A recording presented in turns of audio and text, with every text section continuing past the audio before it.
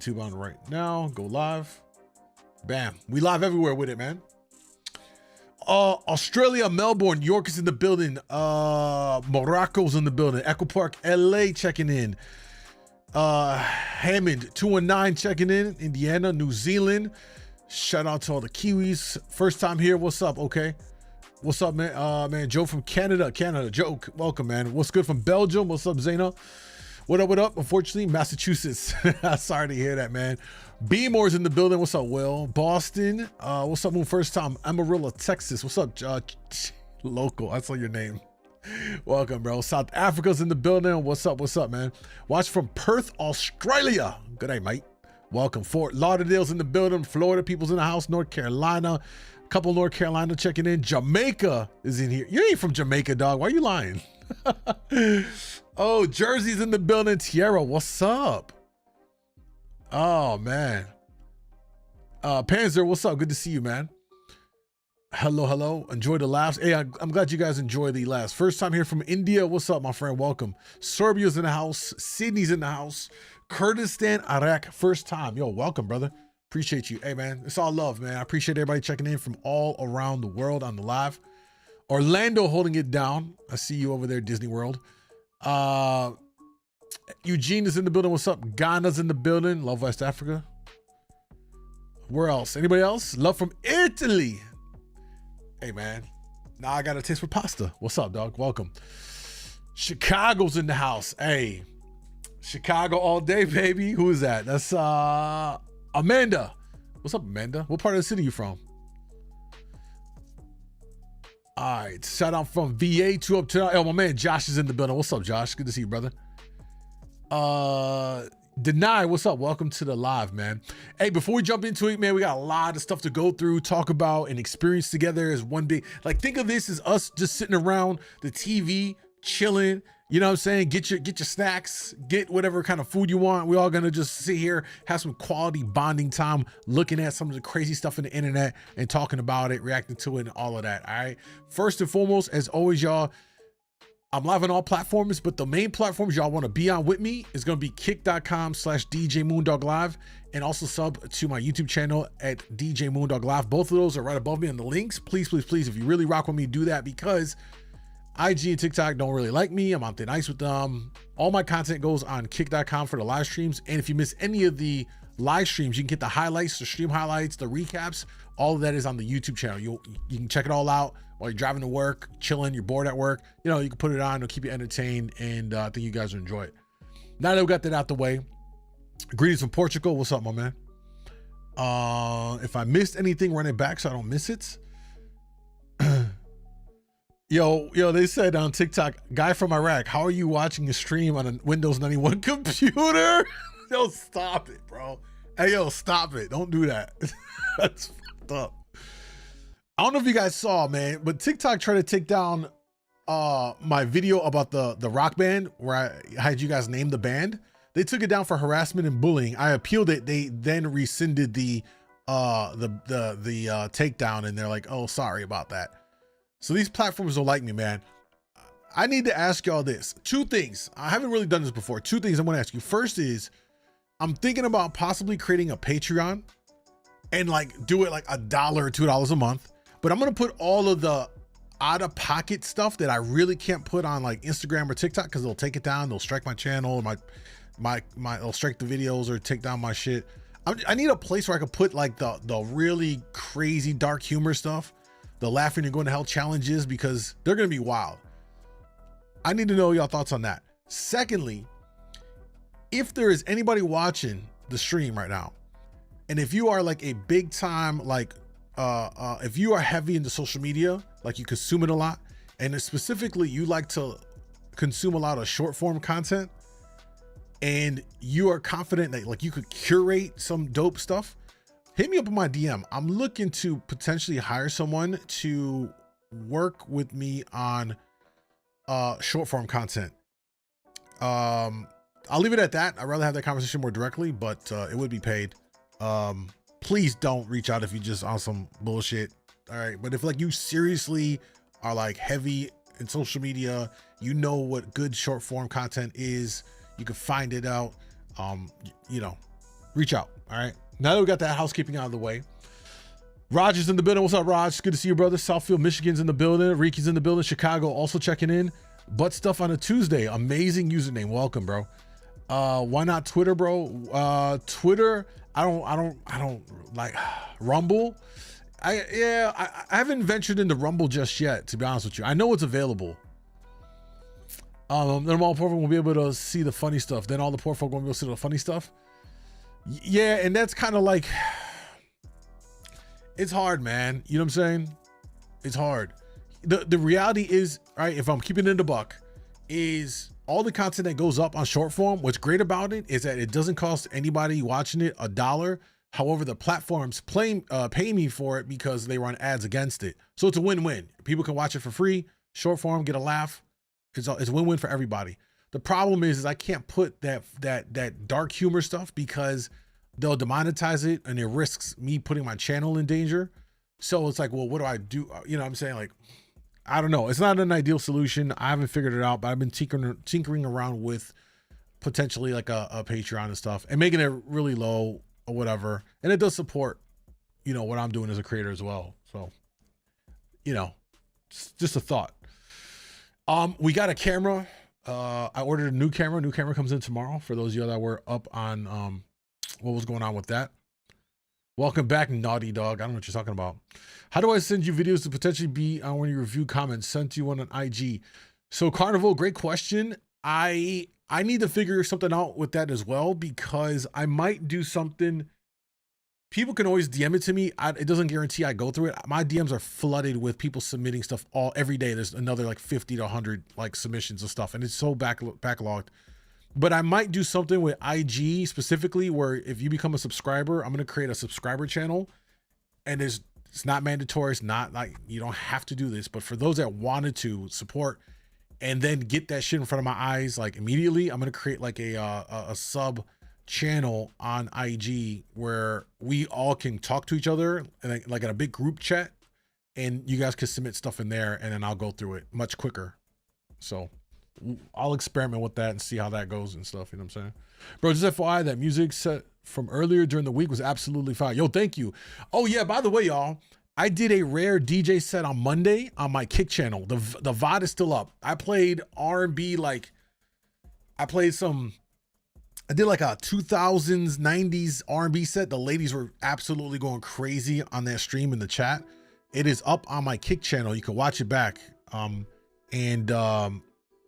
of, can you see? It's kind of right there in the corner, like right there. So for Christmas, I was gifted a updated like new DJ controller set. I have my actual DJ turntables, like vinyl and all that in storage. But I was gifted this, so I did a DJ set. So occasionally we will do live DJ sets on Kick only, because that's the only platform where I won't get hit with DMCA and copyrights and all that bullshit. Jen, what's up, baby? Happy New Year. Welcome back. Good to see you. What's up, man? Huge fan of yours. Yo, I appreciate that. You don't even have a username, just Dot. What's up, Dot?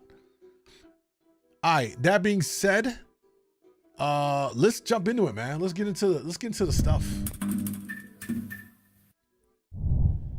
All right, y'all, we are here. We need to take a look at the Katt Williams interview with Shannon Sharpe on Club Shay that has everyone talking. I have not seen this much motion on something to this extent in a quite a while, to be honest with you. I mean, he's all over every platform: TikTok, Twitter, Facebook, Instagram. Everyone has clipped out all of this stuff. He went in. When I tell you he did not hold any punches, nobody was safe, and especially other veteran comedians like Steve Harvey, Kevin Hart, Cedric the Entertainer, Ricky Smiley, so much more. Let's jump into this and hear what he had to say, because, well, we could share our thoughts on a lot of this. Now, just to preface all of this, Katt Williams has had this very interesting career. We all know him from Friday After Next, or yeah, it was Friday After Next. Yeah, he did Money Mike, you know, Pimp Down, all that stuff. And he's done some other roles. He's had his comedy specials, did well.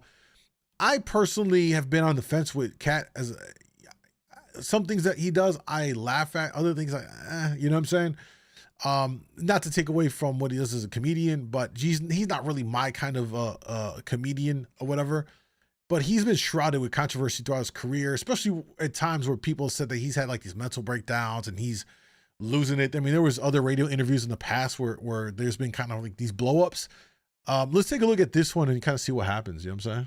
I needed you to know why I came by. Yeah, I need you to tell us why. People know I don't go everywhere. I'm not interested in talking to people unless it's like a Larry King or somebody of an amazing ilk that I would actually want to go talk to in real life. Okay. I don't do it so I can sell. He hurt some people's feelings. Oh, he did. He did. Sell, so let me come talk. You have a great product here, and as a fan base, we love the attention that you spend on the guests. We love how much work you've done, how well you know them, how prepared you are. The same things that we liked about you in football. You brought that on over to here, and that's why it resonates. And the reason I had to come is because you've made a safe place for the truth to be told. You know what I mean? Thank you. I appreciate that. And I have watched all of these lowbrow comedians come here and disrespect you in your face and tell you straight up lies. I'm talking about things that have never been heard in all of Black Hollywood. They feel comfortable sitting here and lying to you about it. You gonna set the record straight? Are you kidding me? You let Ricky Smiley sit here and you said out that mouth, you stole Friday After Next, the one I was in. I wish all of America fumbled a bit when that happened. And then he said some stuff that we haven't heard in 100 years in Hollywood. You ain't say nothing. This man told you he had Katt Williams' role. He was gonna be Money Mike. And Katt Williams was gonna be the Santa Claus. Now three quick points. First of all, out the gate, my man's is going in already. So you know this is gonna be a good one. You know what I'm saying? Oh, this is gonna be a good one. If he's lying, they're gonna sue him. I don't know that he could. I don't think anything he said would warrant defamation. He's just making claims. Like it's just more kind of more of like a nah. It's really a matter of who's gonna address it or who isn't. I think really Ricky Smiley actually did address it. I believe. You know what I'm saying? What's up, Erica? This whole interview was chaotic, and I sat and I watched all 2 hours and 46 minutes. I'm not watching all 2 hours. We're watching the 35-minute maybe of the rundown, because he went in on everybody. Like Jonathan Majors caught it, Ludacris caught it. Like everyone was catching bullets, bro, to the face. Like no one was safe at all in this, which is pretty hilarious. You mean in Hollywood they cast a 5'5" black Santa Claus that weigh 145 pounds? That's your story. Your story is the Ricky Smiley that couldn't even do curse words because he had a Christian fan base. He was gonna play the pimp. Why you didn't ask him why has he played a woman in more movies than he's played a man? Oof. Well, I didn't know he shouldn't be able. You wouldn't let a athlete that been on steroids talk about one of the greats. Damn. Ricky Smiley can't act because Ricky Smiley can't act. He told you the story about when the movie came out. Where did he say he watched it? At home. He wasn't even at the premiere. You telling this man, you stole that. Oh, so he could get his name in the same sentence with a great one. It is sad. He was just that bitter when we were shooting it. He told everybody, it should have been my role. Everybody on the scene. Why do you think no cast member has ever said anything? He couldn't have played that role like you. I thought he was... Sir, no one... Why no... He was with KD?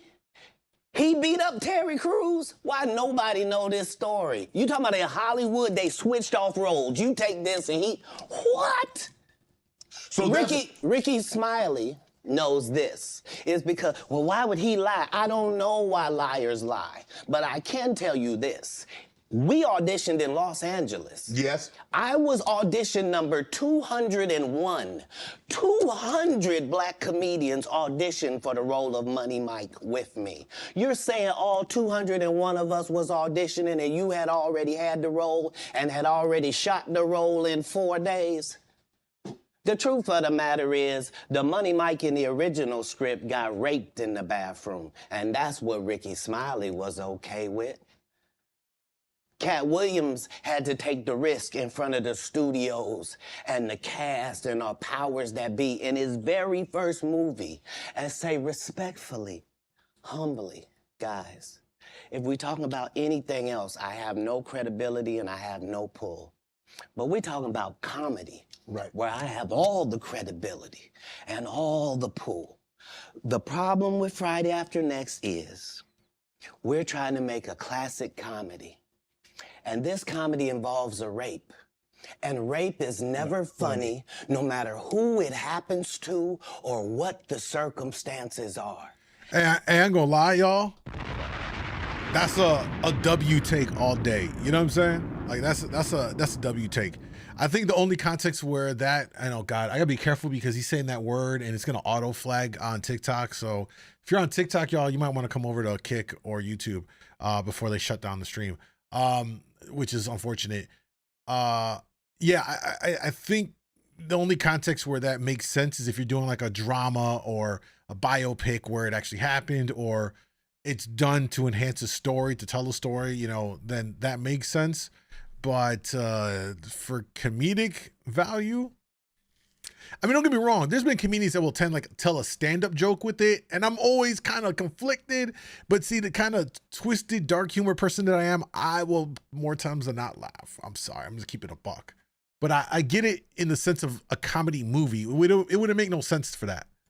If you would allow me to allow us to do this movie without a black man getting raped in it, I promise you that it will be twice as funny as it would be with him getting raped. So considering that's the real story, why would you bring up that story?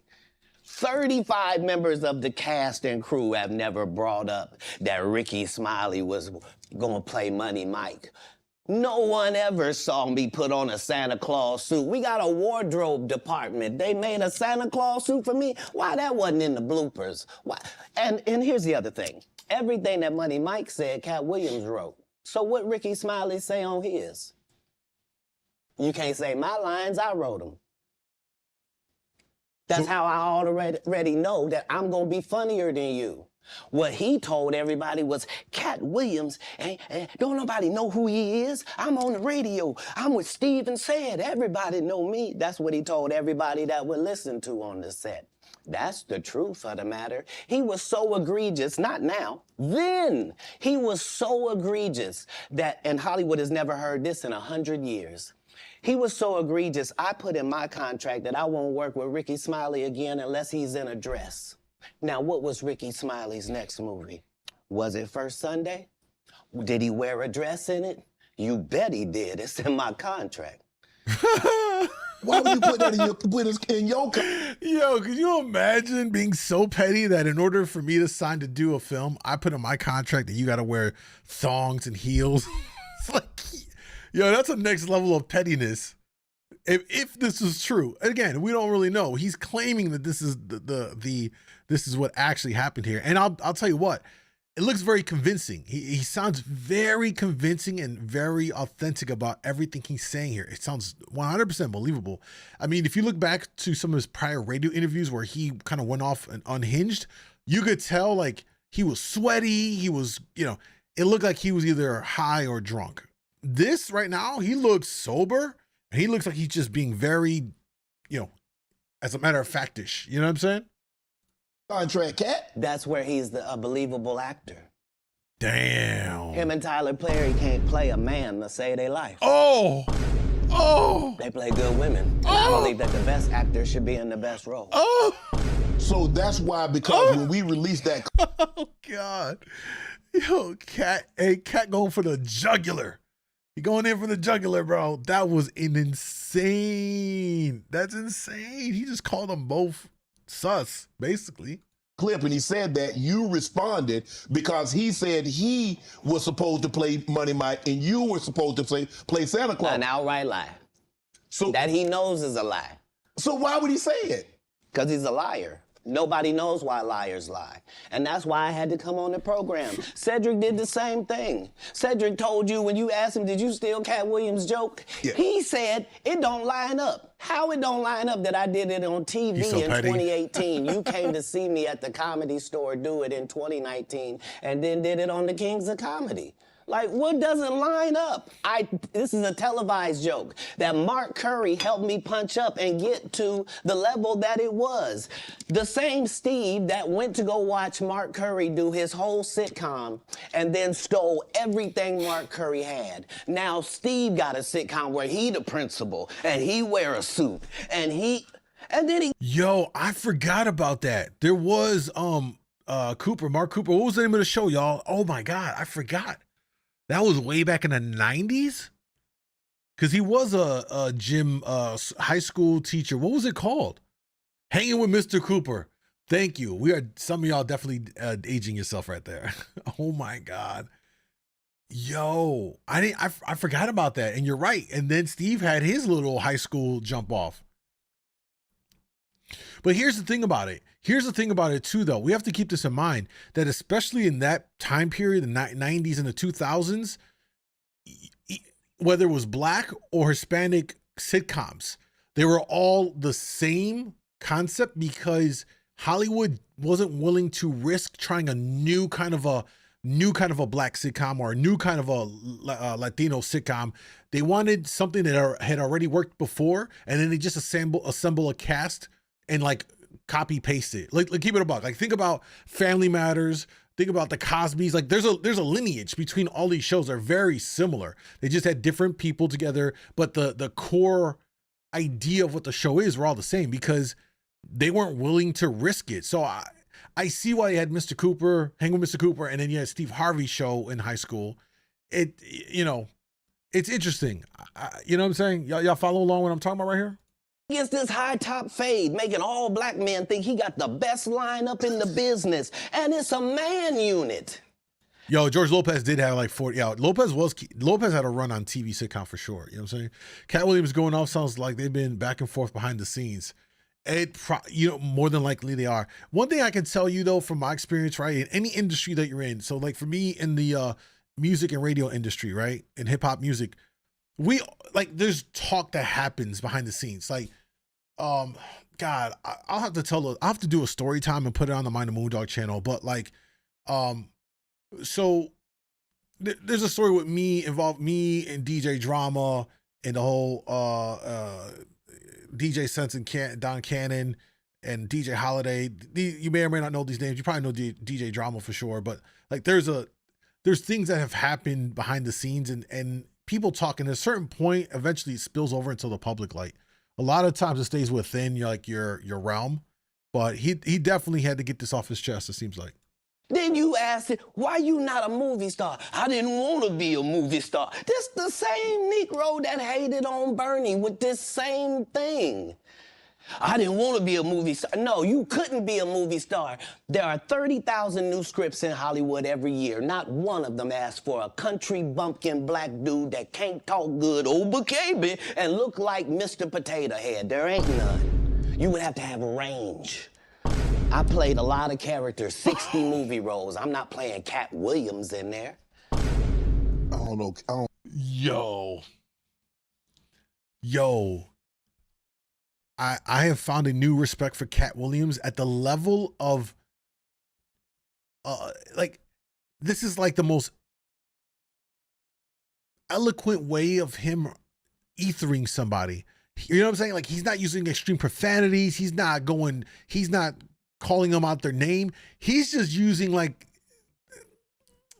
he's just positioning it in such a way that just makes these other people look so bad. And he's just doing it so effortlessly. He got the smoke. Yeah, he does. He got the smoke. Well, no, Katt, we might not let you drink anymore the way I mean, we ain't even got... I'm not fueled by alcohol. I've had a sip, less than you. The truth don't need motivation. I'm just saying I can't let these dudes lie. Cedric's sitting here telling you why he ain't a movie star. He over here look like a walrus. You didn't say nothing. He can't even get his arms off his stomach. Yo! Why I'm not a movie star. It's a situation. He never wrote anything. Remember, when Cedric the Entertainer starts, he's supposed to be singing, dancing, and telling jokes. That's why he's called the Entertainer. Right. We found out he can't sing, can't dance, and doesn't write jokes. Oh my God. This is like so brutal. Williams has a way of talking great. Hey, you know what it is? It just dawned on me. You know what it is? It's like as if anybody works in corporate America or has worked in corporate America, you know how they use corporate words to basically say, you know, we wish you the best in your future endeavors. When you get fired, terminated, what does that really mean? Yeah, good fucking luck out in these streets. Get the fuck out of here, right? Like we know, like there's like coded language in the terms. Oh, we would prefer that you respond to us in a timely manner on that report. Hey, motherfucker, like you better turn that shit in now, or you know what I mean? Like we all know what the terms mean. What Katt Williams is doing right now, so far in like the first 8 minutes of this interview, is he's using like this very corporate like he's ethering them very corporate like, you know what I mean? He did 4 comedy specials. They're so bad, Shannon, they're not available on Netflix or Tubi. Can I say that again for the audience? They're so bad that they're not available on Netflix or Tubi. You don't think Sam's a good comedian? The world doesn't think that, sir. I have 12 comedy specials. He has 4 specials that are not available on Netflix or Tubi. It seems to me, Katt, that you had a lot to get off your chest. No. You wanted to set the record straight. Winners are not allowed to allow losers to rewrite history. I don't say any of these things if my name is not breached by these people on your platform. Hey, yo, that's a bar. Yo, I ain't gonna lie to y'all. This is a bar right here. Let me run that one back.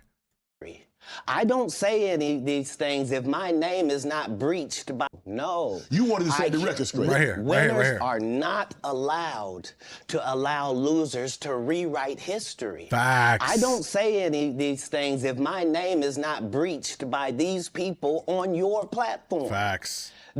If you give a liar a platform to lie, then I'm not being messy by saying, hold on, that never happened, it's untrue, and there are hundreds of witnesses for each thing I'm saying.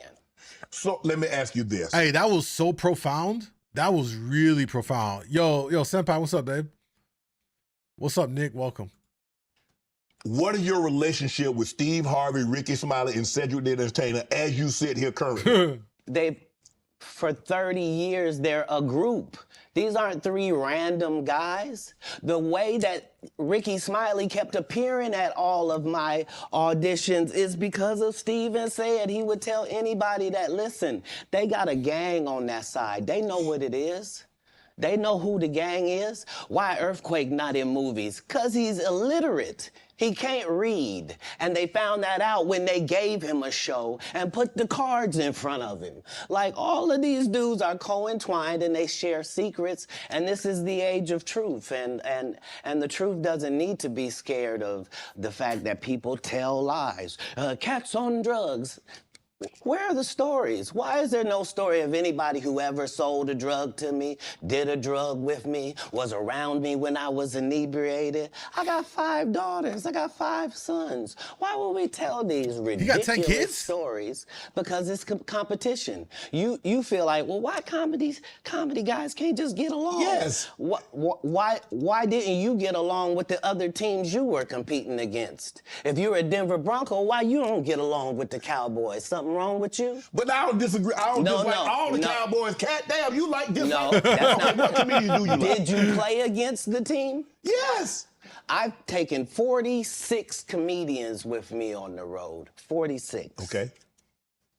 I'm not the comedian you can give that to. I only put on comedians that are funnier than me. Anybody that ever told you differently was a fat faison liar. What did Faison do? He just threw Faison into that. Hey, that's respectable though. Yo, I always respect people in the game that are secure enough in themselves and their skill set to help others, even if the other person is the future of it. Like for me, some of my most proudest things I've done in the music game was help some young. I remember being in college and they were like 15-year-old kids in Chicago hit me like, man, we want to, we're learning to DJ, can you teach us? And I was at college at the time, and I'm like, I bet, come through, I'll work with y'all. I named one of them, and next thing you know, like both of them had great careers, and one of them, my man Victorious, he goes on to become he was Chief Keef's DJ for a long time and stuff like that. We did his projects with Keef. That's a whole different story. He went on with Lil Durk for some time. All the Chicago artists, he's been like their tour DJ, and he's been successful and stuff like that. So it's always commendable when people are able to take the next wave and help them elevate them and shit. I respect the fuck out of that. There's nobody like me in the business. Faison just caught a straight. Happy New Year, butter. Faison said that getting a Netflix special is easy. I have 12 specials. Guess how many Faison got? They said not Big Worm, yo, Monica, chill. Stupid. 0. So Why is he allowed to have conversations about real stand-up people? We do not let people who are on the juice discuss real athletes. That's all. As a journalist. That's all. That's all I'm saying. Okay. I don't harbor any resentment to any of these entities because I can't be jealous. I've never seen them have anything that I ever wanted. If you sign up for their program, you get a light-skinned, weird-faced wife that never do an interview. Listen, in 20... He went for their wives too? Oh my God. We might not see Katt make it through 2024, y'all. We might not see Katt make it through 2024. My man's, it's one thing to attack your peers and what I'm taking away so far is he's basically saying like, yo, if you don't have the accolades, you don't got the room to talk. And I respect that. I feel like that. Like if you don't have the championships, if you don't have you can't sit here and commentate because you ain't been through it, you haven't had that experience. So, I get what he's saying here, but he just opened up another can of worms by essentially taking shots at the wives and the girls of some of these other people. That's crazy. He said, fuck the ops. Yo, the long way too. Katt might not make it through 2024, man. Years won't do an interview. Nobody's ever talked to her. And he's sober. And True. she's never been interviewed anywhere. And now, understand, I'm not talking about one person. What I just told you applies to 7 people. How they all end up with that. That's part of what you get. I came in this business saying I was going to expose. When I talked about Michael Jackson, when I talked about R. Kelly, they canceled me for these things because why would you talk about another black dude? Race is not where the line is drawn. It's God's side and the other side. And we don't care nothing about the other side. Period. Man, he's cooking for Period. real. All of these big dick deviants is all catching hell in 2024. It's up for all of them. It don't matter if you Diddy or... Wait, what did he say? Did he say big dick deviants? Wait a minute. Wait, what? Well, I don't understand the big dick part of that. How does he just... Is anybody else seen that was weird? Big dick deviant? Oh, God. Leave out the deviant part. I'm good with that. I'm good with that part. Whoever you is, TG Jakes, any of them, all pause lies will be exposed. That's all. And anyone who takes that the wrong way, know why they take it the wrong way.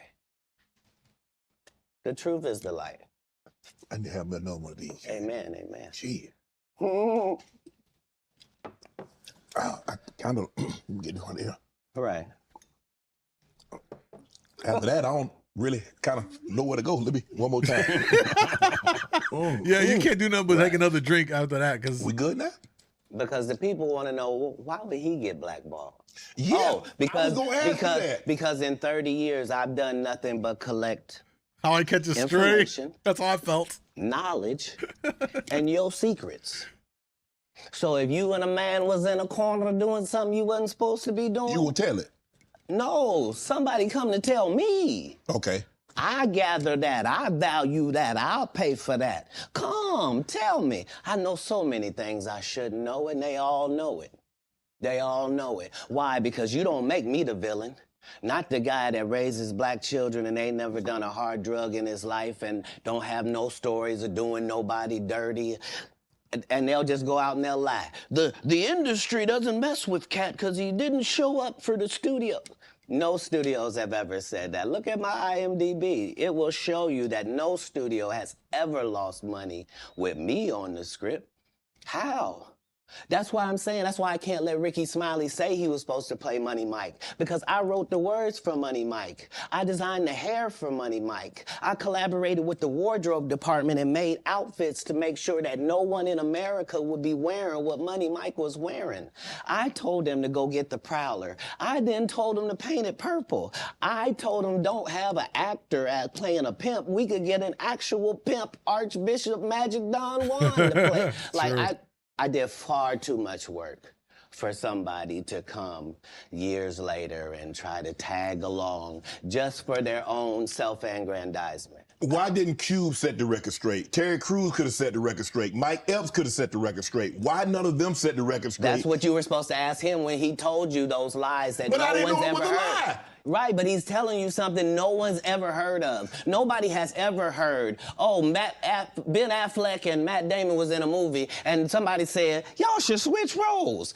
Like, this is a business. But that's the thing, Katt. Normally, when people are giving you information, I'm thinking I'm hearing it for the first time, and they're giving information no one else knows or has ever heard. So I'm taking them at face value. These are like, this is like Steve Harvey telling people he used to be homeless. That's my story. That's not his story. Steve Harvey wasn't never homeless. When Mark Curry was touring with him 25 years ago, he was making $3,000 a show in cash and doing 5 shows a week. They just tell the stories. Thanks to my wife, I'm where I am. You said that about the first wife. You forget that? You told us it was her. Then you went and married somebody else that think like a man. Like, what are you talking about? They think they can rewrite history. He cooking. Guy Torrey did a beautiful special about the Comedy Store and Fat Tuesday, where he said that Steve and Cedric and Kevin Hart and Tiffany Haddish came through there and made... All lies. Steve and Cedric never performed at the Comedy Store at all. Tiffany was only seen at the Laugh Factory. In 15 years in Hollywood, no one in Hollywood has a memory of going to a sold-out Kevin Hart show, there being a line for him ever getting a standing ovation at any comedy club. He already had his deals when he got here. Have we heard of a comedian that came to L.A. and in his first year in L.A. he had his own sitcom on network television and had his own movie called Soul Plane that he was leading? No, we've never heard of that before that person or since that person. What do you think a plant is? Maybe people don't understand the definitions of these words. He just did his documentary with Chris Rock where he shows you that his whole upbringing in comedy was on the East Coast. Yeah, it was. So how simultaneously was he here in Los Angeles doing the same thing? It didn't happen.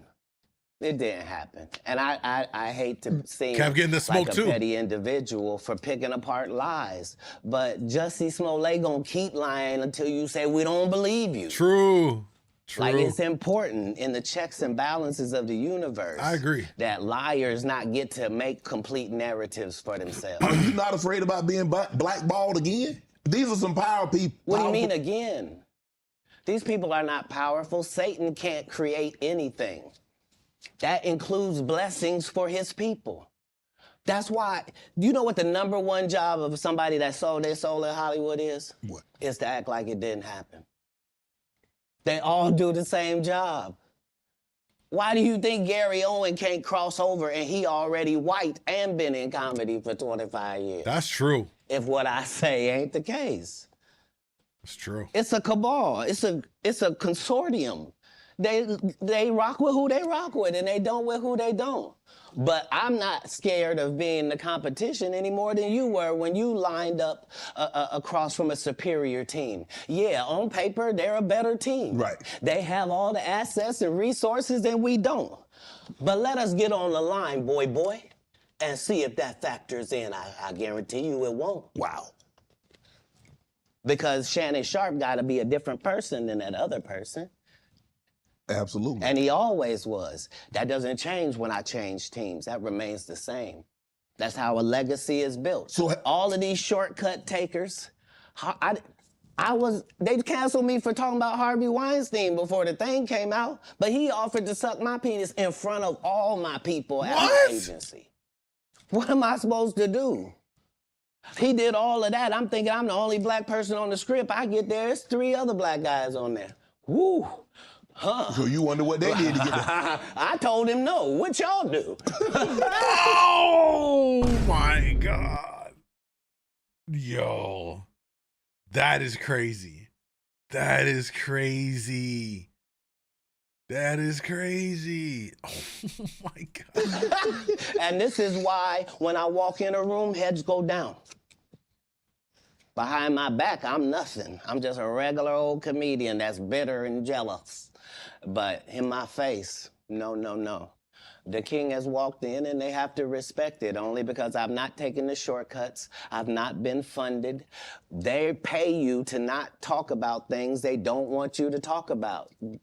They tell you that themselves. I can't do that because Steve told you that he stopped doing stand-up because he has 7 TV shows. The only problem is when he stopped stand-up, he didn't have those 7 TV shows. He stopped stand-up because he got in a comedy battle called the Championship of Stand-Up Comedy with one Katt Williams in Detroit in front of 10,000 people and lost because Katt Williams said he was actually bald and that was a wig. And I went in, and that's why he couldn't do stand-up anymore.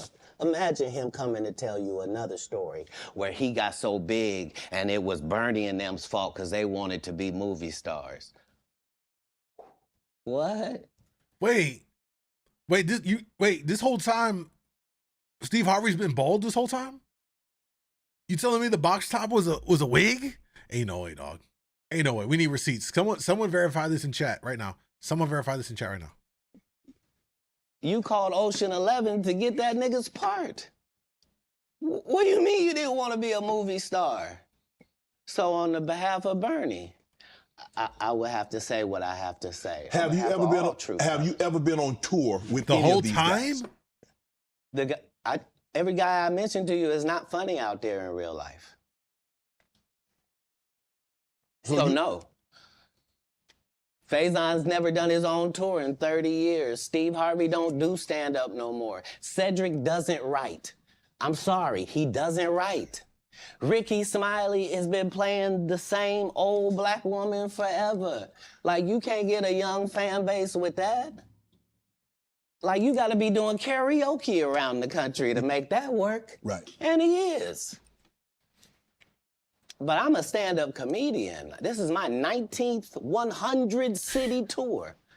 I'm not gonna have a Hey, welcome for joining the live. I appreciate that. He wore a lace front. Get the fuck out of here, bro. Conversation with these lazy bums that'll take a shortcut at any point. Yes, it's easier for you to juice than to get in the gym. But you don't get to bring that body in here talking crazy. Talk about how good you look. What? They said, look at the old comedy when Steve had a bald spot. How'd that hair come back? I mean, I think they had back that. I don't know. Maybe it wasn't as developed as it is now. Because, you know, you can do hair transplant now and whatever other stuff they got for men and everything. But, I mean, yeah, I'd have to look. I don't remember. I don't remember, you know, any bald spots. But that just kind of blew my mind. No. There's too many comics out there that are putting their life on the line. Yeah, Rogaine or something like that. Man. Exactly. Okay. Let's get to your upbringing. We're going to circle back and we'll get some... I want to protect him real quick, because you had said for the Kings of Comedy, it was in 2018, 2019, but did you mean 1999? Because it came out in 2000, so I just want to make sure. No, I didn't. No. So what I meant to say was, remember, he said, I couldn't do stand-up anymore. I had 7 TV shows. I said he didn't have any of those TV shows at the time. I know you talking about Cedric. Joke stealer from Cedric. Cedric. Okay, So you so- had said that okay. 2018, 2019, but it came out in 2000, so I just want to make sure. Okay, no. What comes out in 2000? The original Kings of Comedy. Right. I'm on BET's Comic View, and they're using this as the commercial in 1998. Okay. That's why I'm saying, yeah. So if I said the dates wrong, So yes. Let's go back and clear that up. Okay. You said, I had Cedric on here. But photographs said he had a bald spot on the top, but the hairline was crisp. That's why no one ever noticed. They never showed the top of the head in any filming shots for that reason. That's crazy. And I asked him about the joke stealing, and he said the timeline doesn't add up. Correct. To that point, you say. Right. So he thought that I was just a no-name comedian and that he could take this joke and nobody would know. Right. The issue was that I had already done this particular joke on BET's Comic View twice. Right. It had done so well on BET's Comic View that they had made it part of the commercial. So part of the commercial of make sure you tune in to BET was you seeing me doing this joke. Right. And this joke is one of those jokes in comedy where you set it up and it takes a little longer to set it up, takes about 3 minutes, but then you're just hitting them with jokes after that because you don't have to set it up. Right. Mark Curry had already helped me work on this joke because I thought it was good because I was getting a standing ovation on it. He had me go back in the lab and help me craft it to be an even more powerful joke. So this is not just a random joke. This is my very best joke, and it's my last joke, and it's my closing joke. Okay. 1998, I'm doing this joke. It's on Comic View. Cedric comes to the Comedy Store. He watches me in the audience. He comes backstage. He tells me what a great job I did and how much he loves the joke. 2 years later, he's doing that as his last joke on the Kings of Comedy. And he's doing it verbatim. He's just changed my car into a spaceship. Him and Steve had already apologized for me, so I gave him a pass for a decade. Why would you sit here and be like, I saw Katt 30 times, and Katt didn't do, as I stand before you, Shannon. I would have bust Cedric's stomach. There was nothing that would have kept me from one of these in that patch right there. Like, are you kidding me? Why would you downplay me like that? Why did I give you a pass if you were just gonna lie? And so that's what I'm saying. Like, they're all The a dramatic group. effect, Cedric, Steve, Ricky, they've been a group. Everybody knows that. They've been aligned. And there are these alliances in comedy. And if you Hold on, the funniest part about this, hold on, I will run this back. The funniest part about this right here, where's it at?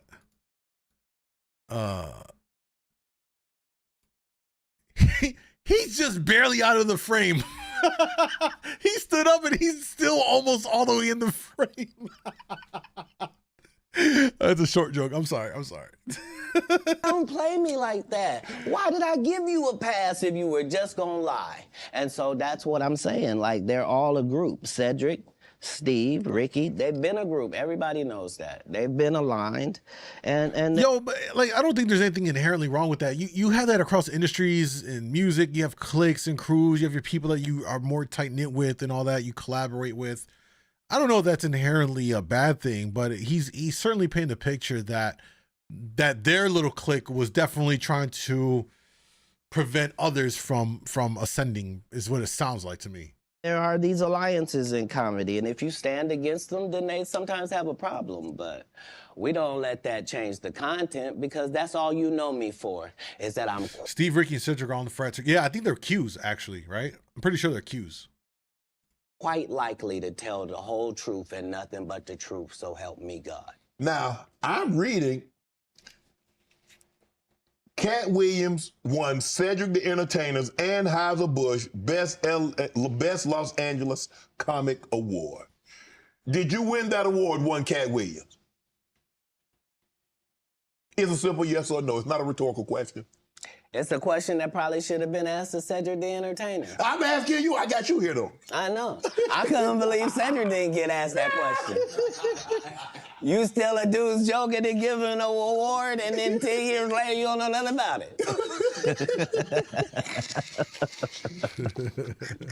Hey, but I promise you this. What?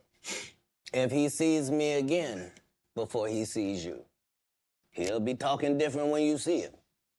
That's for certain. That's the difference. That's what these comics understand, is that I'm not doing nothing for clout. I don't even recognize clout. But eventually the Lord is going to let me and you be in one hallway. A lot of these dudes go... Kevin Hart done went 25 years without ever being in the same building with me at the same time. If I go in the building, he walk out. You've never seen us in the same building ever in 25 years. Like, it's like that.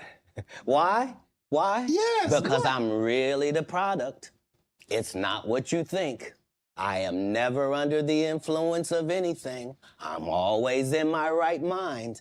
I'm always a physical specimen. And when you see me, I'm much, much bigger than you had thought.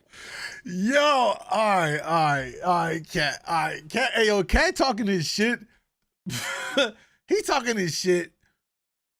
You know what I mean? But like, he's kind of like he's kind of embellishing a little bit over here, talking about he's bigger than what he is. It's stupid.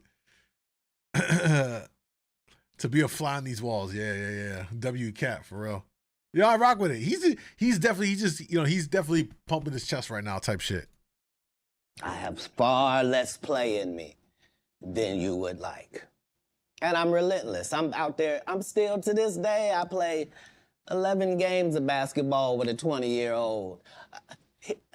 The record is 92-6. This is just in the yard, just to the rack, just cause. You work out, Katt? You work out, Katt? Not to the gym. You don't work out in the gym? You push-ups, sit-ups? My whole life it was just push-ups and sit-ups only. I would do like 100 push-ups a day. Just. I thought you were gonna say 1,000. No. Because this is literally every day. Right. This is not for the gram. You know what I mean? Like literally 100 a day. And I would do push-ups, and then I tore both my rotator cuffs. And so it was only thanks to golf. Yo, Katt is not 5'9". Katt is not 5'9". What are you talking about, bro? Katt Williams is not 5'9". Stop it. Why bro angry though? Hey, he's just getting stuff off his chest. He believes he's correcting the record. That I was even able to get my You a golfer now? back. I've been a golfer for quite some time. My short game is impeccable. I can't get you but 2 and some change off of the tee. Off the tee, but I'm still coming in for par guaranteed. Are you playing for the tips? No. I've found that you don't get anything for that. It seems very egomaniacal. They go, hey, Katt, for free, you can go further back. Hey, what? Wait a minute, does it still count the same? Hey, I'm up at the ladies' tee. Don't tell me my pronouns. On the golf course, I'm she, her, him, them, and they. Whoever at the front tee. I know we're joking. We're having a great conversation, but you did win. But it says short game is impeccable, like his height. You think he's 5'3"? That sounds about right. He's like somewhere in that range for sure. And the award. How did the award help your career? It had to help something, Katt. Nope. God, come on, Katt. I didn't remember it happened till you just said it.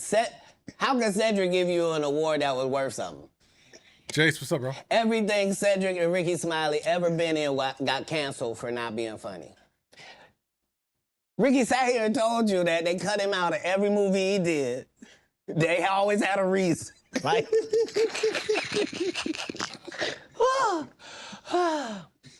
that's why I'm funny, because I'm a happy person. I laugh all day long. I can't even imagine the misery of these bums.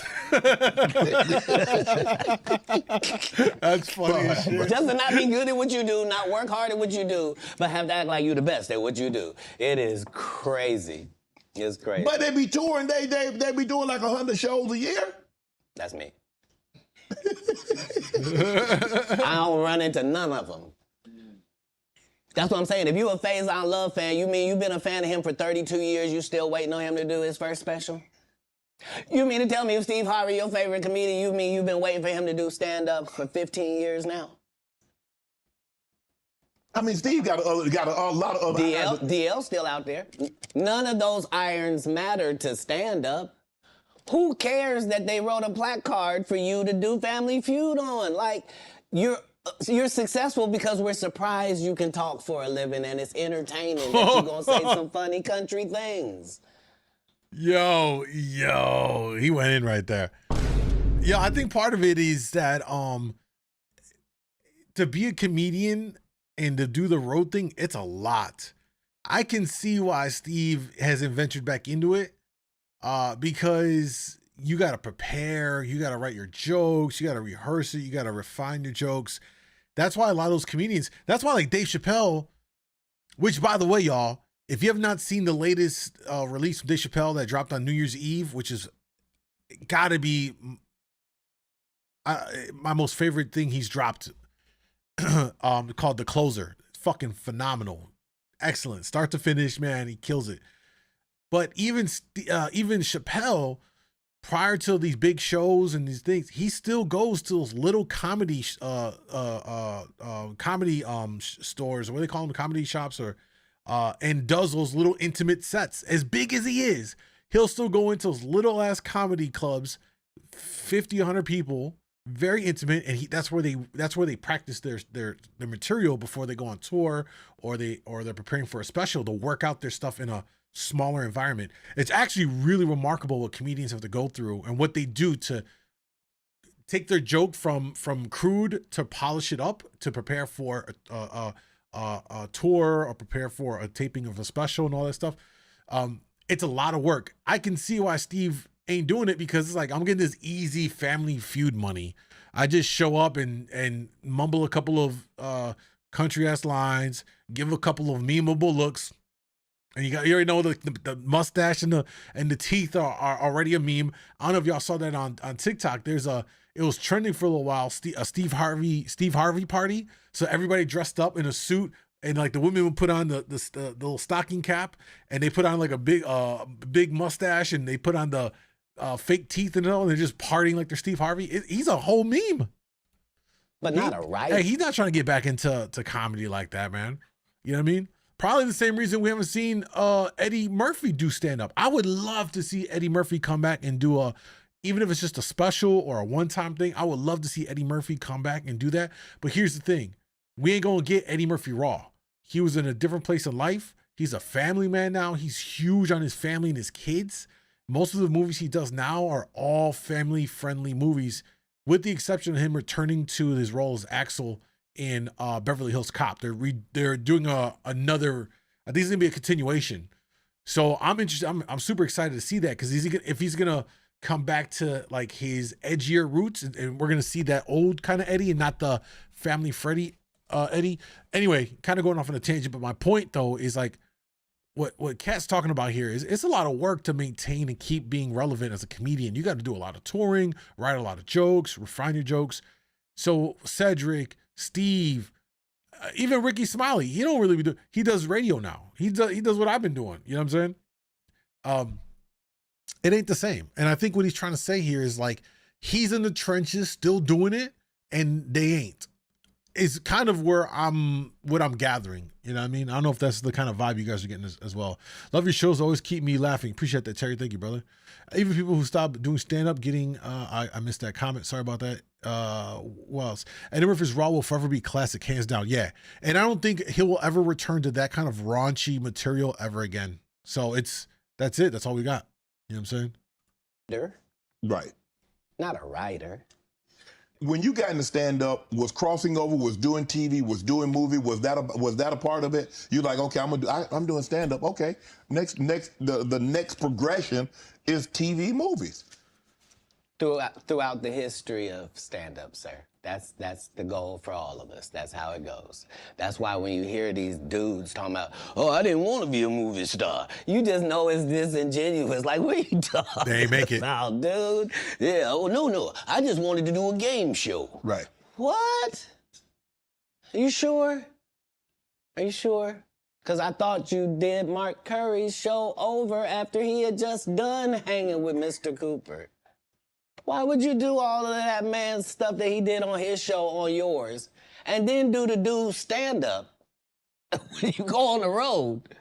And then you never put Mark Curry on your show or nothing. Like, if you don't say anything, these dudes will run over you. I don't know if you know how bullies operate. But if you don't stand up for yourself, there really is nothing they won't do. Right. So. Do you consider yourself a king of comedy?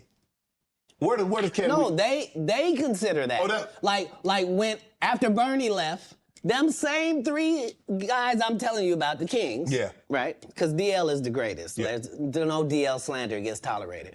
But they came to me. I was supposed to be the fourth king. I got the offer. Then what happened? But I turned it down. Why? Because you shit on Bernie. And I know the truth. You think I'm gonna let you shit on Bernie and then come get me? I'm the next king? Fuck you. Why? Because the whole time Bernie was here, you was acting like you was funnier than him. The reason you was supposed to go last is because it was your tour. Tell the truth. It was Steve's tour. Not it was gonna be called the Kings of Comedy, it was Steve's tour. These are the guys opening for him. Of course you gotta close if it's your tour. That's why it was such a big deal. But you couldn't do it, because you can't beat the best. And until you humble yourself, you will forever be kinged by the king. And because you finally did it, because you had no other choice, and now that he gone, you gonna act like, he wanted to be a movie star. You stop it. You stop it. That man was funnier than all of y'all, and y'all thought y'all had one over on him. You thought he was black and ugly, and you were good looking, and he couldn't make it because you did. And that ain't the way comedy works. The king is the funniest. Period. True. Every time. And that's why no audience member was ever swayed. It didn't matter where Bernie went. You think if Bernie went first, he wasn't the king? Get out of here. Get out of here. Get your ego out of this. Yo, I really want to know more about that Bernie, because it seems like there's always been like this backstory, which he's alluding to, that there was some jealousy with Bernie and stuff, you know. And Bernie, a comedic legend, a fellow Chicagoan, so he would, you know, Bernie in Chicago is like royalty, man. Like, you know, and he still got like his daughter here, I believe, and all of that. She's still in the city and doing stuff, but I don't think she does comedy though, but she's just in the city. But yeah, man, like that was super sad when he passed, you know what I mean? But he was just, man, bigger than life. I remember that. You let the best be the best, right? Katt Williams, ladies and gentlemen, thanks for coming on, bro. I really appreciate that. Thanks for sharing the stories, setting the record straight. Now, you know they're going to double back. Impossible. Impossible. Only because once you play this back, you'll realize I didn't say anything that made me look in a good light. I wasn't tearing down others to boost myself up. But I do have to acknowledge things that did not take place. Like, we're very ingenuous if we say this is not a game and we don't play it and people ain't in positions and people don't have their favorites and they group and they click. Right. But that happens in all businesses. Right. No. Say what side you on, say why you don't like the other side, and then get to the game. But in the game, I'm wiping the field with them to the point where they don't even compete anymore. So how you gonna let a dude that been on the bench for 15 years, I would have beat Jordan's ass. Shut up, Jordan is still alive. We'll call Jordan right now. You can't beat him now. All right, man. Yo, Katt, this is one for the history books. This is by far one of the most entertaining interviews and moments where you're like, yo, what? Like, everyone was catching shots, bro. And he did it in such a way that it just came off very authentic. I think that's what caught everybody off guard. It wasn't like he was unhinged. It wasn't that he looked like he was high or intoxicated. It just looked like him just being truthful in his mind about these events and how he, like he said, he was very clear on it. He wants to set the record straight about things that did not happen, and not necessarily shit on anyone else, even though he kind of did. What a crazy man. I did not expect to see this at the start of 2024. I can already tell we're going to have one hell of a year. For real. For real. They said he's drunkish. Kinda. All right, guys. We are going to start jumping into some body cam videos. If you are on TikTok, if you're on IG, you're going to have to come on over to kick.com/djmoondawglive or come over to youtube.com/djmoondawglive. Let me change the scene here. You can see the you can see it above me, the links. Coming over, I can't do it on these two, on Instagram or TikTok, because they're gonna flag the video because it's police and violence and it's weird. So I'm gonna kill the IG in the TikTok. So bring your lasses over. We're gonna watch a couple of crazy police body cam videos. Again, kick.com/djmoondawglive. Once you come on over, say, "Yo, what's up, Moon? I came over from TikTok or IG, and I can show you some love and shout you out for doing that." All right. If you miss anything, you want to check out the highlights, it will all be up over the next couple of days on my YouTube channel on youtube.com/djmoondawglive. Okay. I'm glad we got that out of the way. So let me kill those streams. Come on over. All right. Pretty simple. And let's go ahead and kill that. By the way, Jace, we got a lot of work, man. I'll have to hit you up, Jace. We got to get a meeting for 2020, a plan for 2024. Some ideas. All right. Kill the streams. All right, cool. There we are. Now it's just us. Big Fat Panda came over from TikTok. What's up, bro? Appreciate that, man. I'm here all night. Sounds good. Hey, man, that Katt video, like, there's gonna be a lot of shorts to come out of that. And I told you I use the app to make a short. It's actually pretty convenient if there's content that like fits within that 1 minute.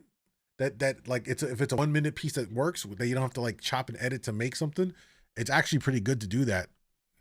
Did it right from my phone on the go. I was like, oh shit, this is actually, now it's just a matter of if there's content that fits in that 1 minute span clean that to chop it up into. All right, you guys ready for this? Matrix, what up? We back. Welcome back, bro. I thoroughly enjoyed this. Well, we thoroughly enjoyed having you here, Jen. How's your day? Rip Bernie for real, man. All right, here we go. Hey, by the way, real quick, guys, the camera, does it look good? I switched it out. Let me give you an update on the camera real quick before we jump into the video, which is this.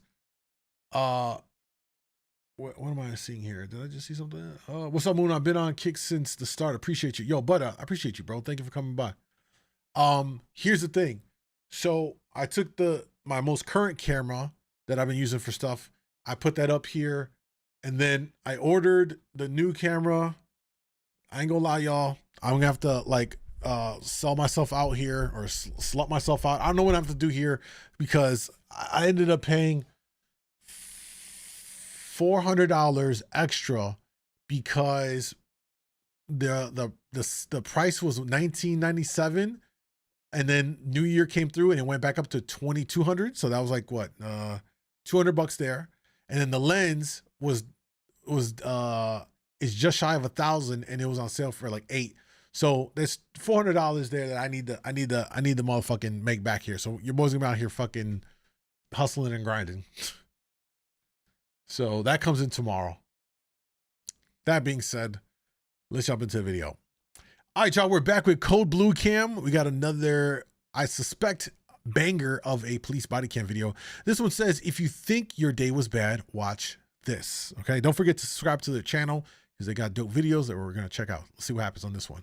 2023, a deputy responded to a disturbance at a bar in Lafayette, Wisconsin. The caller informed an individual was behaving irrationally and aggressively, attempting to throw hands with other patrons. Oh. The subject was soon identified as a 39-year-old male named Kevin, who has a lengthy criminal history dating back to 2003. Keep your hands where I can see them, okay? I called 911. Why am I in cuffs? I want my lawyer right now. Before you guys even touch that vehicle, I want my lawyer right now. You just admitted that it was an off-duty police officer. Tow the truck. Let's go to court. Tow the truck. Tow the truck. No, I wasn't. No, I wasn't. Somebody pointed a gun at me. Shut the up! I can't wait till I see you on the streets. I'm gonna beat the out of you. Upon Oh, the minute you say that, that's another charge, bro. Oh, rip. Rip. Oh, you can't see the vid. My bad. Well, let's do that again. Sorry. Hold on. All right, Jace. Well, you don't have to re-edit this one. Let's start that again. My bad. Oh, my bad. What's up, guy? Amanda, welcome to the kick side. Love it, love it, love it. Hey, didn't you say you're from Chicago? What part of the city you from? It's my first day, y'all. Yeah, first day streaming, New Year. All right, I'm brand new. All right, y'all, we got another banger from Code Blue Cam. This one says, if you think your day was bad, watch this. Don't forget, as always, to check out Code Blue Cam's channel. Subscribe to check out their videos without my commentary. But, you know, we like to watch this together and commentate and share our thoughts as a group. In The May family. 2023, a deputy responded to a disturbance at a bar in Lafayette, Wisconsin. The caller informed an individual was behaving irrationally and aggressively, attempting to throw hands with other patrons. The subject was soon identified as a 39-year-old male named Kevin, who has a lengthy criminal history dating back Baker, to what's up, man? Welcome from Keep your IG. hands where I can see them, okay? I called 911. Appreciate you, Why bro. am I in cuffs? I want my lawyer right now. Before you guys even touch that vehicle, I want my lawyer right now. You just admitted that it was an off-duty police officer. Tow the truck. Let's go to court. Tow the truck. Tow the truck. No, I wasn't. No, I wasn't. Somebody pointed a gun at me. Shut the up! I can't wait till I see you on the streets. I'm gonna beat the out of you. Upon speaking with Bro, the minute you say that, that's another charge. He's already like going away for a minute. That's crazy. Making a threat like that. Kevin, the deputy could detect a strong odor of intoxicants coming from his breath. Hello, good, how are you? Outside. Okay. This guy? Hey, bud, what's going on tonight? Nothing. What's up? Nothing? No, I got a call that you're being kind of unruly and we had a little too much to drink tonight. No. Okay, hold on. Am I being unlawful? What? Am I being unlawful? Well, that's what's been reported to me. Okay, hey, I'm talking. You need to stop your... Hey, don't touch me. Okay, stop. Am I detained? You're going to be if you don't... Am I detained right Yeah, now? you're detained right now. All right. Come on, put the cuffs on. He's like, I've been through this. Told you. Stop.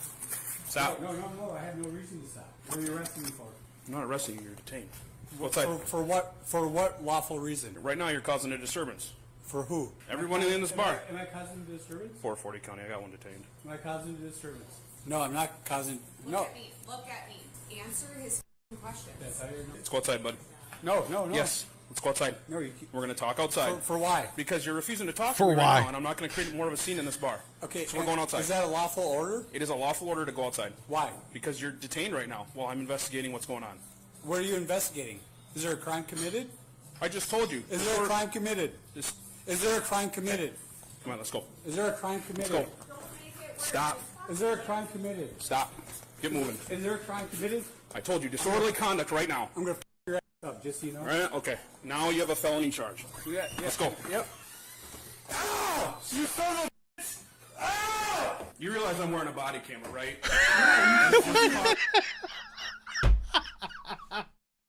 My man's did the old, let me run into the wall and fake like you threw me into it play. Hey, yo, what? He fell to the floor. Katt's like, I got a body cam, bro. What do you mean? This is wild. Hey, yo, this was 100% out of LeBron's playbook. 100%. Yeah, cry harder to you LeBron fans. It just caught all that on there. What's your name? Digging my pockets. What's your name? Digging my pockets at your ear. What's your name? I didn't do nothing wrong. 424. You want to step it up? Yeah. Tell 420 to come here. Hey, tell 420. Tell Stand up. 420. He said Tell 420. come How old are you, man? Tell How old are you? Tell 420 to come here. Stand up and behave like an adult. Come on.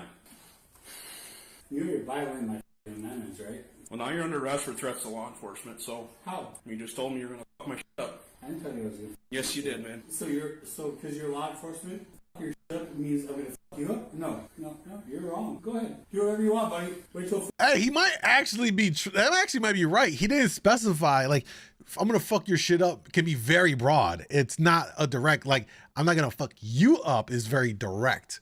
He might actually be onto something. You know what I mean? Like in the courts, a lawyer could probably fight that one off. Like, come on, man. He's a fuck you, fuck, you know what I mean? 420 gets you, you're fucked up. You might as well let go of me because I'm not getting up.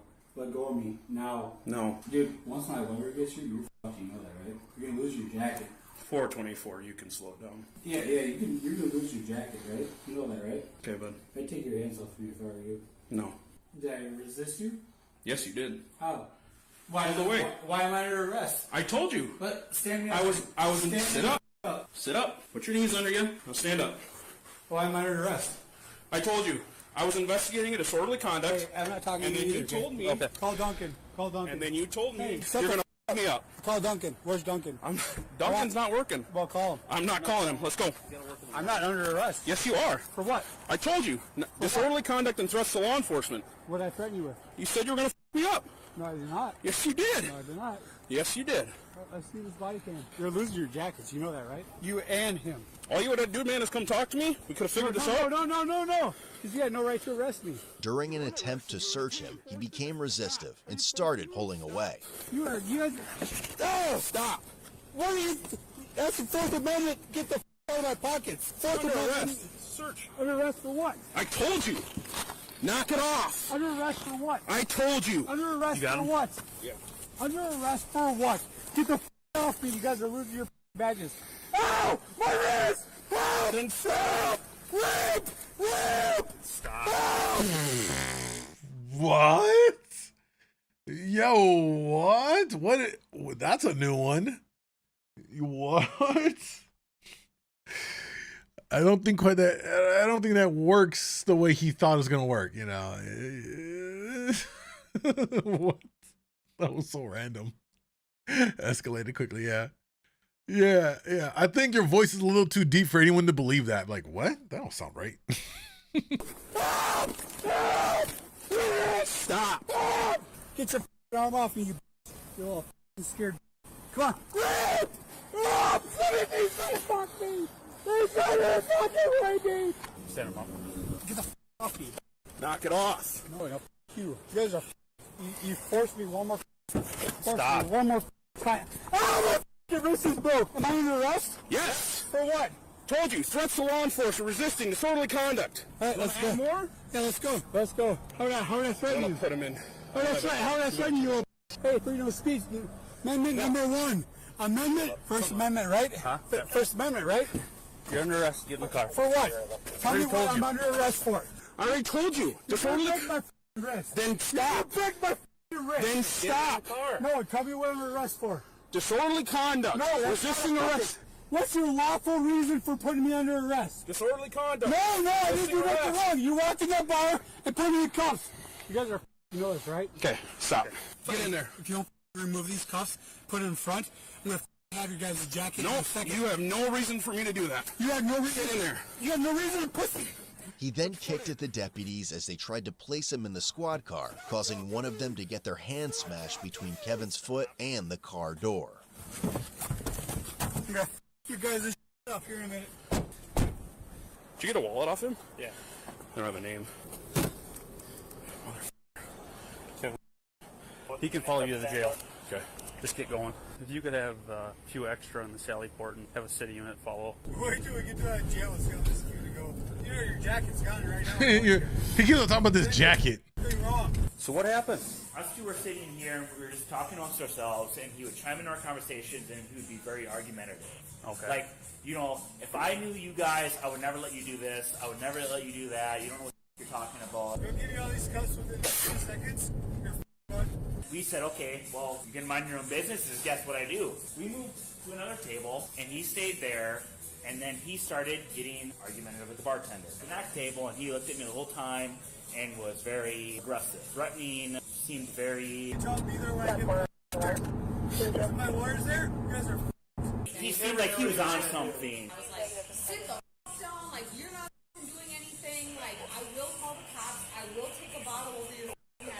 Wait, first of all, you guys realize that this bar has 3 people in it. 4th was Kevin that they dragged off. And you mean to tell me that you're getting that wasted at a bar on what, May 10th? Someone in chat look back at May 10th of 2023. What day was that? It's probably like a Tuesday. Like, how do you get that plastered? It's not even a Friday or Saturday night. 4 people are in the bar. And my man's is obliterated, going crazy. Michael Baker said, bro, not gonna lie, that's why I hate the pigs. Listen, man, when we do these, I like to be very objective in it. And in this particular case, cops really didn't do nothing wrong. My man's is just out of control. So, I mean, they do what they got to do in this case. Now, there are videos where they're out of control, the cops, and we're like, we'll call them out. So far, though, I haven't seen anything that, like, I would ding the cops on. They're just like, yo, they went in, bro was kind of out of pocket. They did what they had to do. You know what I mean? It was a Wednesday. It was a Wednesday of all days. Yeah. Like, don't with me. I want to go home. I want to go to bed. Right. I want no problems. You know you're when you get to this jail, right? Hey, you know you're right? Why is that? You get a lot of unlawful shit, right? You know that, right? Why am I under arrest? I've told you multiple times why you're under Tell me arrest. now, because I didn't do nothing that was worth being arrested for. You grabbed me when I walked in the door with the bartender that told you I didn't do anything wrong. We were just talking about, you know, so how do we make this better? How do we do these high-end finishes? And he's like, well, you guys are doing it wrong. Like, I'd never hire you. Like, you don't know what you're doing. You got a call saying I was being unruly from a bunch of gay. That's what it was. You know, like, okay, like, I understand that. No offense. Like, I don't think you can afford us, but okay, like, you're entitled to your opinion. And then he just kept going after a conversation. And had you just talked to me, we could have just Wait till we get. So tell me what unlawful things I did. Okay, again, for the 15th What unlawful time. things I do. Disorderly conduct. You're f***ed up when we get here, just so you know. Okay. You don't think you think I'm lying to you? You f***ing rookie. You think I'm lying to you? You don't think I've been around here my whole life? You're f***ed. Okay. You want to watch and see this? Do you want to watch and see this? You know, if I were you, I'd apologize now and just let me the these cuffs. Otherwise, I'm taking your jacket. And I'm going after you personally, not your community. I'm going after you personally. You're gonna lose your house, your wife, everything. Okay. Because you took me down in a way that was not needed. Honestly, it was the deputy going, hey, can I talk to you outside? And he goes like, am I being detained? And the officer says, no, but let's go talk outside. He goes like, well, am I being detained? What legal authority do you have? And I didn't take you down. Resisting. I did not resist once, did I? Yes, you did. How? My hands were behind my back? There was 3 people on me. How can I resist? There's 3 people on me. How can I resist? I can't even move my thumb now because you're not supposed to inflict bodily harm when you take somebody down. put the handcuffs on him, and then he just started screaming like he was being hurt. And there was nothing in the process that would be he was being physically hurt. Everyone watches YouTube, you know, all that. So I had no weapons. You knew that. No, I didn't. How do you not know that? Because you refused to talk to me. You had no reason to true talk to me. Yes, I did. Why? I was called there for a report of an unruly Who called patron. you? The bartender. The one that I was talking to that told you there was no reason to be called? They said, man got a jacket fetish or something. Yeah, he keeps saying that. I think he's implying that he's gonna get their badge. He just keeps saying jacket for some reason. Damn, do you? I walked in, you threw me in cuffs right away. No, I tried to talk to you, and you told me you kept trying to walk away. So I can't walk away. You had no reason to take I me. did. Am I under arrest? You are, yes. Now I am. Why? I've told you. Because I walked away from you? You know you're get these cuffs off me now. I'll drop the lawsuit. You do what you need to do, man. Upon arriving at the jail, Kevin demanded that he be released and repeatedly kicked the living shit out of the squad car door. I want this body cam too. Recorded. I want this on the table right Put it in an open record. I like how they just added that, kick the shit out of the door. Give me that body cam. For what?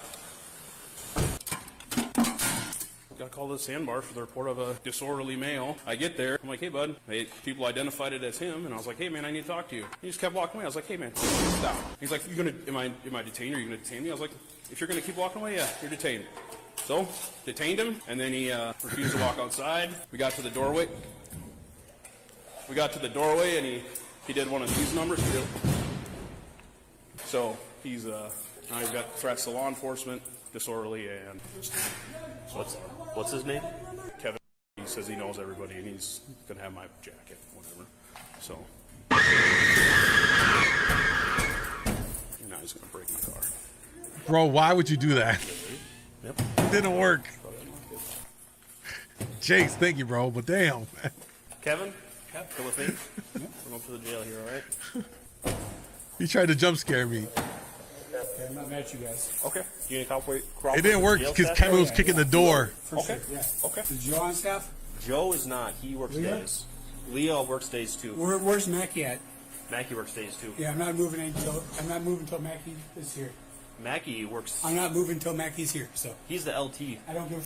I'm not moving until he's here. Okay. You guys have no reason to arrest me. We didn't arrest you. You're in the jail here. Who arrested me? County. For what reason? I don't know what your charges Exactly. are. You guys have to uncuff me, and I'll sit here until Mackie gets here. You guys are all your guys' jackets are.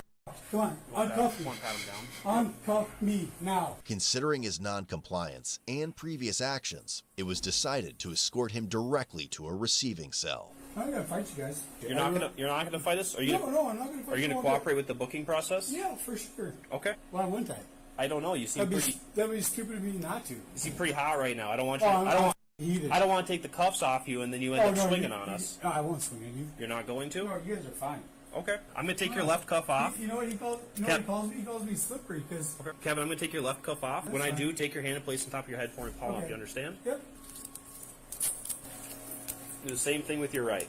Go ahead, have a seat on the bench. The funny part is, you guys can't search me because you don't have a search warrant. We can pat you down. You can pat me down, but you only get to use the back of your hands. That's not true when you come to You want to bet? How much do I bet? I'm not gonna bet with you. Can you take your shoes off? No, I can't because you got a warrant for me to take my shoes off. No, No, I'm not because I didn't do anything wrong. I don't know what exactly happened. I didn't do nothing wrong. So Okay. guess what? I'm in your custody, yes, but I didn't do anything wrong. Why am I under arrest? Well, you know what, you guys? I sit here and do this all day long. I watch you guys with people, and you know what? It's not you four right here that are right here right now. So I apologize. You guys are getting my blind to this. It's the guy that walked in the bar that was pissed off because the gay guy called him, and I was talking to the bartender that he wanted to sleep with. That's all it was. Me and her were having a good old time. He's trying to say it was the bartender that called. Okay. She couldn't have called when we were sitting there having a good old time and making plans for me to sleep at her house. So no, you guys are wrong. He just said, yo, I was hitting at the bar girl, about to go smash her guts. And then he's trying to say the gay guy in the bar snitched on him. This story is wild, bro. This story is wild. I thought that was dude screaming like that for a second. Nah, that was a jump scare. Kevin's just mad because his fan left him at home alone. Not that Kevin. Nothing wrong. well, you got threats to law enforcement, which is a So somebody new made charge. a call. Somebody called and said, "Hey, we don't like this guy." So you guys went out there, right? So if I call somebody and say, "Hey, he's fishing my spot. I don't like this guy," you're going to get arrested. You're going to come do the same shit I'm going to do? No, that's not the way it works. I got rights. I didn't do a thing wrong. I was in a public spot. Didn't do a thing wrong. Did I threaten his life? No. Was there a reason for me? No, he didn't like me. So he called you guys. I'll sit here. I'll stick to my rights. You guys want to search me? Go ahead. I have no weapons. I have no drugs. I'll go through that. But you know what? Okay. I didn't do a thing wrong. So give me this disorderly conduct. And done. That's all. I want Sergeant Mackey down here now. He works days. I don't give a Okay. If one of you guys touch me, tell you what, I'm gonna put when all you're you here guys in on the- your jackets. Are you Kevin, done, right? you say seated.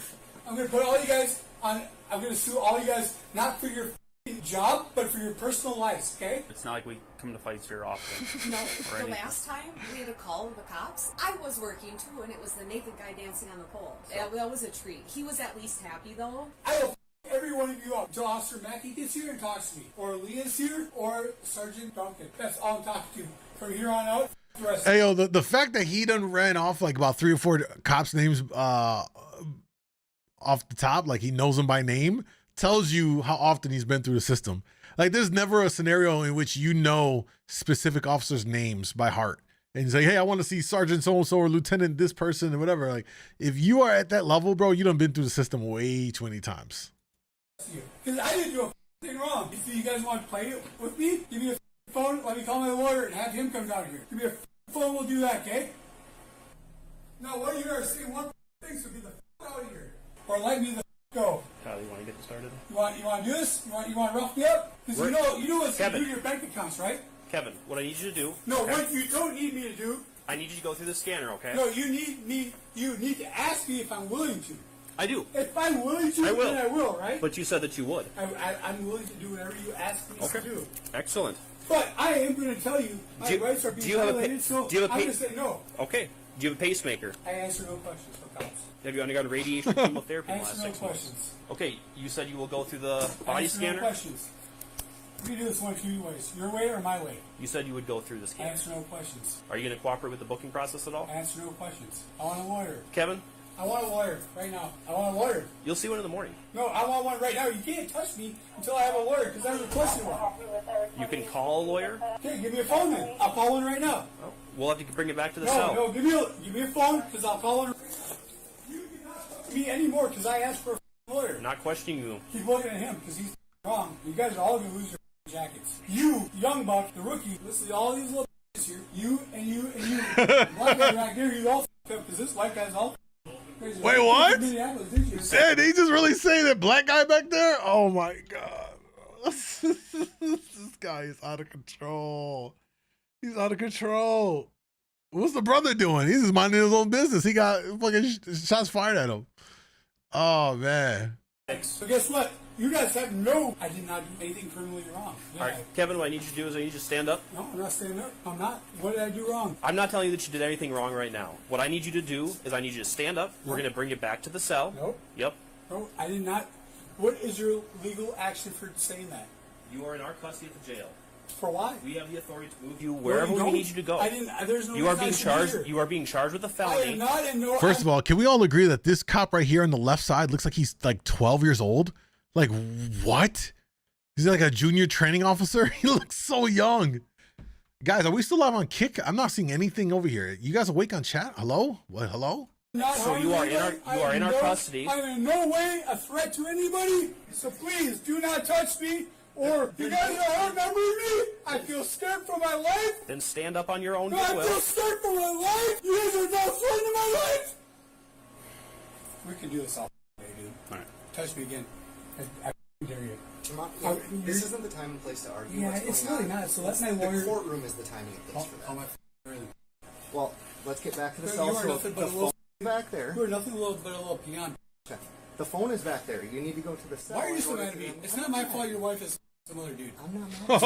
She likes black guys, doesn't she? Oh! Might be the guy, doesn't he? I'm just asking. I'm not doing anything wrong. Yo, that's so dirty, bro. Yo, he's so dirty.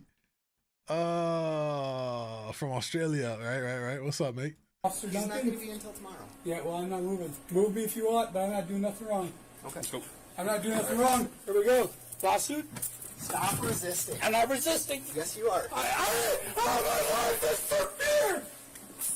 There we go. He's a kicker. He soon began pulling away from them again and was ultimately decentralized to the ground. For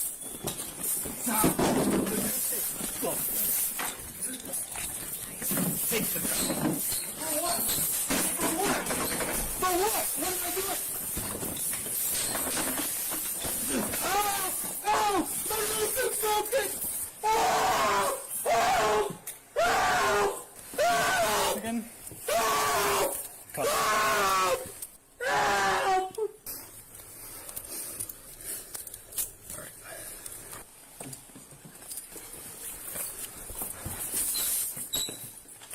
Don't. A criminal damage charge. Stop. You're going to get an extra charge. You charged for what? Criminal damage to town. For what? Because for keeping this camera? They got him by all lit. You motherfucker. Go on. Ah! You motherfucker! There's cameras in here. Hope you guys know this. Stop. They're putting the down. He felt out. He's off. You guys are so. Go ahead, take everything off now. That's my stop one more time. They got his shoes and the socks. Excessive force and piece of this. Somebody's mag is on the ground. You can talk, you can breathe. I'm gonna kill all of you. Look at his scissors.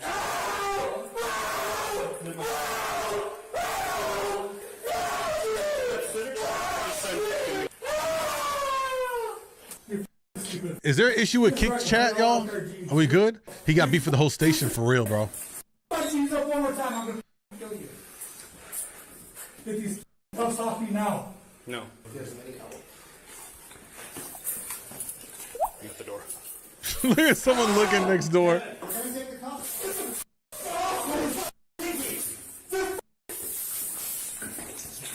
You cannot Get the f*** off me! They should have done it in the first place, you dumb f***! Get the f*** off me!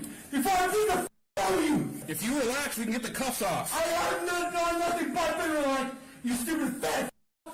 The second they're off, you're getting a f*** beat the f*** out of you. Is there a taser? Taser? No, Then don't move! You move, you get tased! That's like $2,500. Go ahead, change you. It's on camera. Do not move!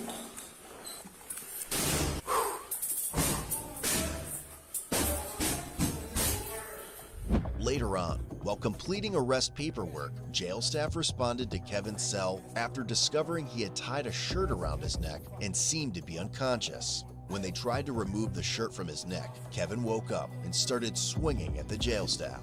In response, a taser was deployed on Kevin and he was placed in handcuffs. During the altercation, Kevin kneed a deputy in the head, prompting the need for another officer to take over.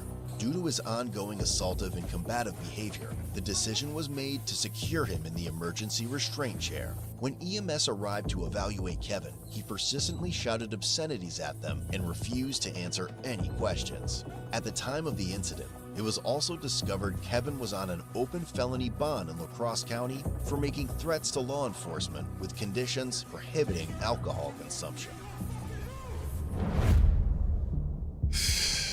Jesus Christ. Kevin was charged with felony counts of battery threat to an officer, times 6, attempted battery threat to an officer, times 2, and bail jumping, times 2.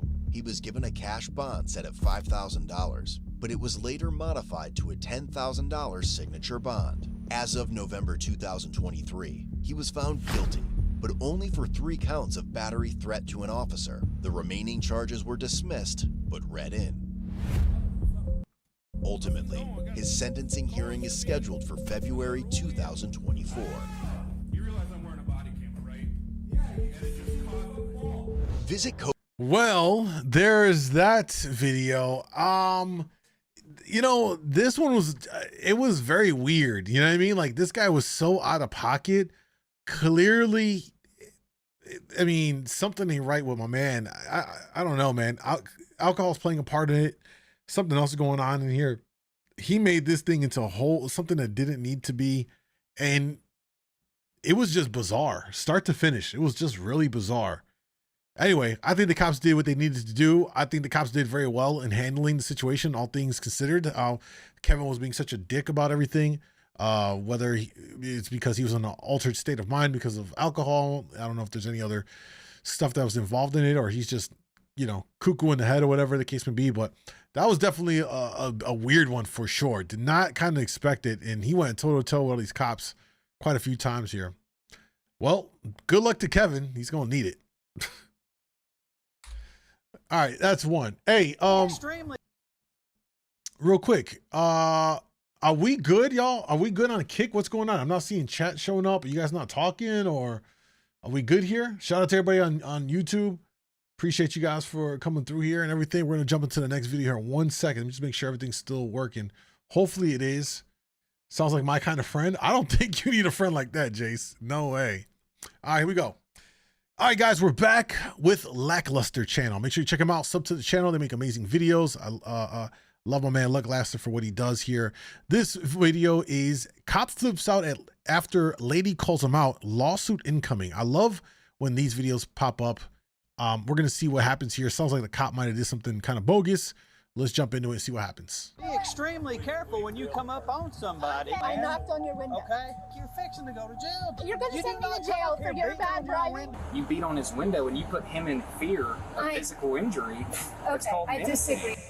Welcome back to the Lackluster I channel. smell cap.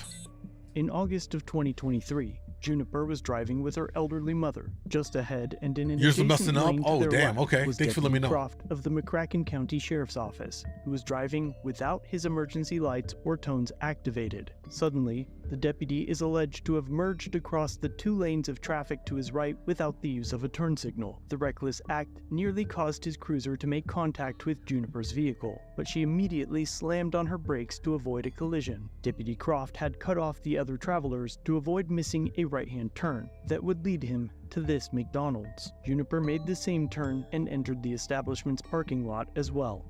Hey, come here. Let me explain something to you. You're being extremely... No, don't walk away from me. Am I under arrest? No, just be extremely careful when you come up on somebody. Okay, be extremely careful Listen, when you're I didn't see because you cut me off. Listen, You did I not did even not use see your turn you. signal. Use At your the turn last signal. minute, he called. He needed me over here. So use your turn signal. I did not Is that know the law? that. Okay. Are you supposed Listen, to use do the turn not signal? come up threatening on me like that. I'm That's not a good way to threatening. go to Look at jail, you. okay? For what? My bad drive? No. You're going to you send do me to not jail come up for here your beating bad on my driving? window, I man. knocked on your window. Okay. I knocked on your Be window extremely after careful. you That's cut called across menacing. 2 lanes without your turn signal. Oh, I think you're fixing to go to jail. But Because of your listen bad to driving. me. You do not come up in a protest like that, beating on my window. I You about knocked on your scared me because window. I had no clue you were there. Deputy Croft now admits that he has limited views behind him and had no idea that Juniper was in the lane beside him when he made the illegal maneuver. Okay. Well, did you have a clue I was behind you when you cut across 2 lanes did of not. traffic? No, I Then did you not. should drive better. Okay. He just basically just admitted that he's at fault. He just basically said, didn't know you were there. Back, it's hard for me to see. He then claims he's apologized 3 times, but that is not reflected in the video. I've done apologize to you. Now this will be the didn't hear 3rd that. time. Okay. It's not extremely smart to be acting the way you're acting right now because I will put you in jail. Okay? No, I I will don't. put you in jail. I don't care. Now, why is he threatening? See, this is some dumb shit. This is some dumb shit. By the way, if you're on Kick, I guess there's an issue with the chat, y'all. You might need to come over to YouTube for tonight. All these platforms are acting stupid. If you guys are having issues with the Kick chat, sorry. Okay. Plain and simple. Uh-huh. Do you understand me? Do I understand what? That I will put you in jail. See, now this is the ego. This just turned into ego. Like he's pressing her, on something that was all the way his fault. And at this point, I'd be like, I gotta go. You're not detaining me for anything. You can't. What, are you gonna arrest me for what? What? First off, your disorderly conduct, What menacing, disorderly beating on my menacing? window like You that. are Okay? armed to the teeth, and I'm menacing. I knocked You don't on walk your up on window. us like that. Okay. May I drive away now? Not yet, you're not. Juniper is told that she is not free to leave, as Deputy Croft runs her plates and requests a 3rd unit to the minor dispute. What? This is getting me mad already, bro. This is getting me mad. You need 3 cops to handle this, and he already admitted fault, and now they're gonna sit there and run her plates. You have no justification for this stuff. Have your driver's license on you, ma'am? Simple it's a traffic question. stop. It is now. Why? Because you got out on my vehicle and beat on my window. That's and not a ran traffic around stop and violation. instigating a disorderly conduct. I need to see your driver's license and your proof of insurance. Okay, this is not a traffic stop. Because I walked Do up- you understand what I'm asking you? Yes, I hear you. Okay, I just don't I think need you're you to right. get your driver's license and proof of insurance. Juniper now retrieves the demanded documents. I'm all for helping out your buddies, but you don't have to cross 2 lanes of traffic. This is some petty bullshit the cop is doing right now. 100%. Need your driver's license. See your driver's license. I'm sorry, please don't take it out of my hand.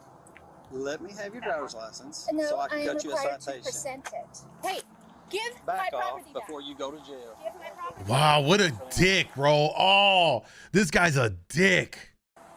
Don't be reaching in your car either. for my phone. I've got it all on record. Yeah, you just got yourself on recording. Ain't that? So, I can't do nothing with this dog in the back seat. Stay right there. He stole my property. Stay He right snatched it there. No, out he of my didn't. hand. That's the state's property. It's Stay my right property. there. He snatched So, it out of my hand. pull up. I went in the car lane over there. I guess I cut the phone over. Never seen her over there. Of course, I can't say a whole lot of that. She comes up here. I'm getting ready to talk. She comes beating on my window. Scares me to death. I had no clue. Jump out. She starts freaking boom, boom, boom, boom, boom. So I hit the record. Start recording. And then she's going the way she's going. I mean, she's yelling, screaming. She's disorderly. I'm fixing to help her for disorderly. Hold that and go ahead and. Unnecessary, y'all. This is all unnecessary. Deputy Croft returns to his vehicle to make a phone call, but mutes his camera for the conversation, while Deputy Crone runs Juniper's license, during which she begins recording and attempting to identify the men who had detained her and her mother. Okay, thank you. What's your name and badge number?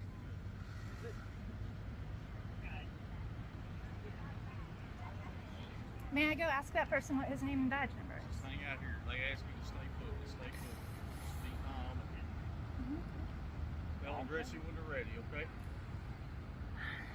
What's your name and badge number? What's your name and badge number? I'll talk to you in a minute, okay? Deputy Croft and Crone now meet to discuss what to arrest her for. Now they're plotting to get her on something. This is the fucking games they will play when they just want to stick it to you.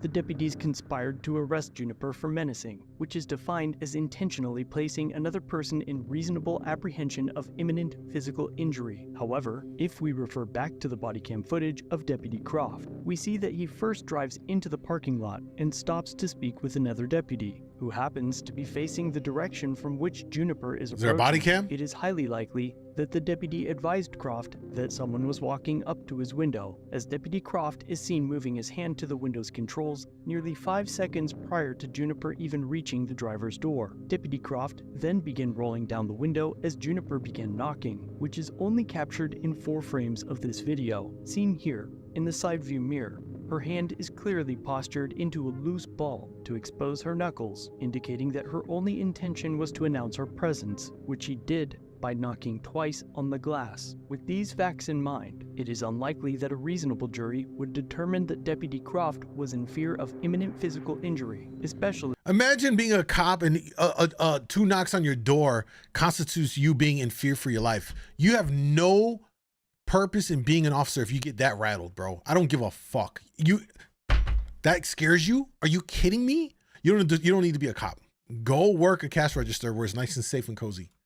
As his only reaction was to reach for the radio, not a taser, firearm, or other defensive device. That tells you everything you need to know. His first thing was he heard the knock, he rolls down the window, turns on the volume to naturally do what common sense tells us is about to happen. He's going to converse with the person at the window. He didn't reach, like he said, perfect. He didn't reach for a weapon and come out like this out the, out the side, which then, all right, maybe he actually was spooked. This ain't spooked, bro. This is them lying. Lying. Exited his cruiser after Juniper told him to use his blinker and to watch his driving, only to chase after her. And of course, despite another good officer on scene to witness the event, he never speaks up as Deputy Croft and Crone arrests Juniper. You need to go ahead and turn around, put your hands behind your back, and then arrest. For what? Disorderly conduct and menacing. Menacing. This is funny. Okay. Don't I'm going to do it. Okay. You don't have to hand. Put your hands behind your back. Oh, you want my keys now? Yes, take my keys. Hang tight. Don't be grabbing on stuff. Just hang tight. Why? Back up. Back up. We'll give it to you, but don't be jerking out until we know. We don't know what you're pulling out of Okay, your well, you're not allowed to go in my pocket. Okay, then have a seat. You don't want us to go in your... Yeah, actually, we can go in your pocket. You're under arrest, so You're under arrest. Stop it. No, I'm Caldwell. Man, I would have been like, you reached in my pocket and you rubbed my clit. I would have been in this bitch. I don't think they can actually do that, but I would have been like, yo, reach into my pocket. Yeah. Oh, he reached in. Why are you touching my clit? I would have been going in, bro. I would have been a big old scene if I was her. You got any pocket knives or anything on you? Nope.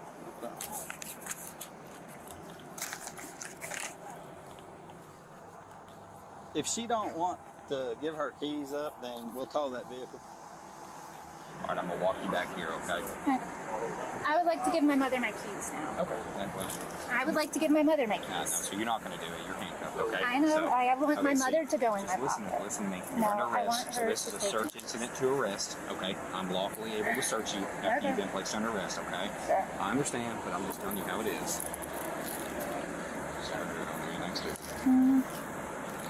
I hate these motherfuckers. These motherfucking cops got me tight right now. Fucking Kentucky. Oops, sorry. Sounds about right, little country motherfuckers. That's the hard way to do it. Well, I know. You kind of got it all wrapped up in there. Yeah. So, obviously, I was the initial officer who vehicles out here, so I'm going to make sure that he's okay with her having the keys, and if he's okay with it, then that's what we'll do, okay? They're playing the game. Let me go check with him and make sure it's good, so he could be a dick and be like, nah, fuck him, tow the car. I bet you he ends up telling them to tow it. Is there going to be any other, do you have any kind of weapons, guns, knives? I saw you hand a knife to your mom over there. Okay, is there anything else? She took it out of my pocket. I just want you to know, okay, I'm actively recording right now, so what I'm going to do is I'm going to search you well enough to ensure that you don't have anything that's going to harm me, okay? Is there going to be anything that's tucked on you that the jail's going to find when a female officer searches you? Nope. Okay, okay. While searching Juniper, Deputy Crone gave most of her belongings to her mother. So you do want your mom to have cash, correct? I want her to have my keys, whatever's in my pockets. Yes. I'd like to keep my chapstick though. Make sure there ain't nothing folded up in here. To help speed up the process, Juniper began to hand her mother items as well, which for some reason upset the deputy. Is your wallet in your back pocket? Can you go ahead and just grab that out with your left hand? Sure. Okay. No, absolutely not. Okay, yeah, no, come here. You're on the I was just handing my property to my mother. Deputy Crone finishes his search, and Juniper is placed into the cruiser. Shortly after, Deputy Crone accosts her innocent mother. Hey, unless you want to go in cuffs, give me those keys. Stand over there. Stand over there. What is he doing? Or you're going to be arrested for interfering in this investigation. Stand back. I'm just got her keys. You're not grabbing anything on this car. In the vehicle, he has a Concord Fire Department shirt on. Stay there. Do not touch those keys. Excuse me, I'm not a freaking dog. I'm going to let Croft decide what to do with the vehicle. And that's what I told her. I said, we're going to let them decide what to do with the vehicle until we start giving keys to people. So they're going to stay right there until Croft gives a call. It's a power dynamic. It's these motherfucking country bumpkins, especially, that want to be the cops and robbers and control everything and have their authority, man. They are some of the most fragile ego motherfuckers ever. After suggesting the menacing charge based on one side of the story, Deputy Crone Mirandizes Juniper and finally asks her what happened. Do you wish to talk to me about what happened today that led to this? No. Because it's honestly, I don't know. I rolled up here and the situation was already happening. Right, will it affect my arrest? Do what? Will it affect this? Do I get out? No. Then no. Well, that cop, whoever, cut across 2 lanes of traffic. We're at over here on the road. On the bridge. Cut in front of me across 2 lanes of traffic, no lights, no signals. And I honked at him, and then I came here to tell him he was a bad driver, and this happened. Well, so tell me how you went about telling him that he was a bad driver. I believe that's where the problem's gonna lie. I just went up and knocked on his door. I knocked twice on glass. That's it. Okay. Well, I mean, you realize there's better. Would you agree that we could have won? They're trying to absolve the responsibility of the initial reason for all of this and just say, you could have done this better. About this in a better way. You know that you can just go to the sheriff's department and say, hey, I want to talk with the sheriff. I've got a problem with what happened today on the road. Do you realize that's the way to go about this? Because listen, let me tell you something. I do not enjoy taking away people's freedoms. I did not get in this job to do. Yeah, get the fuck out of here. First of all, I would have been like, shut the fuck up, close the door. I got nothing to say to you, bro. If what you're going to tell me, you're just lecturing me, that has nothing to do with anything that's going to resolve this situation here. Shut the fuck up and let's move along with this procedure so I can get my lawyer and sue y'all bitches. You know what I'm saying? All right, at this point, you're wasting my time. I don't need to hear this because they're just lecturing. Unless you want to go in cuffs, give me those keys. Stand over there. Stand over there. Or you're going to be arrested for interfering in this investigation. Stand back. I'm just got her keys. Stay there. I take it very seriously, okay? And I hate that this is what it's come to today, okay? But I wish that on your side as well, I wish that we could have done better today to not do this, because I mean, I wish that we would have been able to go, you know what, he would have, I guarantee if you went to the sheriff's department and said, this is what's happening, they would have called him directly and he would have came up there and you guys could all three had a meeting. All I wanted to do was tell him he was driving badly. And then he turned it around and got mad at me. All I was going to do was let him know he cut across 2 lanes of traffic. You know, if you're supposed to uphold the law, you should, like, actually abide. follow the law. Yeah. I agree. But at the same time, whenever something like that happens, and you do this, and you take it to this, I mean, I just wanted to let him know he was driving bad. As someone in uniform, he should do better. He should be aware of the laws he's trying to enforce. But let me ask you this, man. Do you think if we could go back in time, that you do this a little bit different? Do you think that it was appropriate? No, same way. You're right. I would park, and I would wait for him to notice me. But I would still want to let him know. And there's nothing wrong with if he pulled in here and he did that, and you can pull in here as well, obviously, you know. And then if he was walking in there to get something to eat, you could say, "Excuse me, sir. This is what happened on the road. I do not appreciate it." And you can, you know what? I will be filing a complaint. Okay. And that is your right to do. But I tell you, whenever you go there and you beat on his window and you put him. Bro, he did not beat on the window. Can we stop with that? This is so annoying. They're trying to gas it up, bro. Like, words matter. You were beating on the window. You sound like she was over here like doing this. 2 knocks on the glasses. No one would ever reasonably say that that's beating on the window. In fear of physical injury. Fuck out of here. Disagree with that. Well, I wasn't here for that. Okay.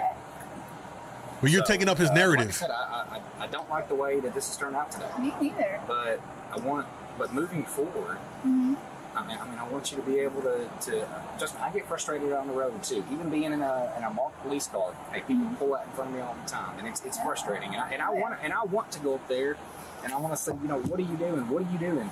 But I can't, because if this is how stupid his point is right now. If he's in a marked police car, and if somebody pulled out in front of him inappropriately or was illegal, he don't have to pound on the window. You know why? He could turn on the fucking light and pull him over and give him a ticket. So what he's saying right now, it makes no sense. All right? If you're on the job in your marked police car and you experience that, you can pull him over, you idiot. Because that's first of all, that's extremely unprofessional, and there's better ways to do it. Okay. So That's true. I appreciate you being nice and cordial with me and talking to me. I promise I'm not a mean person, okay? Unless you want to go in cuffs. I love how lackluster re-edited it. I'm not a mean person. Give me them the keys, Grandma. Get the fuck over there like a dog that you are. Yeah, exactly. My best to be able to have your mom take the car where it doesn't get towed. Okay. I appreciate that. All right. Well, I'll be back with you soon. Okay. Can you feel the air? Yes. Okay.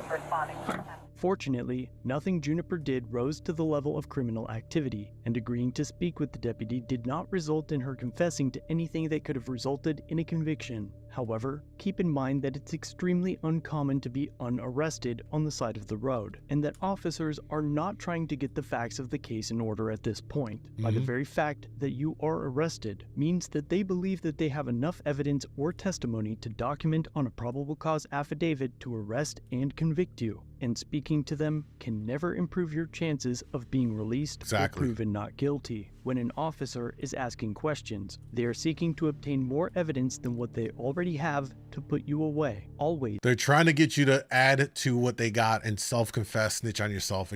We know this, man. Invoke your right to remain silent and to have an attorney present during all interrogations. Juniper was transported and spent a night in the county jail and was forced to sleep on the floor of a crowded room, during which she alleges that a jailer found a snake in the building and brought it to the cell to show everyone. This act, if done to a prisoner of war, would likely be considered a war crime under Geneva, according to Deputy Croft's grammatically incorrect report. Juniper was charged with menacing as mentioned earlier, as well as disrupting meeting or processions in the second degree. Make-up which charges. States that a person is guilty of disrupting meetings and processions in the second degree when, with intent, prevents or disrupts a lawful meeting, procession, or gathering. He or she makes any utterance, gesture, or display designed to outrage the sensibilities not even a proper of the charge. group. But Juniper had no intention of disrupting a meeting, as she had no way of knowing why Deputy Croft had driven so recklessly to endanger the lives of so many just to enter the McDonald's parking lot. However, even if she did intend to make an utterance, gesture, or display that outraged the sensibilities of a group, the very nature of the statute appears unconstitutionally vague. It's been written in a way that could be used to criminalize free speech, but has likely not been challenged through the courts. Juniper fought her charges. The prosecutor's initial offer was to pay $100 per charge and to plead guilty, but she denied. The next month, the offer was an anger management course as diversion. Juniper agreed to the stipulation, as long as Deputy Croft was ordered to take a remedial driving class. Her request was denied, but shortly after, her public defender, another state agent, sent a series of unprofessional text messages. And this is where the story gets dark. At first, he asked if Juniper wanted a partner because she was cute. She initially agreed to meet over beers to exchange military stories, as they both happened to have trained in the same schools. However, the text messages shown here quickly turned into a one-sided— Whoa. What? Yo, this is actually wild. A plot twist. Her public defender want to smash her guts? Jeez. Suve, what's up? We back. Kick has a gateway issue, so Kick is down basically. No wonder we just lost everybody. Rip. conversation about explicit activities, followed by apologies and talks of mental health issues. Can't do sex or dating in general. I'm very glad to have a brother in arms helping me with my case. I can't say I've been as contactless as you. It's been about 2 years. You are stunning. I think you may have noticed that I kind of gravitate to you. So come now. Let me take care of you and let's see where this can go. Sorry, didn't mean to ask for sex. Was asking for a friend. Sorry that I messed up the message. Okay. So would you like to talk? I thought the tomorrow kind of had issues attempted last week. Kind of been a little difficult since hospital doctors, apparently, okay, you literally just got out of Lords for attempting, just walked out of the first psychiatric so like 3 hours ago, but you take care of it, dude. I'm glad you're getting better. He's trying to play the I'm going to off myself. Issues, including admitting to having just been released from a mental health facility. Then back to explicit content. Thing is, you think you meet a soul, and you meet a soul, not a body, not a person, a soul. And I guess I was wrong. So here's the thing. Can't say I don't want sex. I'm male. Can say I can do without it. May take a little more time than in the bathroom. You interest me.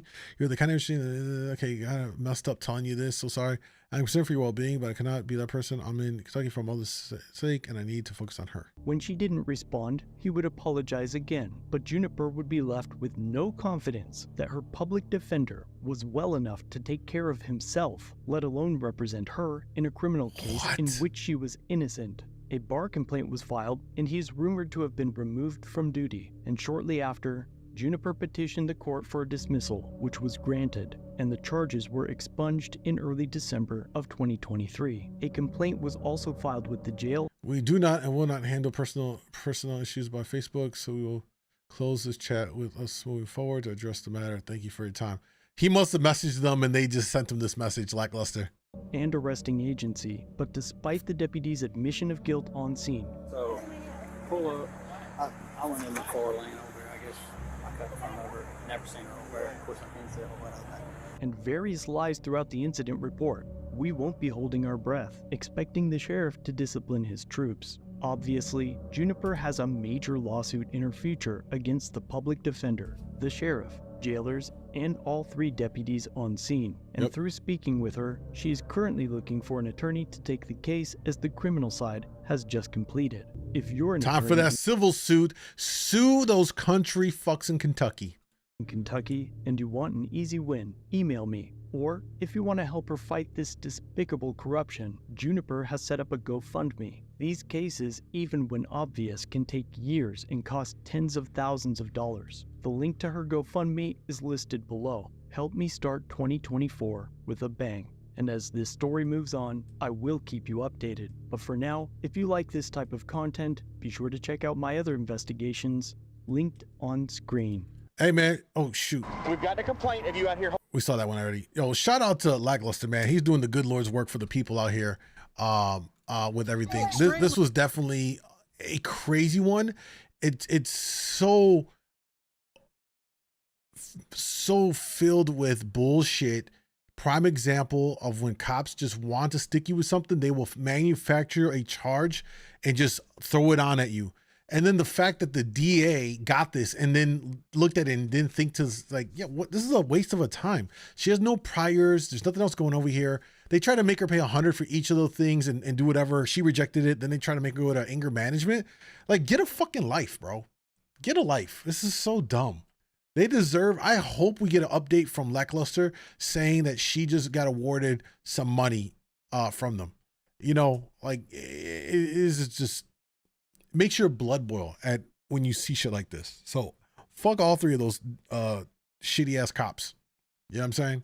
Literally talking about, you scared me knocking on my window, grown ass man, old ass man. On top of that, talking about he got startled and scared by a woman knocking on his window. Your old ass needs to retire, bro. You shouldn't be a cop. Old fuck. That shit got my skin crawling. I have no weapon. You know what I'm saying? Got me triggered. We got another one. I'm sure it's going to keep it going. All right, here we go. All right, y'all, we back with another video from my friends over at Lackluster. Subscribe to their channel on YouTube. They make dope videos. He's doing the good Lord's work for the people out here. This one says 10 mil lawsuit, no qualified immunity. The fact when I see a no qualified immunity in any one of his titles of his video lets me know that this is going to be a banger. You know what I mean? That something the cops did might have been so egregious that they got no safe space. They're up, their asses on the hook. Let's see what happens in this video, y'all.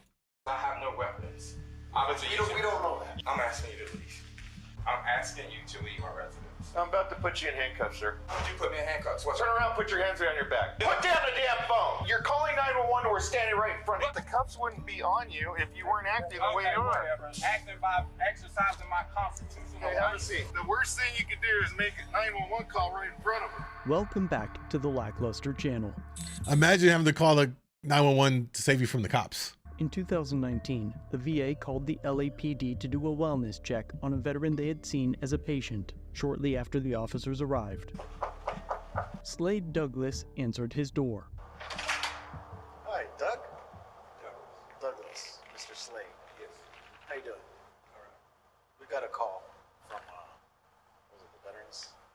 I don't know what they call. Can we come in and talk to you for a minute? Yeah. Okay. See, that's what they do. First of all, the cops, unless they have a warrant, you don't open the door, because what they do is they put their foot in the door. And the minute they do that, you can't close it, because then you've assaulted them and now they've got grounds to arrest you. So talk through the door and you leave it at that. Otherwise, they can't enter. You don't have to grant them entry, you know. Is there anyone else in the house? No, that's me.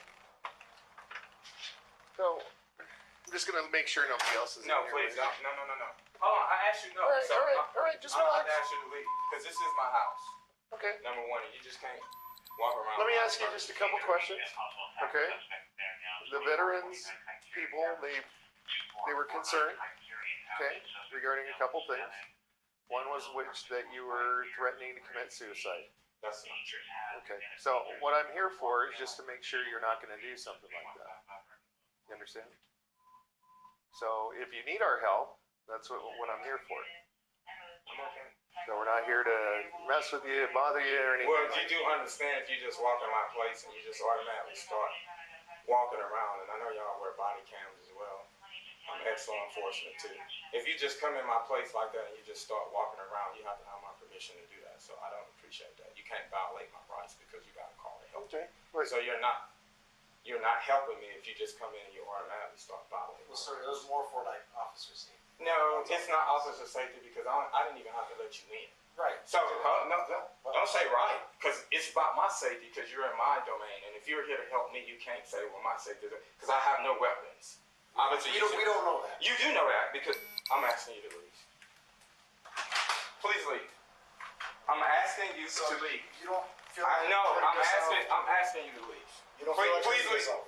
I'm asking you to leave my residence. Well, if you answer this question, then I'm asking you to leave my residence. I'm about to put you in handcuffs, sir. If you do that, that's your choice. Okay, turn around. Put your hands behind. Why would you put me in handcuffs? Turn around. Put your hands behind your back. What have I done?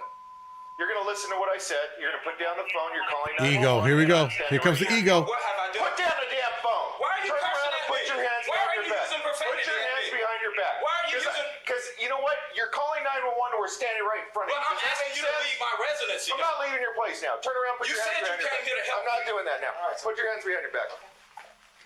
You're calling 911 right in front of us. Because I asked you to leave my residence. We can't leave. You know this. Determined. You know this. You know exactly what I'm talking about. No, if you were law enforcement, then rights. you would understand. Okay. And this is why African Americans have issues with law Don't enforcement. start that. Don't start that. That's a bunch of I nonsense. asked you to leave, and you use profanity at someone? That's okay. I could use that. Oh, really? if I For want, someone yes. who you concerned about Yes. doing something to themselves? Hey, you know what? When you're not listening to commands, what did you do? That wasn't a command. All right. A command for me to ask you to leave my residency? You got command us to do. I can ask you to leave if you're not supposed. Why are you here? You were here to help me, and We are here because somebody wanted us to shut And I told you I was fine. And then you started exacerbating my condition. Why are you putting your hand up like for me not to speak? You can't help a person if you don't want to listen to what they're saying. If I ask you to leave because you're exacerbating my disability, which clearly you're aware I'm a person with a disability because you already observed, number one, you see a sign right here. Just saying that. Number two. How do I know what that is? Yeah.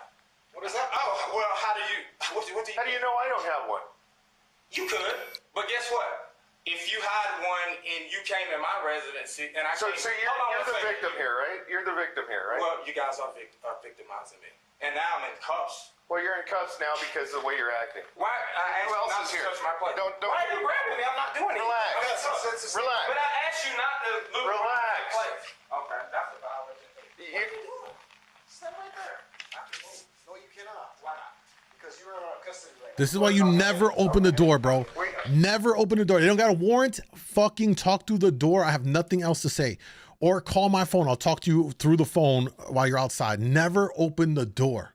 you know what? You can call up whoever you talk to and tell them, explain to them Sir, would you please why not we're here. step on my rug, please? That's a very expensive rug. Who says I want to step on your rug? Why are you acting like These your shoes? See, yes, they are. Okay, good. You can put them on. You have ID with you? I do, but I need to get it. I can't get it. Where's your ID? Would you please remove your hands off of me? No, I will not. I'm not resisting. No, I will not. No, I will not. And I recommend you don't resist. So put your shoes on. Why would I resist so y'all can Go put ahead, my put your ass? shoes on. That's what y'all want to do anyhow. What's your problem? You? You know what? We came here because you called for help. I didn't call you. I didn't call you. Who did you call? I did not call Who you. did you call? I didn't call you. Who do you think they're going to call? I don't know. Obviously, I wouldn't want them to call you all. Well, they did. Okay. Okay. Well. And now you're in our custody because you're under a mental evaluation. That's funny. Okay. I'm glad, and the body cams are working too. Absolutely. Okay, good. Absolutely. Where's your ID? Do you want your ID?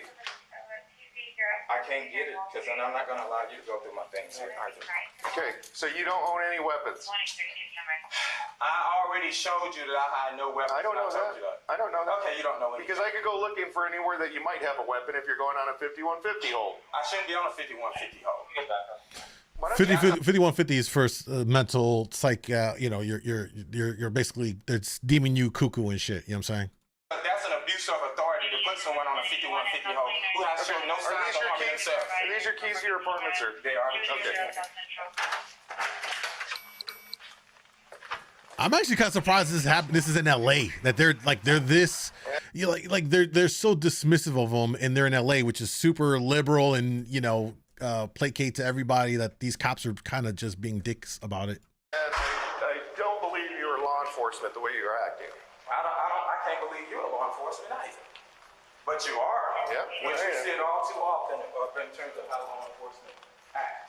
Act towards who? Hey, could you go let Aaron know that I'm being unlawfully detained? Don't worry about it. Could you do that for me? Aaron. The leasing, the manager here. Could you let him know? Could you let him know? Aaron. Yeah, you can make go tell Donna for me. Will you go tell Donna for me? right here. John, go tell Aaron that I'm being unlawfully detained. Aaron. Yes, for no reason. For no reason whatsoever. You called us. I did not call you. I called you so you. Yeah. Why are you using the arm bar on me? I'm turning around. What are you? Oh, I gotta face this way now? Why is that? Look at where you're acting. What you mean, how am I acting? I hope this is gonna be worth it to you. I hope it's gonna be worth it. I'm not feeling this one, man. I'm not feeling this one.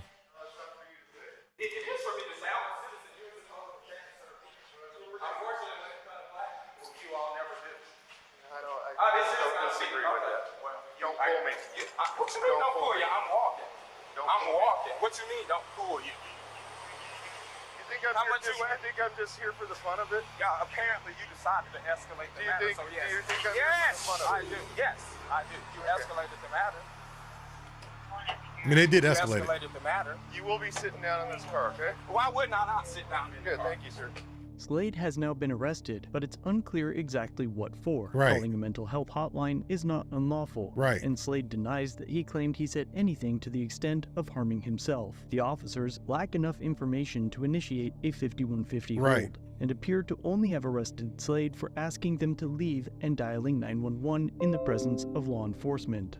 The worst thing you can do is make a 911 call right in front of us. I can do what I want to if you're violating my rights. Don't tell me. Oh, so that's retaliation then. I can call wherever I want to. I have not violated any laws. It's true. Is there an extension on here? Call 911. Y'all don't always act in accordance to the law either. Plenty of y'all get arrested and in prisons. Your badge don't make you above the law. Your badge does not cause me not to have rights. I violate the rights.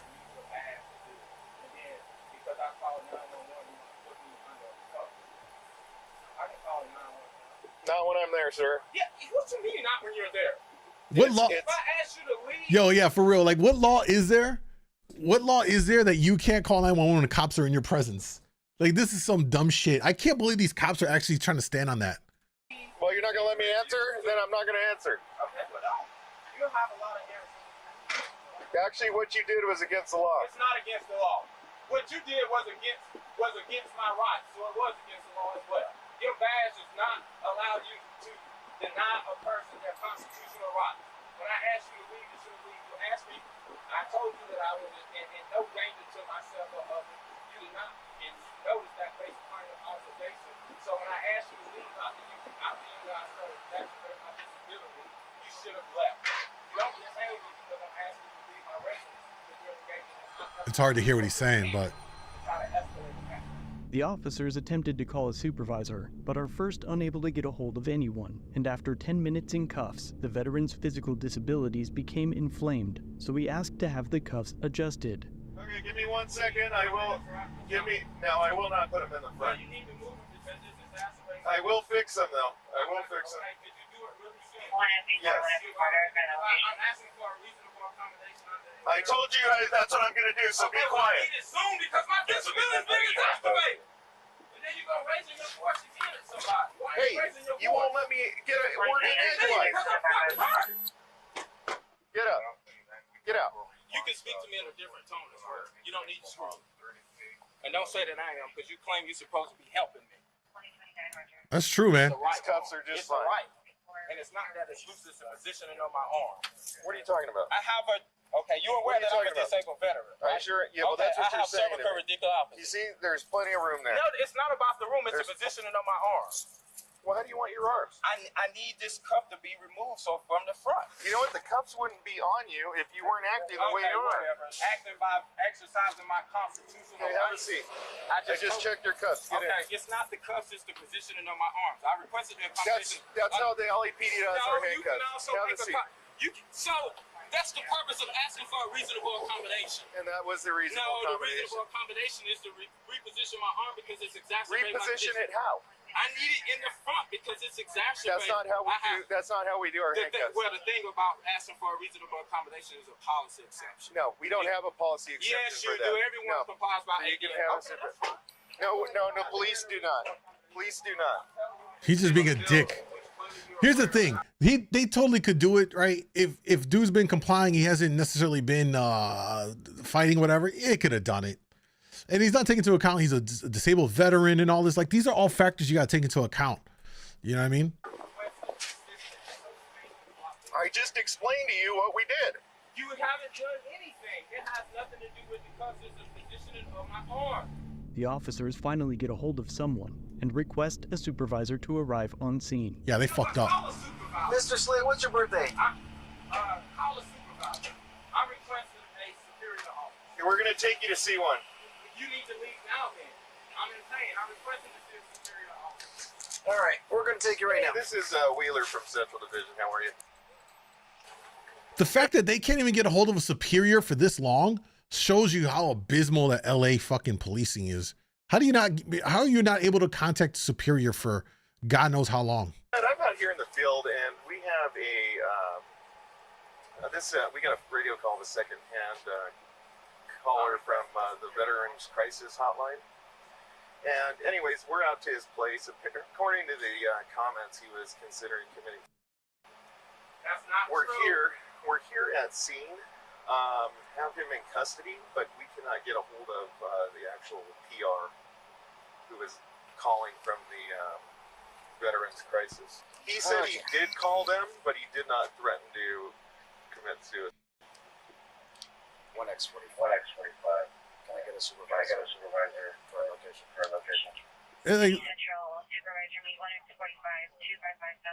Yeah, I actually tried to call them and wasn't able to reach her. I mean, that's probably a huge, huge bureaucracy. While waiting, the officers laugh off the possibility of a lawsuit. As soon as I'm out of here, it's going to be on everything. Look. That's fine, sir. Yeah, you think I'm lying. And I'm suing you. Why? Okay. You can laugh. I'm glad you find it funny. No, sir, we got your date of birth. I don't care what you got. Eventually, Slade would ask for medical assistance for the pain in his neck. Maybe we can do that, because... Are you going to help me with the handcuffs? No, look. I'm going to ask you something, okay? Well, I want to talk to you for a second. My arm is exacerbated. Douglas. I don't want to talk to you. Because that's what we I don't want you to be in handcuffs any longer than you have to be. I need medical attention. Could you take me to get medical attention? Yes, you will get medical attention. I need it immediately. Okay. I've asked for a reasonable accommodation for the last 15 minutes. Douglas, you requested a supervisor. I called one. No, but now he's taking them to. I need medical. I requested an accommodation as well. On the ADA and the California Disability Person. You guys are refusing to do that. Douglas. Why you put your hand up like that? If you don't need medical assistance. I said I need medical attention. I don't know why you would say something different than what I just said. I need medical attention. Do you take any medication? I'm not answering that question. I need medical attention immediately. Okay. What's your birthday? I'm not answering that question either. Didn't they just say they found his birthday? Lying asses. I'm already entertained. What you mean they gonna need it? You already got me in cuffs now? Shit, they gonna find it out anyhow. I'm not answering any of your questions. You don't want to answer any questions. I don't have to. It's true. You don't. Good job. You haven't even told me why. They call him an ambulance, and then he could go with them if he wants. Look at this cop, bro. He's like out of the 1980s. What kind of cop wears his duty uniform with the sleeves unbuttoned? That tells me everything I need to know about this douchebag of a cop. Who does that? Seriously. Yeah, seriously. Who wears their shit? Like, what? He could go with them if he wants. Douglas. So you would like me to call you an ambulance? I need medical attention. You would like me to call you Whatever ambulance? procedure that you guys use, I need medical Okay, can you tell me the... Yeah, we'll call what an ambulance? ambulance. I said it many times. We'll Once call I you an ambulance. Is that what you want? Once I requested a reasonable accommodation was 15 minutes ago. You got to say what you need. I requested a reasonable accommodation. You didn't grant it. As a result of that, it exacerbated. I need medical I attention. do not put your hands up in front. That's not going to happen. Excuse me? Your hands are not going to be placed in front of you. Okay. That's not how we do things. Well, the whole purpose of a reasonable accommodation is to make a policy exception. No. You're not even a superior officer. You don't. Okay. Douglas, we don't do it like that. What do you need the ambulance for? Attention. For? My exacerbation of disability, cervical radiculopathy, C5 and C6. Okay. Due to the handcuffs. Okay. And the abusive touching that you did as well. On The abusive touching. Nice little touch right there.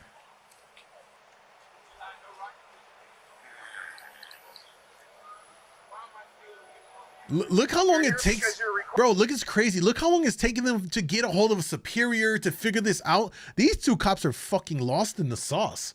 Like, they literally don't know what's happening right here. They're just lingering around. Why is this taking so long? Requesting all these services. That's the problem. I'm calling you an ambulance. Why was I handcuffed?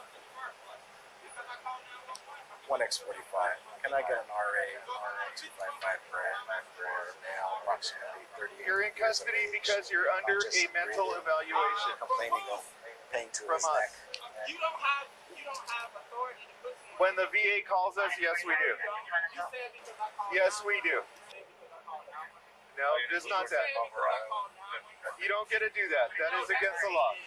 You don't get to do that. You don't get to do that. No, you doing it. Who are you going to call? The police on the police? Yes. No, that's not going to happen. Yes. Not going to happen, sir.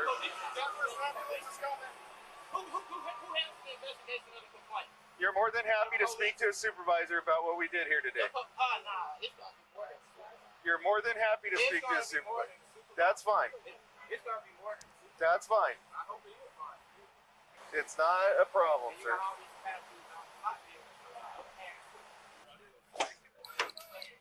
I really could use some help. Douglas, will you listen to me for a second? I have been listening. Okay. You haven't been listening I'm not here to fight you, argue with you. already have. Listen, will you just hear me out for a second? No, I don't need to hear you. You got me in fucking Hear me for a second. I don't need to. You don't need to talk to me. I asked for accommodation. You can't help. Don't try to, deviate from what y'all did up there. It's okay. You can say whatever you like. I know I can. You don't have to tell me. I already know I can. Yeah.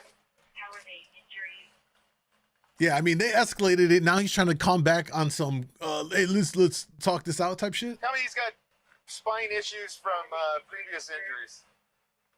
And from you putting your hands on me, there was an X45 additional was injury as well. complained of pain. Okay. I know, okay.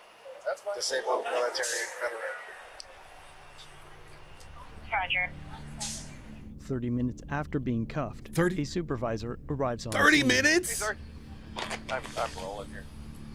Okay, so got a call from the VA. What the fuck? What is he, like 22 years old, a sergeant? Yo, LA's in the gutter, bro. Worst city. I would never live in Cali again, man. You could never pay me enough to live there. Apparently, this guy threatened to commit suicide over the phone. Then I hung up the phone, so it generated a call with the VA called us. Get out here. We get up to the apartment. He's in there. He opens the door for us. He actually lets us in. After a few minutes, start just checking, make sure nobody else is in there. We handcuff him because he immediately gets irate, starts calling 911 on his phone because now he's asking us to leave. Yo, do you notice that? Listen to what he just said. We put him in cuffs because he got irate.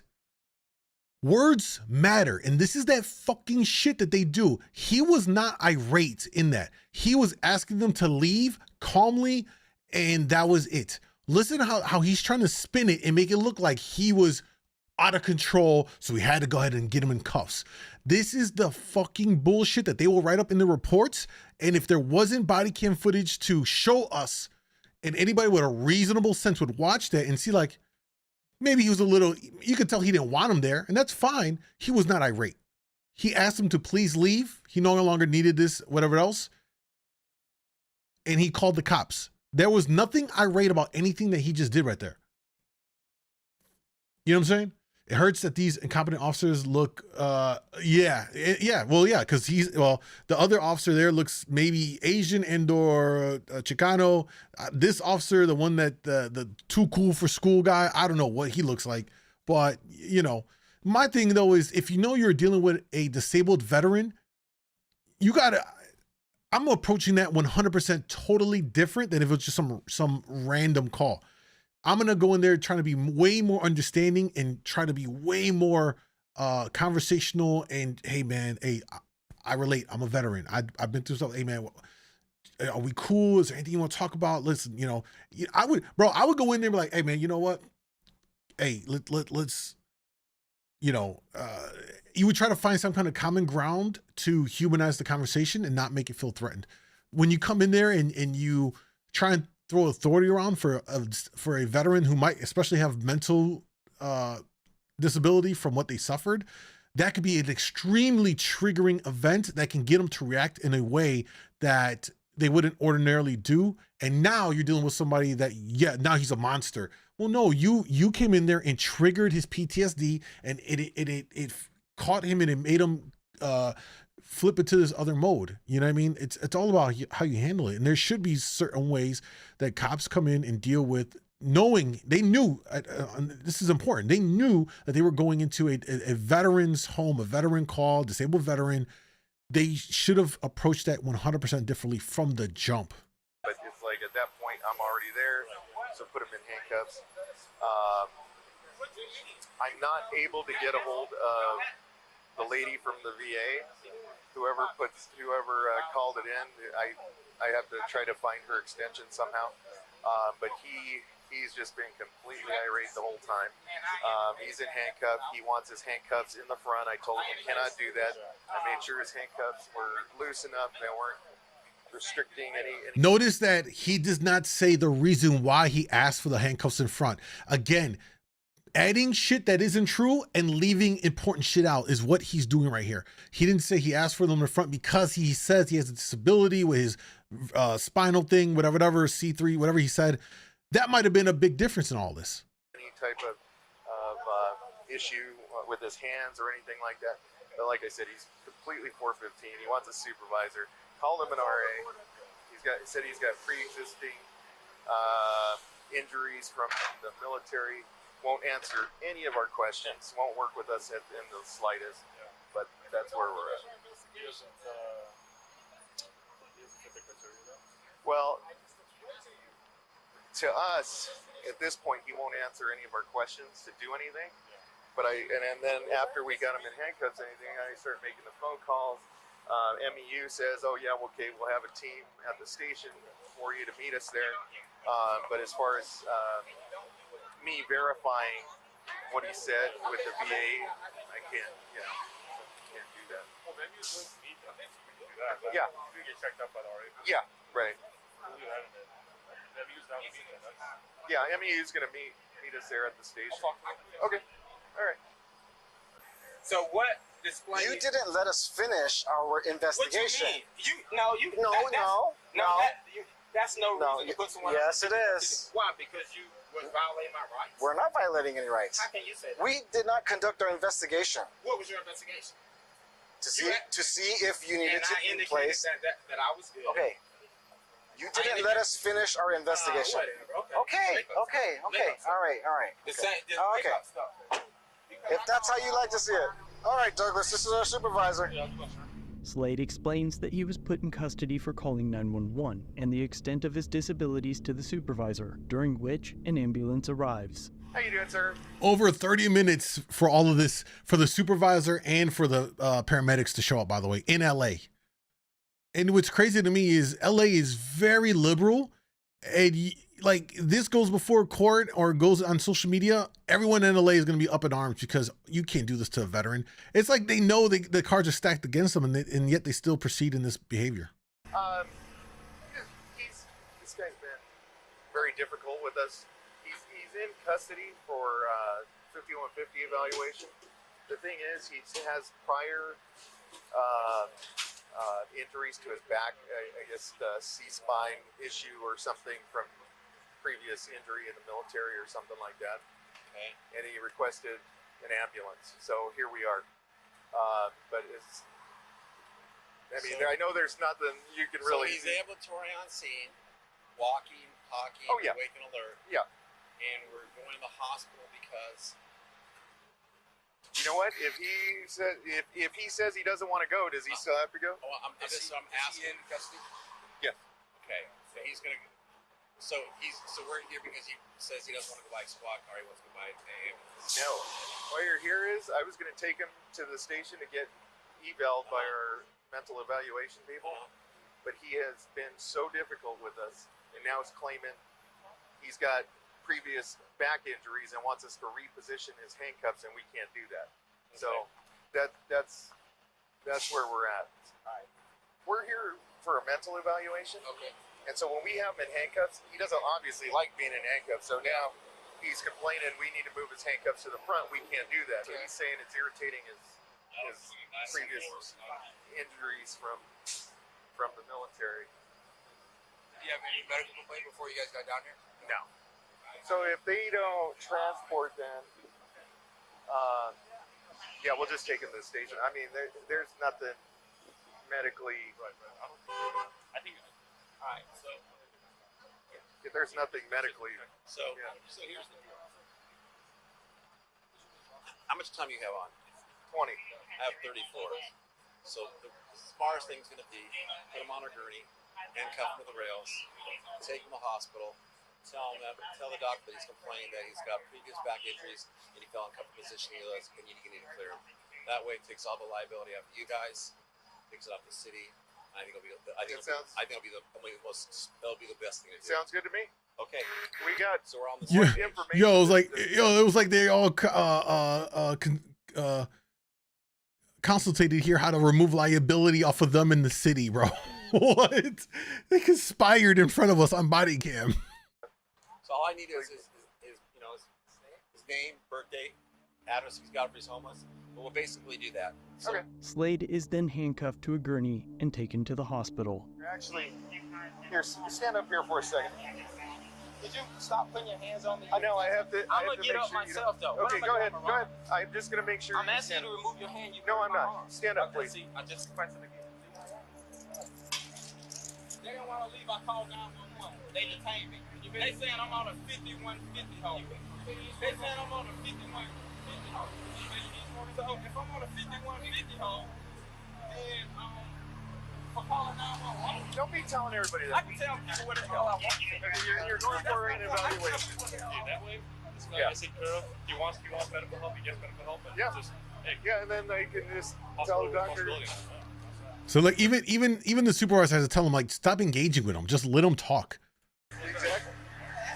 According to medical records, Slade was forcibly injected multiple times while double cuffed to the gurney. While incapacitated, he was placed in leather restraints and put on a catheter. After his release, he would sue, asking for $10 million in damages. But the officers, of course, would ask to be granted qualified immunity and for the case to be dismissed. But the judge rejected the dismissal, ruling that officers Wheeler and Yabana are not entitled to qualified immunity. Let's take a nice long look at these two idiots. Definitely people of color, Hispanic and Asian. Look at that, hired in 2000 and 2003. Oh, they making over 6 figures as an LA cop. I mean, you have to because it's such an expensive city. Regular pay $116,000 plus overtime another $53,000. What? Oh, shitty ass cops try to get out of a case. Let's see what happens. Immunity for the unconstitutional detention, excessive force, retaliation, violation of due process, violation of the Americans with Disabilities Act, violation of the Bain Act, battery, false arrest, imprisonment, and negligence. The judge further stated that the city is vicariously liable for the officers' actions. And now, the officers are set to face trial early next year over the false arrest, sexual abuse, and forced hospitalization. But there is no word whether or not they are to face criminal charges or if the LAPD plans to discipline the officers. So, let me know what you think of this in the comments down below. And the problem with this is, like, it's good that he's going to sue and they get no qualified immunity, which means they're going to be on the hook for something, I guess. The problem with this is that eventually that if he wins any kind of settlement, that's taxpayer money. And that's where this shit needs to change out of. It needs to come out of, imagine if they changed it so that this comes out of the police budget. You know, imagine if it comes out of the police budget and officers can be held directly civilly liable for payments. They would act a whole lot differently in their policing if they thought twice, like, maybe I should really think about this because I could lose my home. I could lose a lot. You know what I mean? And I know they're going to be here crying about, well, that means no one's going to want to be a police then. Well, you know, it's kind of like when they say this to us, right? When they're like, well, if you're driving and you're lawful, does it really matter if I ask to search your vehicle? Well, yeah, because off principle, I have a right to tell you, no, I don't care that I'm riding squeaky clean. You have no, I'm not letting you in. So same kind of a concept. Like if you're doing your job right, what are you scared about? What are you scared about if the law changes and there's no qualified immunity, if officers are held civilly liable and can be sued directly on top of the police departments being sued, not the city, but the police department. Let them eat up their budget. I just think we put too much onus on policing in America. It's way too much, man. Like in Chicago, the police department gets the biggest chunk of the city budget. I forgot when I did a story on this a couple years ago, how many billions of dollars. I don't know if it was 6 billion, don't quote me on this, but it was a couple $billion that they get allocated every year to police in Chicago. You know what I'm saying? Billions. Meanwhile, Health and Human Services, health department, family child services, they get a fucking minuscule amount.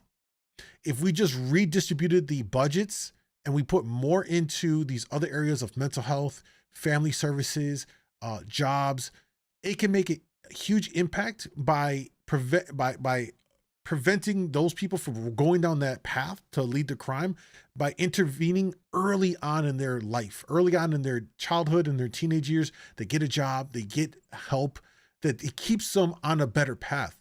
And that's why I think when they talk about defunding the police, I think it's a bad trigger word. It needs to be a redistribution of city budgets in policing to give more to these other areas, so that people could get help early on to help prevent them from running into the police down the road. You know what I mean? People use the term, like I said, defund the police. I think what it really is just redistribute those budgets. Don't give the police department such a huge budget. Start investing more of your city budget into these other areas, and that can have a profound impact. You know what I'm saying? This right here just was so unnecessary how they handled it all. I hope he gets every fucking dollar he can out of them for treating them like that. That's some bullshit. 100%. Katie, what's up? I keep forgetting YouTube is here. Yeah, I'm back. Welcome back. Yo, I think we are... As further news of the lawsuit emerges, I will be sure to let you know. But in the meantime, be sure to check out one of my other videos. And he definitely cooperated. He didn't give him a hard time. He wasn't doing what they said that he was doing and everything. You know, just crazy, man. Just crazy. You put on the uniform and it changes everything. Hard not to be an oppressor when you're part of the system built to oppress. That's basically my argument with it is, are there good officers? Absolutely. You know what I'm saying? Absolutely there are. I will be the first to give an officer props when they do it the right way. And those are the officers that we need more of. They do things, they treat people humanely. They don't take things personal. They treat people with respect. Even if people are cursing at them, all that stuff, you know, like it takes a certain level of mental fortitude, and confidence, as well as being secure within yourself to not get triggered by the people that you're interacting with. Far too many times in these videos, we see officers that get butthurt, their ego gets bruised, and then they want to resort to utilizing whatever frivolous code, penal code, to then stick somebody to something to make an example, or I'm going to have the last laugh, or like fuck shit like that. Like, you're playing a game. It's all 100% a game. You know, you want to make these, you want to be a dick? Oh, I'm going to be a bigger dick. Like, what are we doing here? Like, that's not your job to be a dick, bro.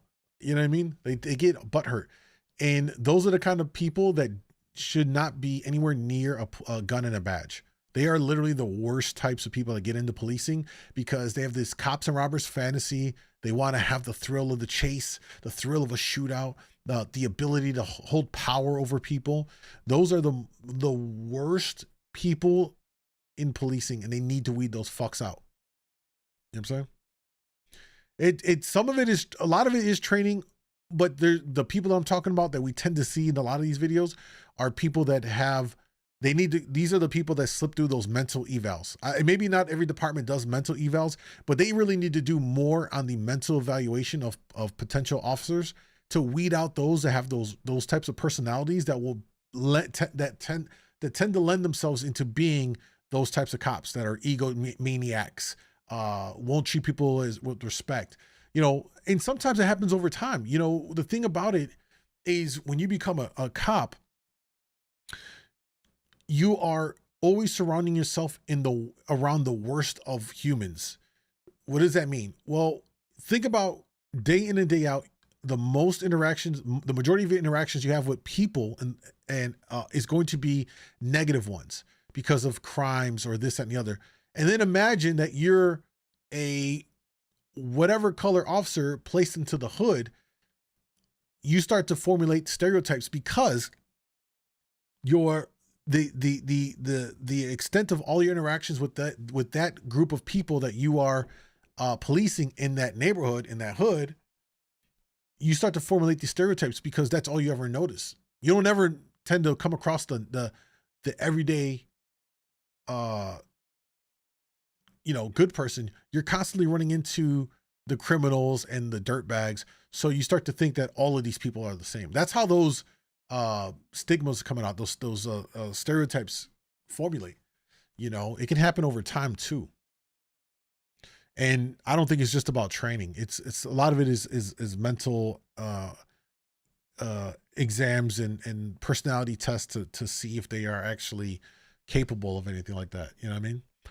All right, let's move on to another one. Everyone has traits of psychopathy, and people who trend to live in power. Okay, read the side of the text. Doris shows a lot of people. Education, church, law. Yeah, I know exactly what you're saying. Yeah, people that as the old saying goes, absolute power corrupts absolutely. And anyone that ever wants to seek a position of power, I'm always skeptical of, why do you want to seek that position of power so bad? You may very well be an egomaniac versus people who look at it like it's a great burden, but I will step into it in hopes that I can just do right. You know what I mean? Very different from somebody who seeks it out, seeking out the power versus someone who is put into the position who has to deal with it and it has the power, but understands what it means to have that power and treats it with respect and all of that. I can't tell. Don't worry, man. No, what I'm saying this. We ain't doing no spell check around here. You're good. We ain't judging. All right, y'all, let's take a look at this one from Code Blue Cam on YouTube. Make sure to subscribe to the channel. This one says, what happens when you call 911 while running from the police?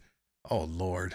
In July 2022, the Vernon County Sheriff's Office was informed by Eau Claire County reporting an attempt to locate an individual from their jurisdiction. 37-year-old Aaron Trumbull was allegedly involved in a assault case, and the Wisconsin Department of Corrections was set to issue an arrest warrant for him. Later in the day, the Eau Claire Police Department pinged Aaron's phone, revealing his location in the La Crosse area. Following this, a deputy monitored highway traffic in Genoa, Wisconsin, considering it a potential route taken by Aaron. According to reports, it was indicated he was also traveling to Illinois to harm some family members. Whoa, After a short period of time, the deputy observed a silver vehicle that matched the given description. As it passed by, he recognized the driver as Aaron and proceeded to follow it. All right, that was a good setup. Let's see what happens now. 19, that plate, Adam, Mary, Victor, 6587. We're still going eastbound, coming up on Munsec. 19 to 17, RO comes back out of Eau Claire. I'm pretty sure this is our guy. I see that. Hustling your way. 10-4. I'm not going to initiate anything until you guys get here.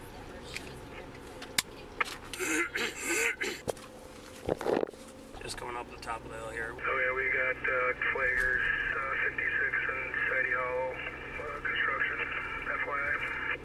10-4. 14 Vernon, we're on 56 past. How many times the guy's gonna cough? Speeds are 55. Eventually, the deputy initiated a traffic stop. However, Aaron rapidly accelerated and fled at a high rate. 19 Vernon, I'm going to try to initiate a stop here, County N Nora by the church, before we get too far. 10-4, we're signaling, turning right on County N Nora, going south.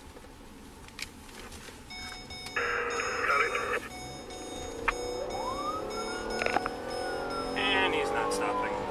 Starting to accelerate. 19 Vernon, let 2 know, 1080. Speeds are 75, low traffic. He's staying within his lane. 14, can you see if Crawford can send a car up towards West Prairie area?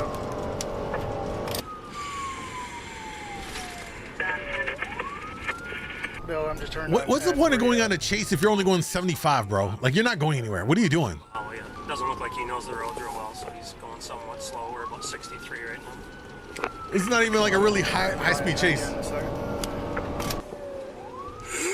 19 passing Norwegian Hollow, speed 58, no traffic at all on the road.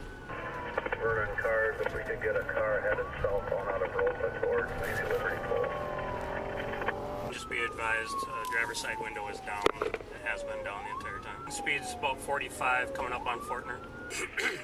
It's like a low speed chase. Also, the editing of the cop coughing is hilarious. Yeah, they're clowning this guy. Southbound on County End towards West Prairie.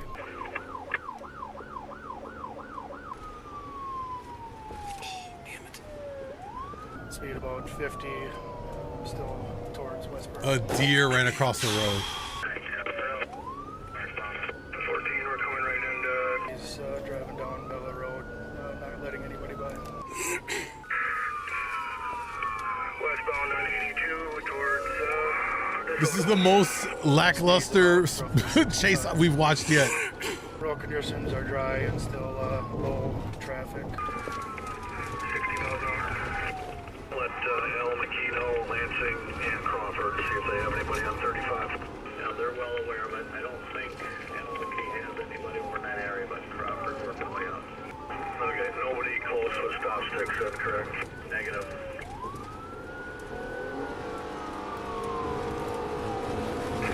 Still westbound 82 and Nora, past semi and no passing zone. About, Something needs to happen. This is the most boringest chase I've Dispatch watched. soon advised that they were on the phone with Aaron. Apparently, he had called 911 and stated, "This is going to sound weird, but I'm being chased by the cops. I want to stop, but I'm afraid they will shoot me." Be advised he's going to be stopping here. We have the suspect on the phone. He wants to stop. Be advised. That's fine.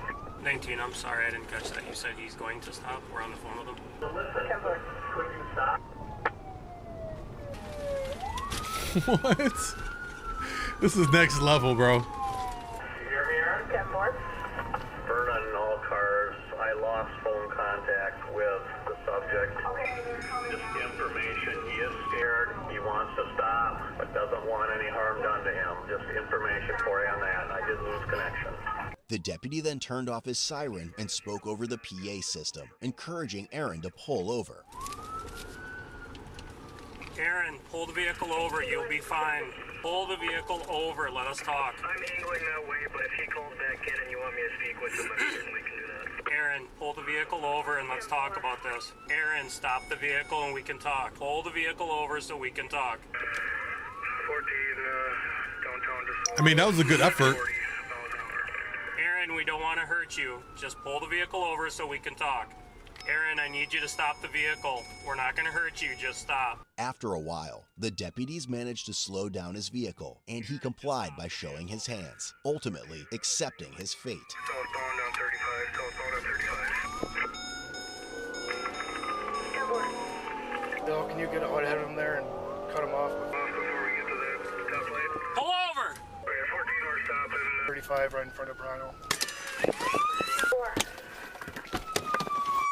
See your hands! Do not move. I'm not going to hurt you, man. But don't hurt. I'm not going to shoot you, okay? All right? I just want you to keep your hands up. I got you. Okay? Is the vehicle turned off? Yep, the keys are right there. Okay, what I want you to do is I want you to reach out with your right hand, undo your door. Open it from the outside. There you go. That's all right. That's fine. With one hand, reach down and take your seatbelt off.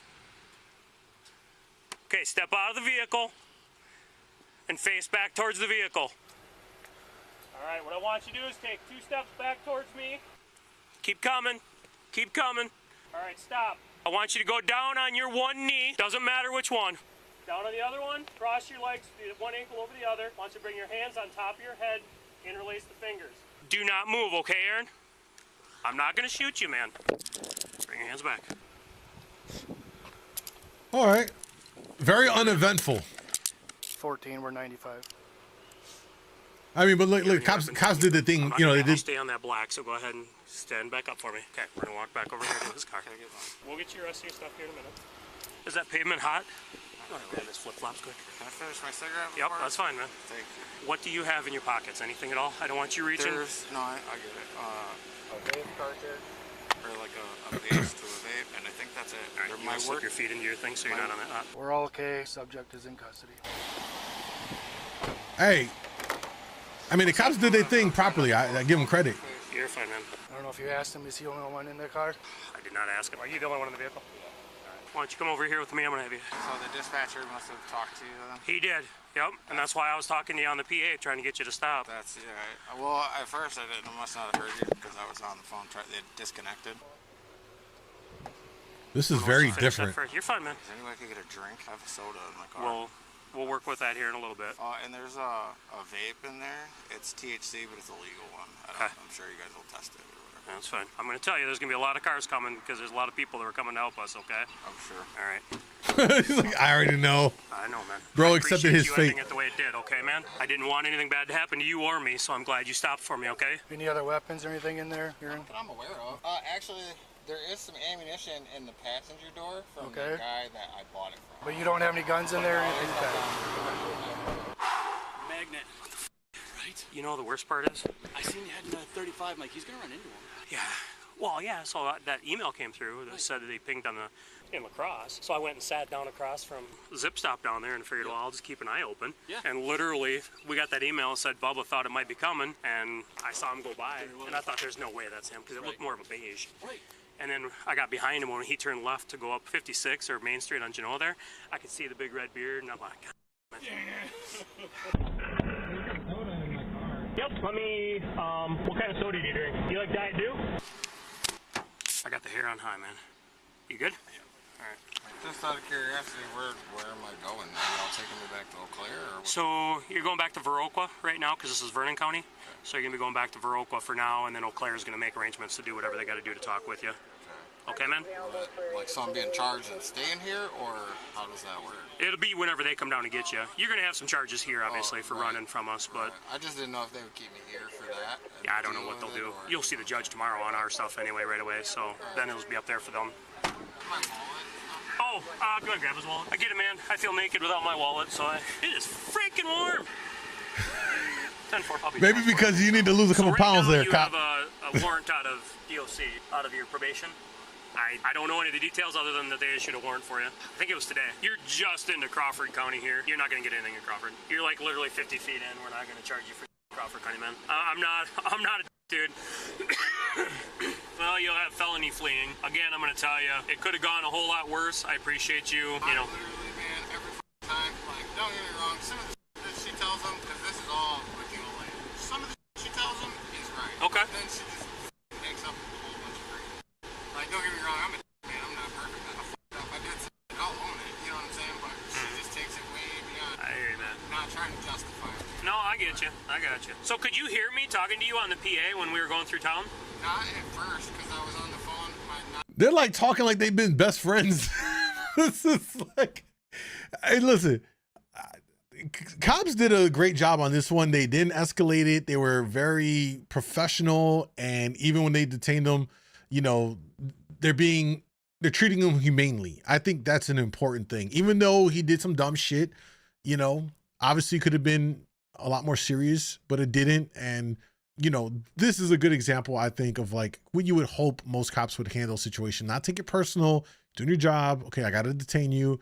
Hey, man, you know, like little shit like, oh, you're on the concrete without your bare feet. Hey, man, let me get your slippers back. You know, some other asshole will be like, yeah, fucking make him burn his feet on the concrete, you know, type shit. You know what I mean? So now they're just having a conversation like two bros and shit. Just one happens to be the arrestee. Yep, because right here's a really bad spot for service. So, so we said we need more cops like this without the cough, though. Yeah. This whole time, bro, coughing all over. I feel like we all got COVID now. I called them again, and then they answered, and I was talking to them, and that's when I kind of heard it. I was like, wait, is he talking to me? Because at first I thought it was just the phone. Oh, okay. And when I heard it, that's when I turned. I was like, all right, I'm stopping. Yeah, because I I most certainly did not want anything to happen to you, man. It's not who I am. It's not what I am. I've been doing this stuff for like 26, 27 years now, man. I'm just out here to try to make sure everybody goes home at the end of the night. Oh, you just never had a license issued, is that? Well, I'm not going to jack you harder on that side, so. I got to write you one operating without a license, but if you start digging into them, if we did operating after revocation or operating suspension, it can be a misdemeanor, and I'm not going to jam you there. That's going to be a question for them up there. Honestly, I don't know anything about, I don't even know who she is, to be 100% honest with you. Is it like a 72-hour domestic no contact? No. Or? Oh, okay. All right. Just have a description of the car, or they have the license plate number, or how do you know it's me? All we had was a description of the vehicle. Did you ever think it was going to be you?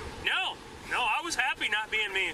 Bro, look, he's gushing over how the cop found him. This is so weird. Jay said they're going to drop the charges, but the man will catch COVID from the cop. But he might, actually. I saw your vehicle. I'm like, no. Yeah, I seen you. As soon as I turned the corner, I was like, yeah. Dude, I tell everybody the same thing, man. I would not want to be judged on my worst day. I am not going to judge anybody else. Hey, this is a W cop, man. I respect that. You know, he gets it. And here's the thing about it, y'all. This is why I respect this guy right here, Officer Zirk or whatever. Fucking Officer coughing, coughs a lot. Is that at any given day, any one of us is one bad day or one moment away from going off the edge. We are all capable of it. All it takes is something, the right alignment of stars and things and events to line up to get any one of us to go over the edge. It can I'm telling you as a fact that any one of us can lose our shit under the right circumstances. And you can do some stuff that you would regret. And I think that doesn't paint the picture of who you are fundamentally. It just shows that there was a moment in which you lost control of yourself. You had a moment and it led you to do something outside your character. Doesn't absolve you from being accountable for it, but it just speaks that like you could be a great person and still have a moment where you fucked up. You know what I mean? Hello? Yes, sir. Absolutely. He did. Yep. And I thanked him for that, but I will definitely let him know.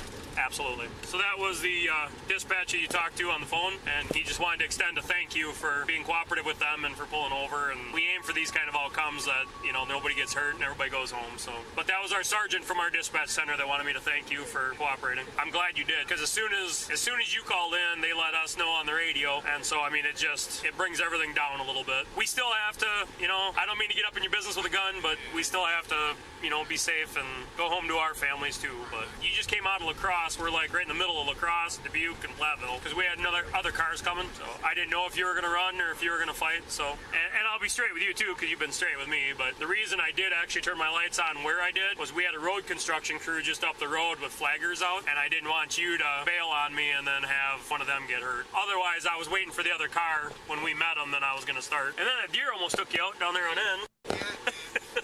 And I'll tell you straight up, dude, one thing I've learned in my years, and there's a lot of people, you know, that I've arrested multiple times here, locals, they all know that I will cut them straight. I'm not going to make up some bullshit. I'm not going to lure them into something. I'm going to tell you know what, man, you f***ed up. We got to go deal with it. I've had a lot more respect from that than anything else. So, honestly, I'm charging you. Now, my DA can... Yo, that is, that's solid, bro. That's a real one right there. You know what I mean? Override me, but I'm giving you 3 citations, traffic tickets.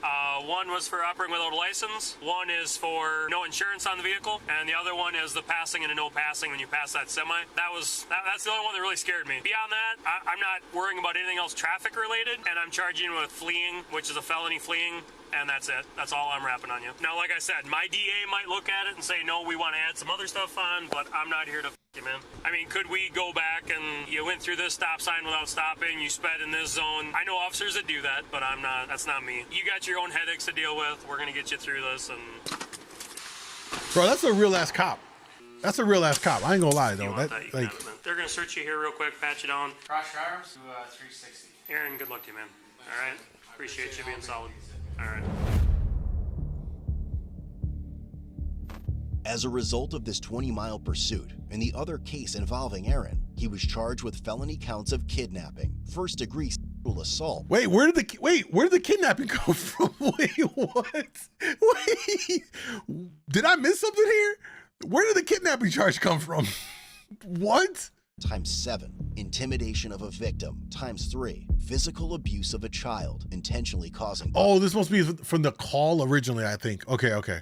I'm thinking like we didn't see that here, but this is stuff that maybe led up to this. Okay. Bodily harm, false imprisonment times 2. God. Strangulation and suffocation times 3. Causing mental harm to a child. Vehicle fleeing, eluding an officer, and 2 counts of misdemeanor battery. Every single charge was a repeater, and he was later released on a $500,000 signature bond.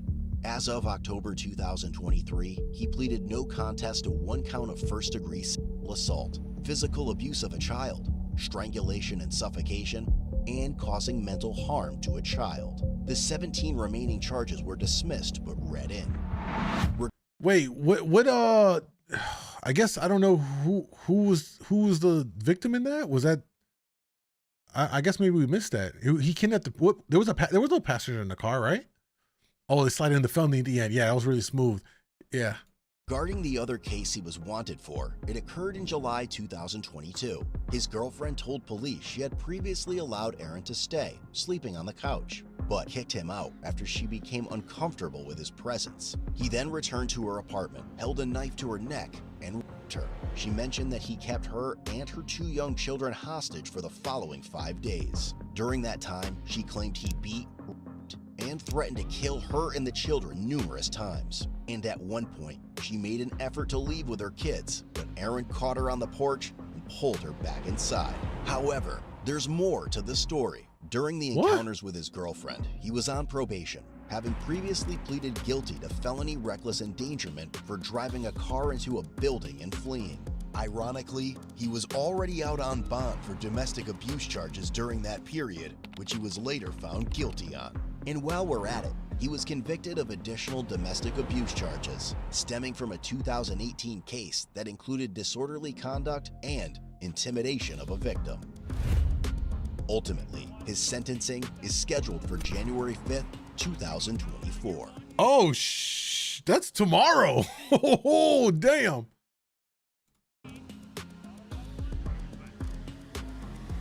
Well, today, as of the posting of the video, that's crazy. My man's got issues, bro. He got issues. You know what I'm saying? What's interesting to me was how cool he was with the guys, the officers arresting him, but yet he's beating on women. Is not, that's some punk shit for real. That's crazy. The warrants. Yeah, I think you're right. I think it was from the warrants. Why was this man walking the streets? Because you get a fucking bond, apparently.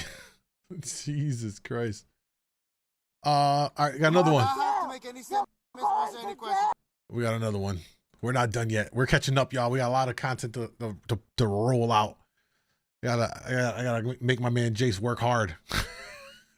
make him work hard for his money. All right. All right, y'all, we got another video here from Body Cam Link on YouTube. Sub to her channel. Check them all out. This one is the mayor's entitled daughter is convinced she's above the law. Oh, this is, if there's one type of body cam videos I love to watch, it's going to be from people who are being arrested that are politicians or related to a politician or some sort, because they try and use that as leverage to get out of something. This should be pretty entertaining here. Let's see what happens. You do not have to make any statements or answer any questions. Do you understand? Do you understand? On December Time to make the producer cry. 2023, a police officer in Ohio was concluding a traffic stop when a woman whose vehicle had broken down pulled up behind him. Morning. Are you doing okay? Your car won't start? No. You need a tow? Please. Now, if we tow it, it's going to be to your expense, okay? How much? I don't know. I don't know how much they charge. How much have you had to drink today? Literally one drink. That whole bottle drink, or what kind of drink? No, one drink. Literally nothing. Okay. The bottle's on the car right here. All right. Put it to my sister's house. Put it up here. That's all I got. What I'm saying is I have... She's cooked, bro. She is cooked. Hey, yo, imagine being a cop and someone just hands you the arrest, just pulls up right behind you to hand them their own arrest. This is literally what she's done. And only, of course, you guessed it, in Ohio. Look at her. 115, can you send another my location? Not on a hurry up. I just need somebody to follow. Well, right now I have reason to believe that you may be impaired. No. Based on... I'm out of gas. That's all I am. I'm out of gas. I'm not impaired. Okay, give me a minute. I'll pull somebody over for driving with their lights off.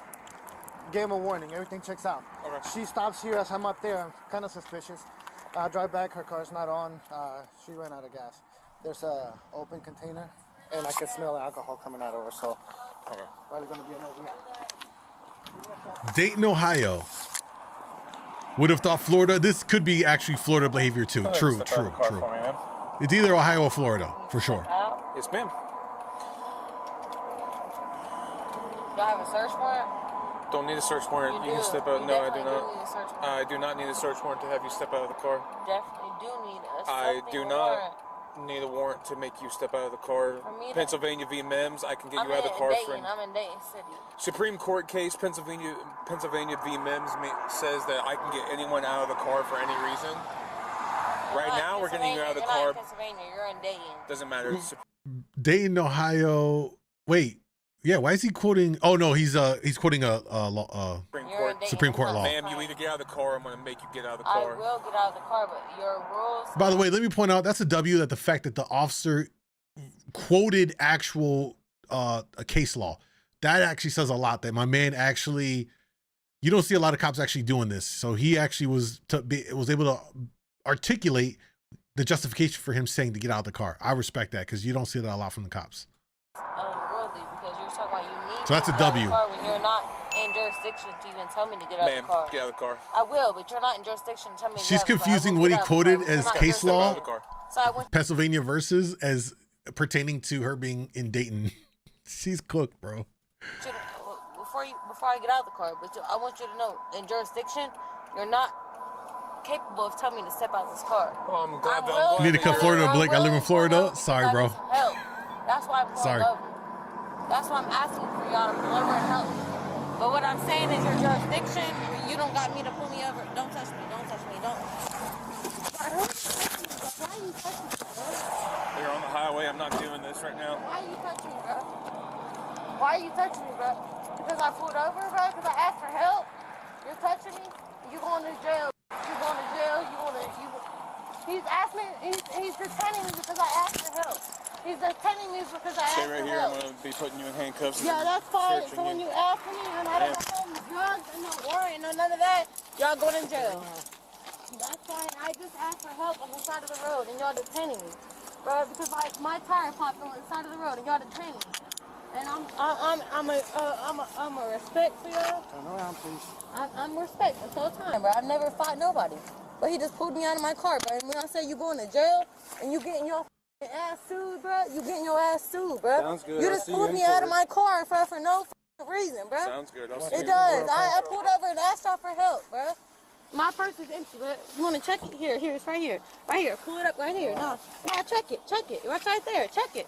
Since you want to pull me out my car and drag me out of my car for no reason, bro, check that shit. It ain't no drugs in there, because I'm illegal. Hey, do not get in his face. You understand? So why is he in my face? Do you understand? So why is he in my face? You're the one yelling So why at did he just drag me out of my car, bro? So why did he just drag me out of my car and I'm innocent, bro? And I just got a flat tire, bro. I have a flat tire, bro. Are you serious, bro? Are you dead ass serious, bro? This shit on camera, bro. Everything's being recorded. Yeah, it is. And there's nothing in my pocket, bro, so y'all going to jail. What kind of mayor's daughter acts like this and looks like this? This can't be real, bro. It was like the mayor of Cincinnati's daughter, some shit. No, bro. There's nothing in my pocket, bro, besides me asking for help on a flat tire, bro. And y'all want to pull me over to the side and it's not a flat tire. Your car won't start. Bro, it wasn't a flat tire. Saying it's out of gas. That's what you're saying. Look at my car, bro. It's not a flat tire. Look at my car, bro. It's not a flat tire. And y'all just pull me into the car. Y'all act like I'm resisting, bro. That's what's funny, bro. And this is all on camera, bro. It's all on camera. I'm gonna sue y'all, bro. Cool. I'll see you in court. That sounds great. Yeah, I will, bro, because I didn't do nothing wrong to y'all. What am I? Do I got a license? Yeah. Do I got insurance? Yeah. I think I dropped. So what are y'all pulling me over for? So what are y'all pulling me over for? Hang on, no. You hear me? I got license. I got insurance. Relax. So what are y'all pulling me over for? So what are y'all linking? Y'all didn't do no test on me. Y'all didn't do no sobriety test on me. Y'all didn't do no sobriety test on me. Are you damn serious, bro? I'ma sue the out y'all, bro. I'ma sue the out y'all, bro. I'ma sue the out y'all. I swear to God, I'ma sue you. I'ma sue you. I'm a mama. Hey, yo. It was kind of 10 out of 10 form while she was down on all fours. I'm sorry. It was a good form. I'm just saying. That shit off. I bet you get that shit off. Stop kicking. I bet you will. You get that shit off because that's what you got. It's your job. I was in here asking for a flat tire. Put me in this motherfucking seat, bro. You dead ass serious for a flat tire?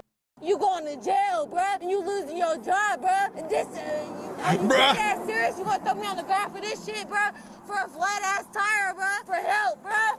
Yeah, y'all going to jail. Yo, Pug, what's up, mama? Welcome to the live. Welcome to the craziness. Yeah. This girl is wilding out. Losing your job. Losing your job. Losing your job. Losing your job. You wanna smash my head on the ground? Yeah, all right. Yeah. I hope the cameras got that. Because you going to jail and you lose your... He slammed that door hard. I pulled a truck over for his lights off. There's a guy going to work. License, everything's good, right? So I gave him a warning, sent him on his way. This car behind me stops, and I'm like, okay, that's suspicious. Yeah, right there. He's trying to bite my face. So I'm like, okay, this is suspicious. So I walked up to see what's going on. There's a bottle of Tito's open. So I'm like, how much have you had to drink? Just one drink? I said, like, the whole drink? She's like, no, just one drink. And I can smell all the alcohol. I come up here, and she's just belligerent. So what she stopped behind you for? Her car died. She's out of gas. She's hammered, dude. All right, thank you, fellas. What are you looking for? Here. I picked it up when you dropped it. Okay, thank you. Yeah, she, like, tried to bite me in the face. Did she? My face is all wet now, because she, like, got, like, up in my...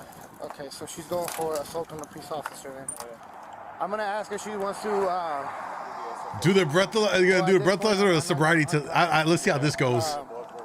I'm gonna ask her if she wants to do. Andrew videos on Facebook. Your laugh is the best. Yo, thank you, mama. I appreciate that. Thank you. If you're gonna kick the car, you're gonna go in a hobble. She's lifted her handcuffs. I appreciate you coming in from Facebook. How'd you find the live? That's my car. Okay. Well, it's under the Sandy's. Hold on. They said more bras than my 7-year-old says in a day. Yeah, it's pretty annoying. It's pretty annoying. It's gonna go to Sandy's. You're under arrest for OVI and assault. No, OVI and no assault. I called y'all for help. All right. You actually didn't call anybody. I pulled up because you were behind me. My tire popped, and I called for help. OVI. Baby. Assault on a police officer. Oh. She tried to bite his face. She, like, had her. Look how slow of a night it is. This is the second cop car that drove by being nosy. What's going on? And look at them. They're just fucking talking. Yo, these cops are fucking like high schoolers. I swear to God. You know what I'm saying? The second car. Teeth on my face. So I pushed. Look at him. Look at his fucking dumb face. Like, go actually be productive instead of pulling up and seeing what your buddies are fucking arresting somebody for. It's fucking drama hounds, bro. I was on YouTube randomly and saw you live. Oh, that's random. I'm glad you're here. Florida woman in Ohio. She's a transplant. I don't think so. I don't know. I'm back into the car. How do you run into people like this? I pulled somebody else over for their lights. I gave him a warning. His license was he just didn't realize he didn't turn his lights on, right? And then this one pulls out behind me. It'll just be an OVI ticket, and then we don't need PC for it because it wasn't a traffic stop. She pulled up behind you, so we don't need PC for a traffic stop. But we know that she was driving because she drove up right behind you. So I got to do the whole. Okay, so what I'm saying is, so then she's not gonna get one for the. Oh, she'll still get this. She'll still get this for OVI. And then the whole packet. And the whole package, yeah. Why do y'all have authority to harass me and take pictures? Face that way. I will do that, Face but that way. don't push me. I'm not. Face that way. I will, but don't push me. Like y'all been doing all night, and I'm face that way. Face that way, please. I have been. Yo, is their face cracked? Turn your whole body, please. When I say when y'all go to jail and I'm gonna sue y'all, please don't feel sorry. Yeah. Yeah, please don't, because y'all had no right to arrest me. I have insurance, I have license, I'm authority, and y'all didn't even do no sobriety test on me. Y'all didn't ask me for my nothing. Y'all didn't read my rights. Y'all didn't do nothing. So when I say y'all losing all y'all jobs, bro, y'all are losing all y'all jobs, bro. You didn't ask me my rights. Y'all didn't read me my rights. Oh my God, I can't take her voice. It's driving me up a wall, man. She's annoying. I'm giving them straight to you, baby. I swear to God. But what I'm saying is y'all did not read me my rights. Oh, her face got beat. When did y'all read me my rights? Did y'all read me my rights? Turn around for me, please. Did y'all read me my rights? Turn around for me, please. Y'all did not. Yo, is that a black eye in her right eye? Who slammed her? Read me my rights. Turn around for me, please. Did y'all read me my rights? I have not yet. Please yeah, face I that know, way. because you have not. Face that way, please. You have not read me my rights. Yo, that takedown to the ground messed her up. Oh, my husband said Florida's like Britney Spears, hot but kind of gross. Yo, Florida's its own place. I'm telling you, it is very unique. The further south you go in that state, it gets crazier. You arrest me. And that's all I wanted to make sure. That's all I wanted to make sure. You have not read me my rights before you arrest me. So I'm going to sue you and you're going to lose your job, just like all y'all. You have not read me my rights before you arrest me. So I just wanted to make sure that was clear. Because I have my license, I have my insurance, so you're going to jail and you're losing your license, you and him, because you did not read me my rights before you arrested. I have my license, I have my insurance, I have all that. So lock this up, put me in jail, whatever you want to do. I got bail money, I got bond money, I got all that. But you did not read me my rights. You did not pull me out that car with no jurisdiction, none of that. Nothing. But you would take my picture and y'all put me out my car illegally? Yo, her right eye is cooked, bro. Something. Did y'all get that on camera? Did y'all get that on camera? Everything's recorded. I'm gonna read your rights, okay? Yeah, I hope you will. You need to listen now. Put me in the car. I don't mean it. I am a police officer, and you are here advising you have a certain rights as follows. Okay. After you put me in the car. You have the right to remain silent. That don't mean nothing. You do not have to make any statements or answer any questions. Do you understand? Do you understand? I'm in the car already. Anything you say can and will be used against you in the court of law. Do you understand? You're reading me my rights. You have the right to speak with a lawyer for advice before you ask any questions. You're going Do you have the right to have a lawyer with you during your questioning? You're reading me my rights after I'm already locked up in the car. If you cannot afford a lawyer will be appointed. My head is going to explode between the two of them. Oh my God, this is so annoying. This is so annoying. Legally arrested me. You're going Are you listening? No, I'm not. If you cannot afford a lawyer appointed by the court of or a lawyer public defender's office will be provided to you before and during questioning without any cost to you. You pulled me over, put me in If you decide to answer any questions now without a lawyer present, you will still have the right to stop answering at any time. You also have the right to stop at any time. And I'm going to take your job. Do you understand? You put me in handcuffs before you read me my rights. Now that you understand your rights, are you willing to answer any questions? You put me in handcuffs before you read me my rights. Do you not understand that? You're losing your job. You put me in handcuffs before you read me my rights. What do you not understand? So we're going to read you the BMV. What do you not understand? I have my 55. license. I have insurance. I have license. I have insurance. You put me in we're going to this read you car this form. and smash my head Informs into you the mother. We're going to tell you what's going on. Hey, you can scream all you want, but I'm still going to read you this, okay? You know you have cameras, right? You are now under arrest for operating a vehicle under the influence of alcohol, a drug, or a combination of them. Operating a vehicle under the influence of a list. I can't. I don't know. I can get through this, man. My head is. I'm literally gonna have an aneurysm between the two. Her screaming and then him trying to over talk her. Oh my God, guys, pray for me. Oh my head. Oh my God, this is too much. It's in these cases that I do feel for cops when they got to deal with this level of obnoxiousness from a drunk person. This is like, I get it, man. I get it. You're super annoyed, but like, All right, listing the metabolite of a controlled substance, operating a vehicle under alcohol consumption, or having physical control of a vehicle while under the influence. Anyone got dub take? Oh my God, yo. Rip my iPods. You owe me a new pair of MoonDawg. Yo, hey, me. Hey, you guys watch the videos and the streams at your own risk, okay? All right? I'm a content creator. I'm just trying to survive every day. If you refuse to take any chemical test required by law, your Ohio driver privileges will be suspended immediately, and you will have to pay a fee to have the privileges reinstated. If you have a prior conviction of OVI or operating a vehicle under the influence of a illicit controlled substance or a of a controlled substance under the state or municipal law within the preceding 20 years, you are now under arrest for state OVI. And if you refuse to take any test, you will face increased penalties if you subsequently are convicted of OVI. By law, when I say you just smash my found to be, okay, take any chemical test required by law and are found to be at or prohibited amount of alcohol, a substance, tabulated for in your whole blood serum, or plasma, urine, as said by law, your Ohio driving privileges will be ended immediately. And you have to pay a stated. If you take a chemical test, you may have independent chemical test for you. Now that I've read you right, do you consent to blood? No, I'm not passing to none of that. Are you refusing? He said no. You're refusing? Okay. I will take your sobriety test. Yes, I will. What do you mean? No, we're past that. We're past that. What do you mean? I You asked consent to taking blood? Will you consent to blood? Yes, I will. You want to give us blood? Okay. No. No. No, never do that, man. She's gonna give you nothing but trouble, dude. Just I refusal? gotta wait for the refusal. She's gonna give you nothing but trouble. Y'all dead ass serious, bro? Are y'all dead ass serious, bro? My headlight went out for 2 seconds because my headlight was blue. And I asked for help. I even put my signals on and asked for help. And y'all pulled me over like I was a geek, like I was trying to hurt y'all. Are y'all dead ass serious? I literally asked for help. I literally pulled over and put my blinkers on to ask for help. Is this what y'all on? Bro, you fighting for this country, but you weird as bro. You weird, bro. Acting like this your job, bro. It's not your job, bro. They paying you to over your people, bro. That's what they paying you to do, like you're doing right now. Over your people, bro. I have nothing on my record, bro. Nothing. I have insurance, I have license, I have all that. My headlight went out. My headlight went out, and I pulled over and asked for help, and y'all just smashed my head into the concrete when I asked for help. Are y'all dead ass serious? When I say you and all y'all people is going to fucking hell, bro, I really mean that, bro. I'm talking about, this is my job, bro. This is my job, bro. You just watched me get my face smashed into the ground when I had a headlight missing, bro. A headlight. What I want you to do is sleep at night, at the end of the night, and feel okay that this is your job, bro. You a man,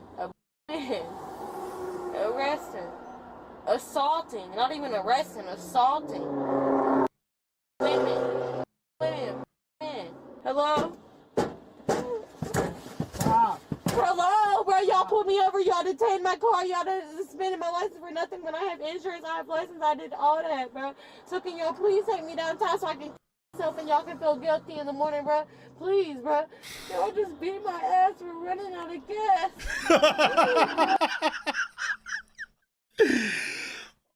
Oh, hey, yo, I'm getting a t-shirt with her face on it and the caption, "You beat my ass because I ran out of gas." That really needs to be a t-shirt. That absolutely needs to be a t-shirt. Oh, that's hilarious, man. You mean the crackhead's daughter? I don't know who.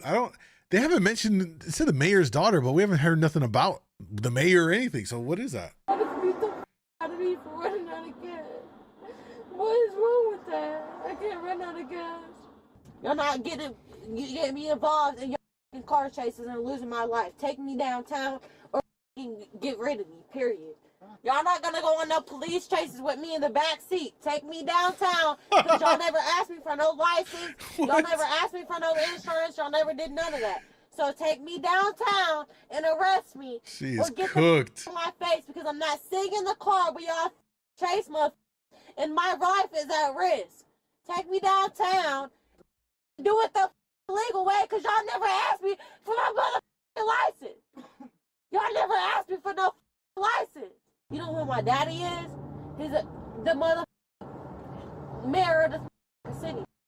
You want to lose your job, you dumbass. You didn't ask me for nothing. You didn't ask me for no license. You didn't ask me for no. I got a sneaky suspicion she's just talking drunk shit right now. Her daddy is not the mayor. Insurance. You just literally put your hands on me and drag me in your car, bro. Y'all just put your hands on me for nothing. You weak ass. But I said I'm gonna take your job because it's all on camera, bro. And my daddy is the mayor of the city, bro. to piss on yourself. I hope your daughter get beat up by a man. I hope your son ignorance kick him out. He gotta pay for some shit. I hope all that, bro. I really do, bro. Do you not know because you a sucker and you following their orders? You don't even know why I'm arrested. You don't even know why I'm arrested because you a sucker and you following their orders with your weird ass self, bro. You a sucker to the society, bro. You following this weak ass shit. This shit paycheck ain't even shit, bro. I'll put you on a real paycheck. And you following these weak ass, weird ass people, bro. Let me out this car, bro. I'll sit in this for you because you a weak ass bitch. Stand on your own backbone. Following the incident, the intoxicated woman was formally accused of assault on an officer, operating under the influence, resisting arrest, disorderly conduct, and obstructing official business. The resolution of the case remains uncertain, as it is currently pending. Do you think her father is embarrassed by her behavior in this incident?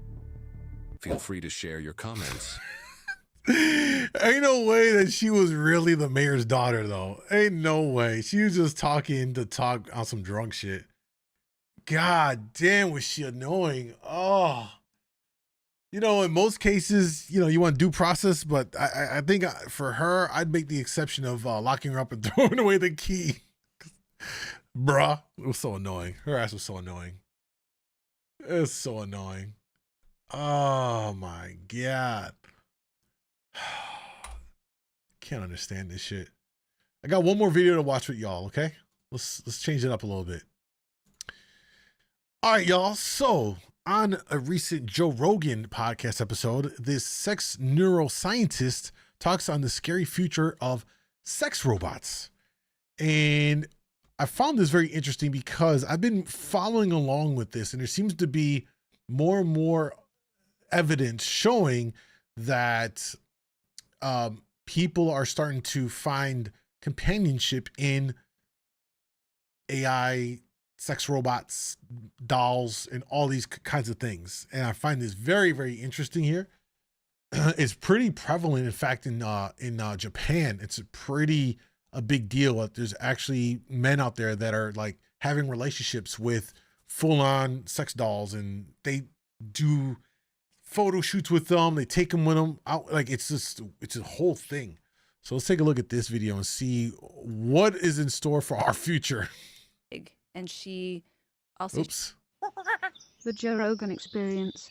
I mean, the first time I heard of a sex robot was probably maybe 10 years ago, and it was this video, and a bunch of people, I was in graduate school, sent me this video because I knew I was studying sex. And it was, I don't know if either of you, Jamie, have seen this video, but it went viral, and it was this early version of a sex robot, but it was like the silicone face with a wig, and I'll say she was eating a banana, but she wasn't actually eating a banana. And it was basically like this head attached to a broomstick and had a sheet over it. And so you couldn't see the rest of the robot. You just saw the face of it. But then the manufacturer shows you it's just like a broomstick. So what I'd be paranoid. Okay, here's my fear with a sex robot, okay? I'd be very fearful that in the act of doing something, in particular, if she was going to be eating my banana, I'd be very scared that it might malfunction and actually go from sucking the banana to biting down into the banana. I think that's probably one of my biggest reservations. I would need to wait for like model 5 or 6 in to know that like the technology's gotten good enough that it won't malfunction. Cause I'd be damned. I'd be damned. You know what I'm saying? This banana staying right here is not getting bitten off. Okay. Thought was interesting is that even though it looks so hilariously bad, that there was obviously a market for it because so many people were interested in looking at this video, and also that people were buying this product. But now you fast forward, I think it was like 5 years ago, there was a huge, I would say, not moral panic, but there was a lot more discussion about it. They said the robots are coming. I don't think the technology was quite there yet. I wrote about it quite a bit at the time. And now they're saying in probably another year or two, it's going to be really coming in terms of the popularity that these robots are going to be incorporated into everyday life in some cases. Because when I think of social media, the internet, AI, like you said, is becoming so mainstream and so ubiquitous. What's going to happen when we have these robots that are now being integrated into human life? And what happens when the technology does get so good that you know, they are more human-like. You can't tell the difference. Are able to meet people's emotional needs and maybe even physical needs. What's going to happen to us then? Bro, if you don't think that there's actually a significant part of the population that wouldn't seek solace and companionship in a robot entity over a human, you're crazy. Because there's so many people that are disenfranchised. They'd be willing to go and just have a full-on relationship with a robot because the robot can't harm them, can't hurt them, both physically and mentally, like in all aspects, right? You know, the robot won't cheat on them. So I'm willing to bet there'd be a lot of people that would venture into having a relationship with like a robot. When I mean like a sex robot, I mean like a full-on, you know, visually, what do they call them? Cyborg maybe, because that's where they have like the metal frame, but then the outside layer is a, you know, a well, I don't know, I don't think we'll live long enough to a point where cyborgs have like a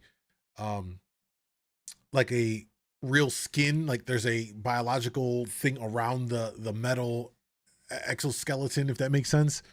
But there'd be people that would certainly prefer and take a robot as a partner, which is crazy to me. Like iRobot. Yeah, something like that. You know, Model 20 at least, right? You know what I mean? Yeah, we're going to stop breeding. I mean, maybe that's the AI's plan. It's to not exterminate the human race, but to give them options so that they just completely stop reproducing. Yeah. Make the options far more attractive. And in a way, we've kind of done that, like with video games.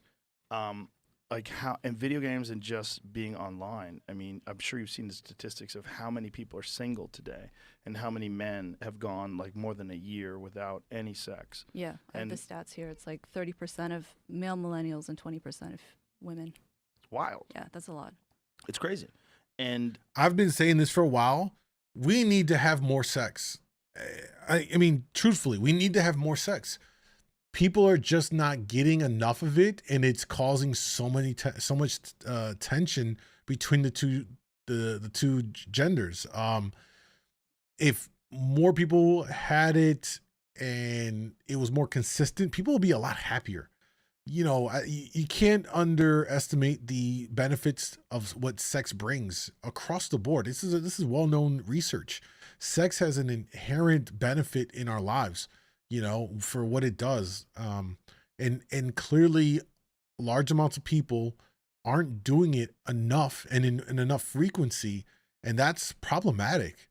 You know what I'm saying? I'm not necessarily suggesting just going out and just piping down any old body, or anything like that. But like, I don't know. Like, I think more people need to just have like a sexual partner or two, you know, do it safely, whatever, however you want to do it. But like, find somebody, you know what I mean? Find someone or whatever. And, you know, I don't know, maybe it gets to a point where people just need to have like sexual agreements. Be like, look, we're just going to be sexual partners only. And we'll every, you know, whatever day we get together and we do this is because, you know, I would hate to think you'd take away the passion from it at all, but it almost seems like we're getting to a point where you almost got to like schedule it out and just make it part of your weekly routine so that you get those benefits from it.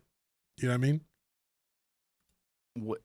What is taking the place of them going out and trying to find a mate? What is it? Well, it's the internet. It's video games. It's being constantly stimulated by this artificial realm that you exist in when you're playing Call of Duty.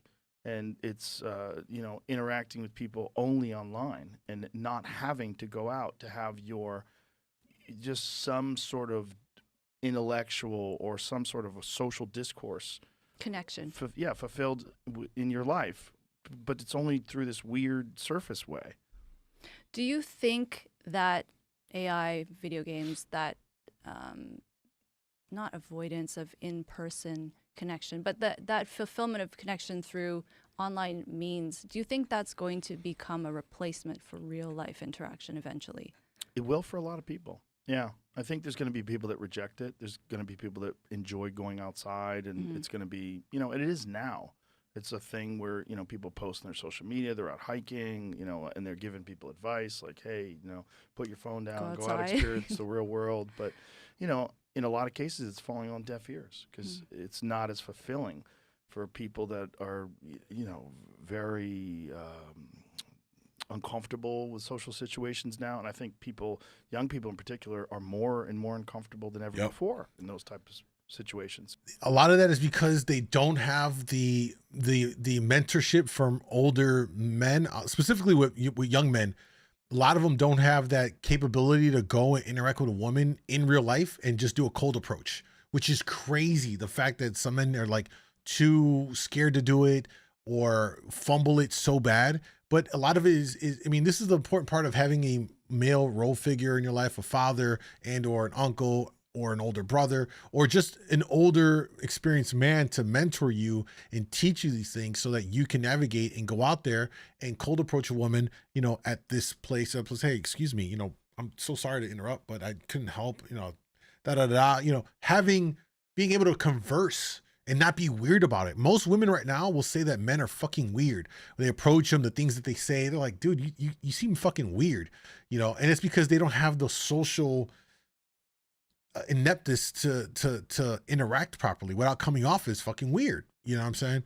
So, you know, again, what he's talking about here, 100% agree. I see it. I get guys DM me about like, you know, asking for advice on this. I'm like, well, look, I'm not like, I don't be over here like I'm some love coach type shit, but like I've lived and I've experienced and I've interacted with women all throughout my life. And I know how to engage and interact with a woman in a way that she will find me interesting, certain level of intrigue.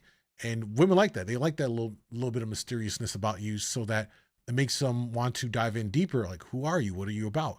Too many guys either dump too much up front and you're like, well, you left her with nothing to try and figure out. You just throw everything out there. You know what I'm saying? That's not the right move. Coming off and being very weird about stuff is a put off. They're like, yeah, no, you're a weirdo. I'm not going to give you no pussy. So there goes that. A lot of guys just don't know how to play the field. You know what I'm saying? And that's to their detriment. And that's probably why they resort back to just sitting at home playing video games all day. Listen, I'm a gamer. I play video games. I don't think video games are a problem if you are balanced with your life and you're able to still go out and do these things. But I think there's certainly a good portion of young men that because they're incapable of interacting with a woman in real life and doing all that, they just pour all their energy into like their gaming and live that online life, you know, and then eventually turn themselves into incels. You know what I'm saying? I'm on board. Figure it should be. Listen, if there's any 2 days that should be required for sex, Wednesdays. You can never go wrong with a Friday to kick off your weekend. Wednesdays, because it's hump day, it's the middle of the week. You know, it helps to get you through it helps to get you through the week. You know, Monday, Tuesdays are stressful. Every Monday and Tuesday back to work in the office is always gonna be stressful. Wednesday's a nice day to lit that one off, just bust that one off. And you're like, all right, Thursday and Friday. Then Friday to kick off the weekend and, you know, do it all. But I don't know. People are just not finding each other. Like people are having a hard time right now finding suitable partners. And I'm talking about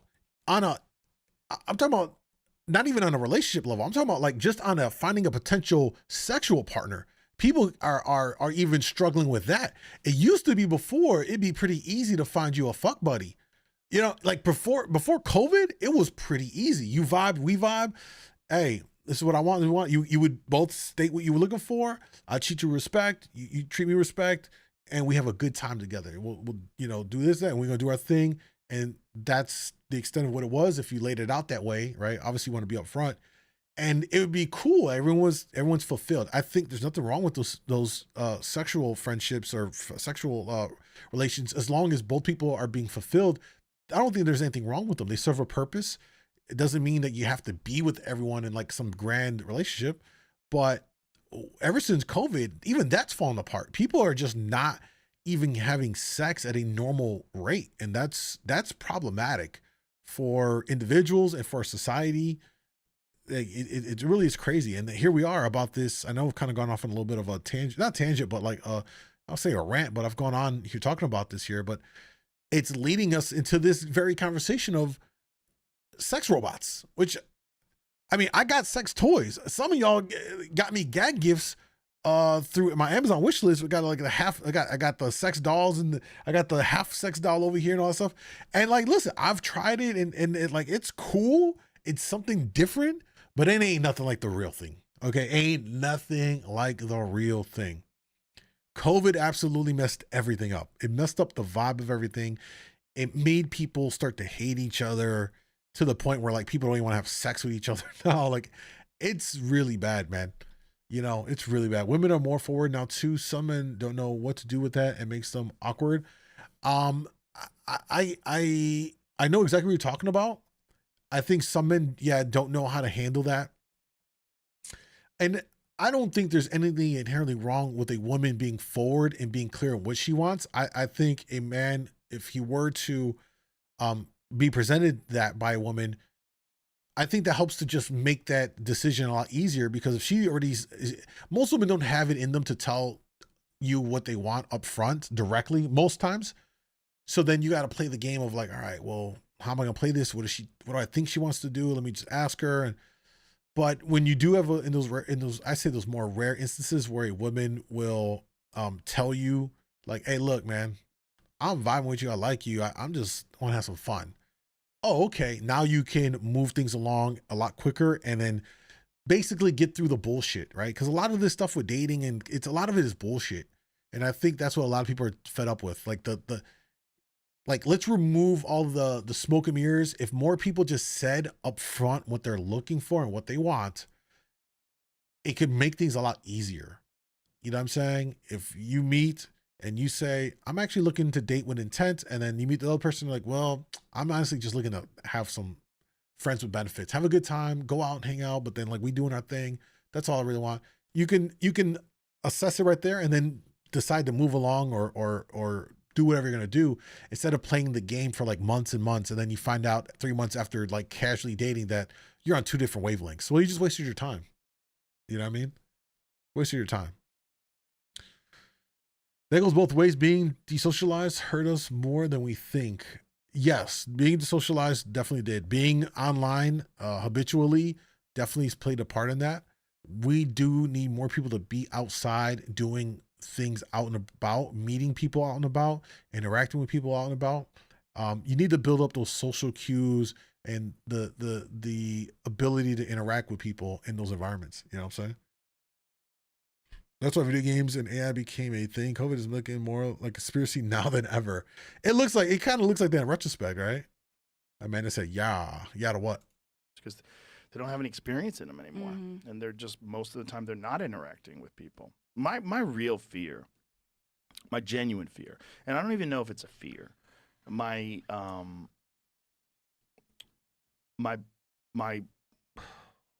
concern, let me say that, is that we're going to go extinct. Like, that we're going to be replaced by an artificial life form. And I think that is probably what we do. I think it probably exists elsewhere in the universe as well, that we find out that the confines of biological beings and the limitations of their ability to evolve physically, they're so slow to adapt. You know, to go from a single-celled organism to a professor at Harvard is a long fucking slodge through evolutionary history. It took a long time to get to this point. But to go from an Atari Pong computer to artificial general intelligence is only a few decades. Mm-hmm. It's very quick. And when that does happen, and when you see these robots, but now these robots are not this generation, but 5 generations later, or maybe AI figures out all the problems of these robots and makes Ex Machina. When you get like that, who's the woman, the really hot lady? Alicia Vikander. Yeah. Well, you get one of those. That was an amazing movie. Amazing movie. So scary. So scary. And I think that's coming. I mean, I think when that movie came out, that was like sort of like abstract. Like, oh, yeah, that's not really going to happen. But now that's what I used to think. I thought, no, this is like, it's overblown, but I don't know now. I don't know now either. I think it's happening. I think it's going to happen, and I think it's what the human race does. And I think that's why we have this insatiable thirst for technological innovation. It's like literally hardwired into us to build something better. So, I mean, I would love to talk to more people who are in the industry working on this stuff, because I know many people, they're doing it secretly and hiding because there is so much stigma around doing anything with an application to sex or sexuality. So people I've talked to who work in technology, they will usually have one business that is, doing really well, that's forward facing, and then they'll usually use that same technology in the sexuality capacity, but that side of things they don't really advertise, and they don't really talk too much about it. Why is that? Unless it's with someone like me. They know they trust me, and they know that I'll talk to people off the record, even if they prefer that confidentiality. But I'm just curious to understand, what is it like working in that industry, and what direction is the technology going in? Because I consider myself to be pretty open-minded, and I just want to understand what's actually happening and what's going to be the result of that. Because you see people who were really upset a couple years ago saying, like, the robots are going to increase sexual violence, they're going to make people objectify women. And I do think that for people who already have those views about women, maybe they might be a little bit more not so nice, but I don't think the average person is going to be turned into this horrible monster because of this technology. But, now it's becoming so mainstream. I don't know. I'm always open to changing my mind as well. So I'm curious to hear what people think about it. Well, don't you think that just like social media kind of stunts people's ability to communicate in real life, that sex robots will stunt people's ability to have a real, meaningful, romantic relationship with someone? I think if you've never been with someone, or if you are particularly selfish, probably. Yeah. Because I previously thought most people will prefer a real life person to a robot. Yeah. And I also thought the technology is so far off that, like, the early prototypes of these robots were not really that convincing, we'll say. So I didn't think that we'd get to a point where it would be comparable, but we are getting there. What is the state of the art of sex robots in December of 2023? What is it? Can we see something? What does it look like?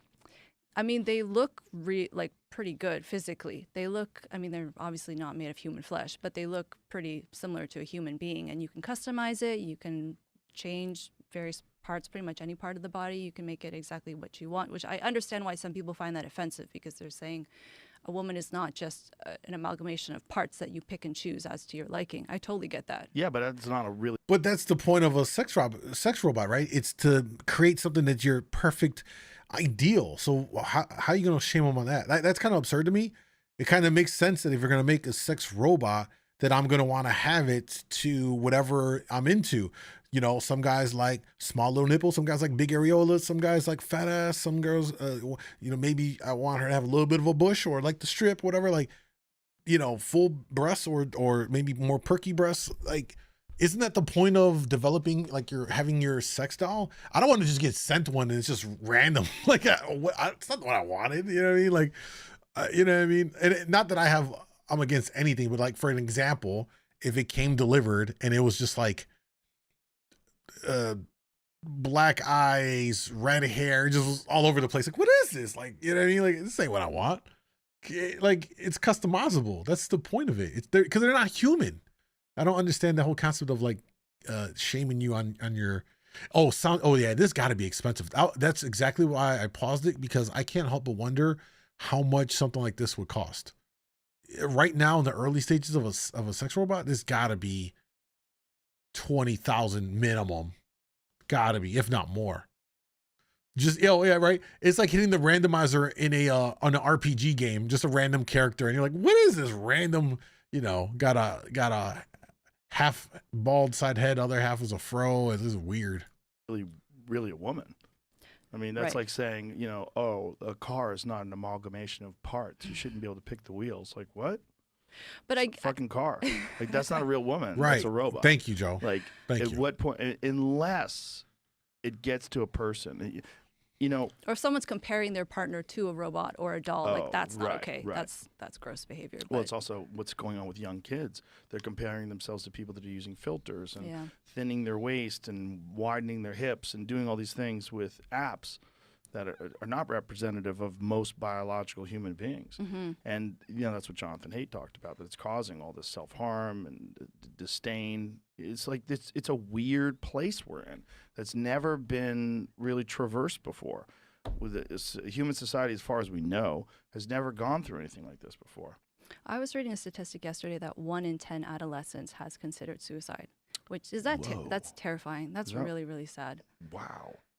What did it used to be? I'm not sure. I'll find out. So what's the company? What is one company that has the state-of-the-art sex robot? So we could look it up.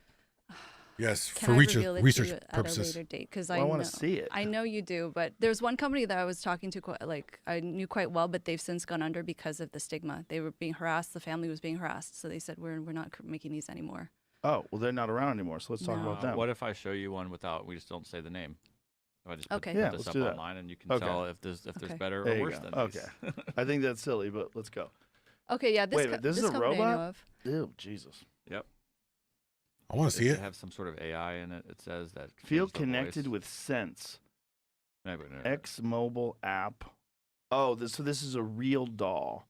So they used to have those real dolls, and they used to just be silicone, right? They were just like It's still the same thing. It's still the same thing, but now it talks. Yeah. And how much does it do? I don't. Let's see a video. I want to see this too, Joe. Show it. I'm not showing this on the air. No. Okay, good. No, because it's. Yeah, I get it. It's a little graphic. Let's skip ahead a little bit. Currently, they're stationary, but So they're stationary and they just talk. It says there's some sort of articulation, but I mean, well, it's their not gonna, mouth like, get up is and walk or anything, yeah. articulate.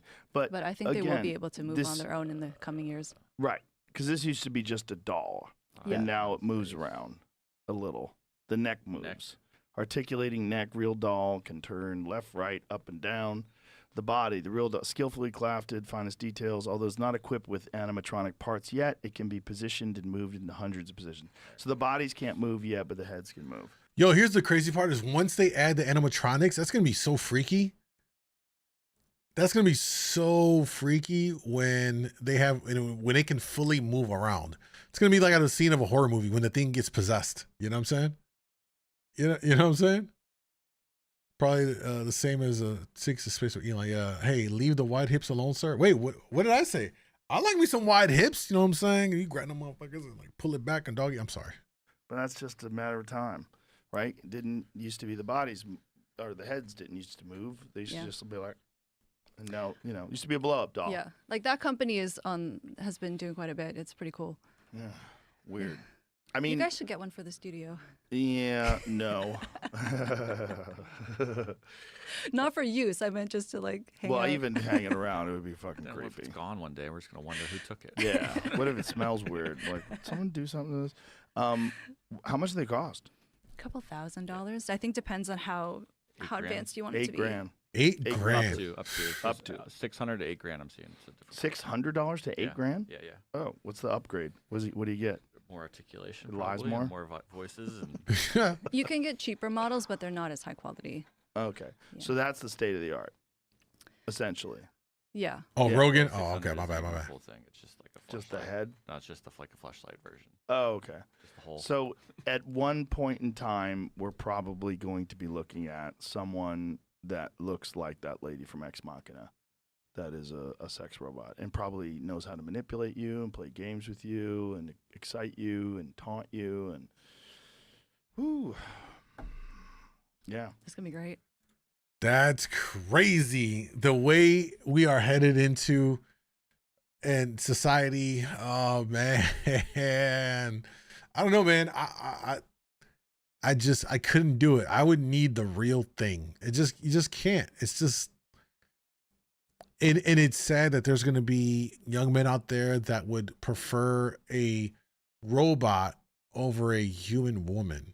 And the greater implications about this is potentially an existential threat to humanity for our civilization. If we don't have babies, it ends. It all ends. And that's already a big problem in Japan. Japan has the mortality rate is higher than the birth rate. So they're dying off and they're not having enough babies to replace the society. It's going to collapse. The US is not far behind. We're already in that trend of having our mortality rate higher than our birth rate. So, you know, I get that the individual right to choose whether or not you want to have a baby, sure. But if we look at it from a macro perspective, from a societal level, it's not good. It's not good that people are not wanting to have kids. And a lot of it has to do with the economy. I think we're going to get to a point. Remember this right here, because maybe 2, 3, 5, 10, 15 years from now, I don't know, whatever. It's going to be archived on my channel. But there's going to be a point where I think it gets potentially so bad with the cost of having a kid that we're going to actually have to have it subsidized by the government to have children.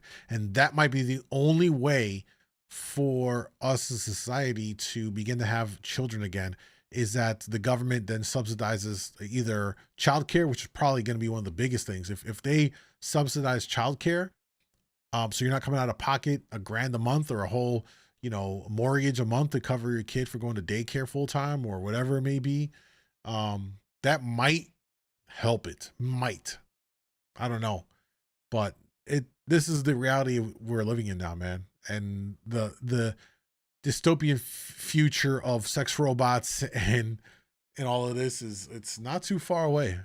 It really isn't. So that's a wrap on that video. And we went through a bunch of shit today. Holy fuck. Whew, your boy had to catch up on a lot of stuff. What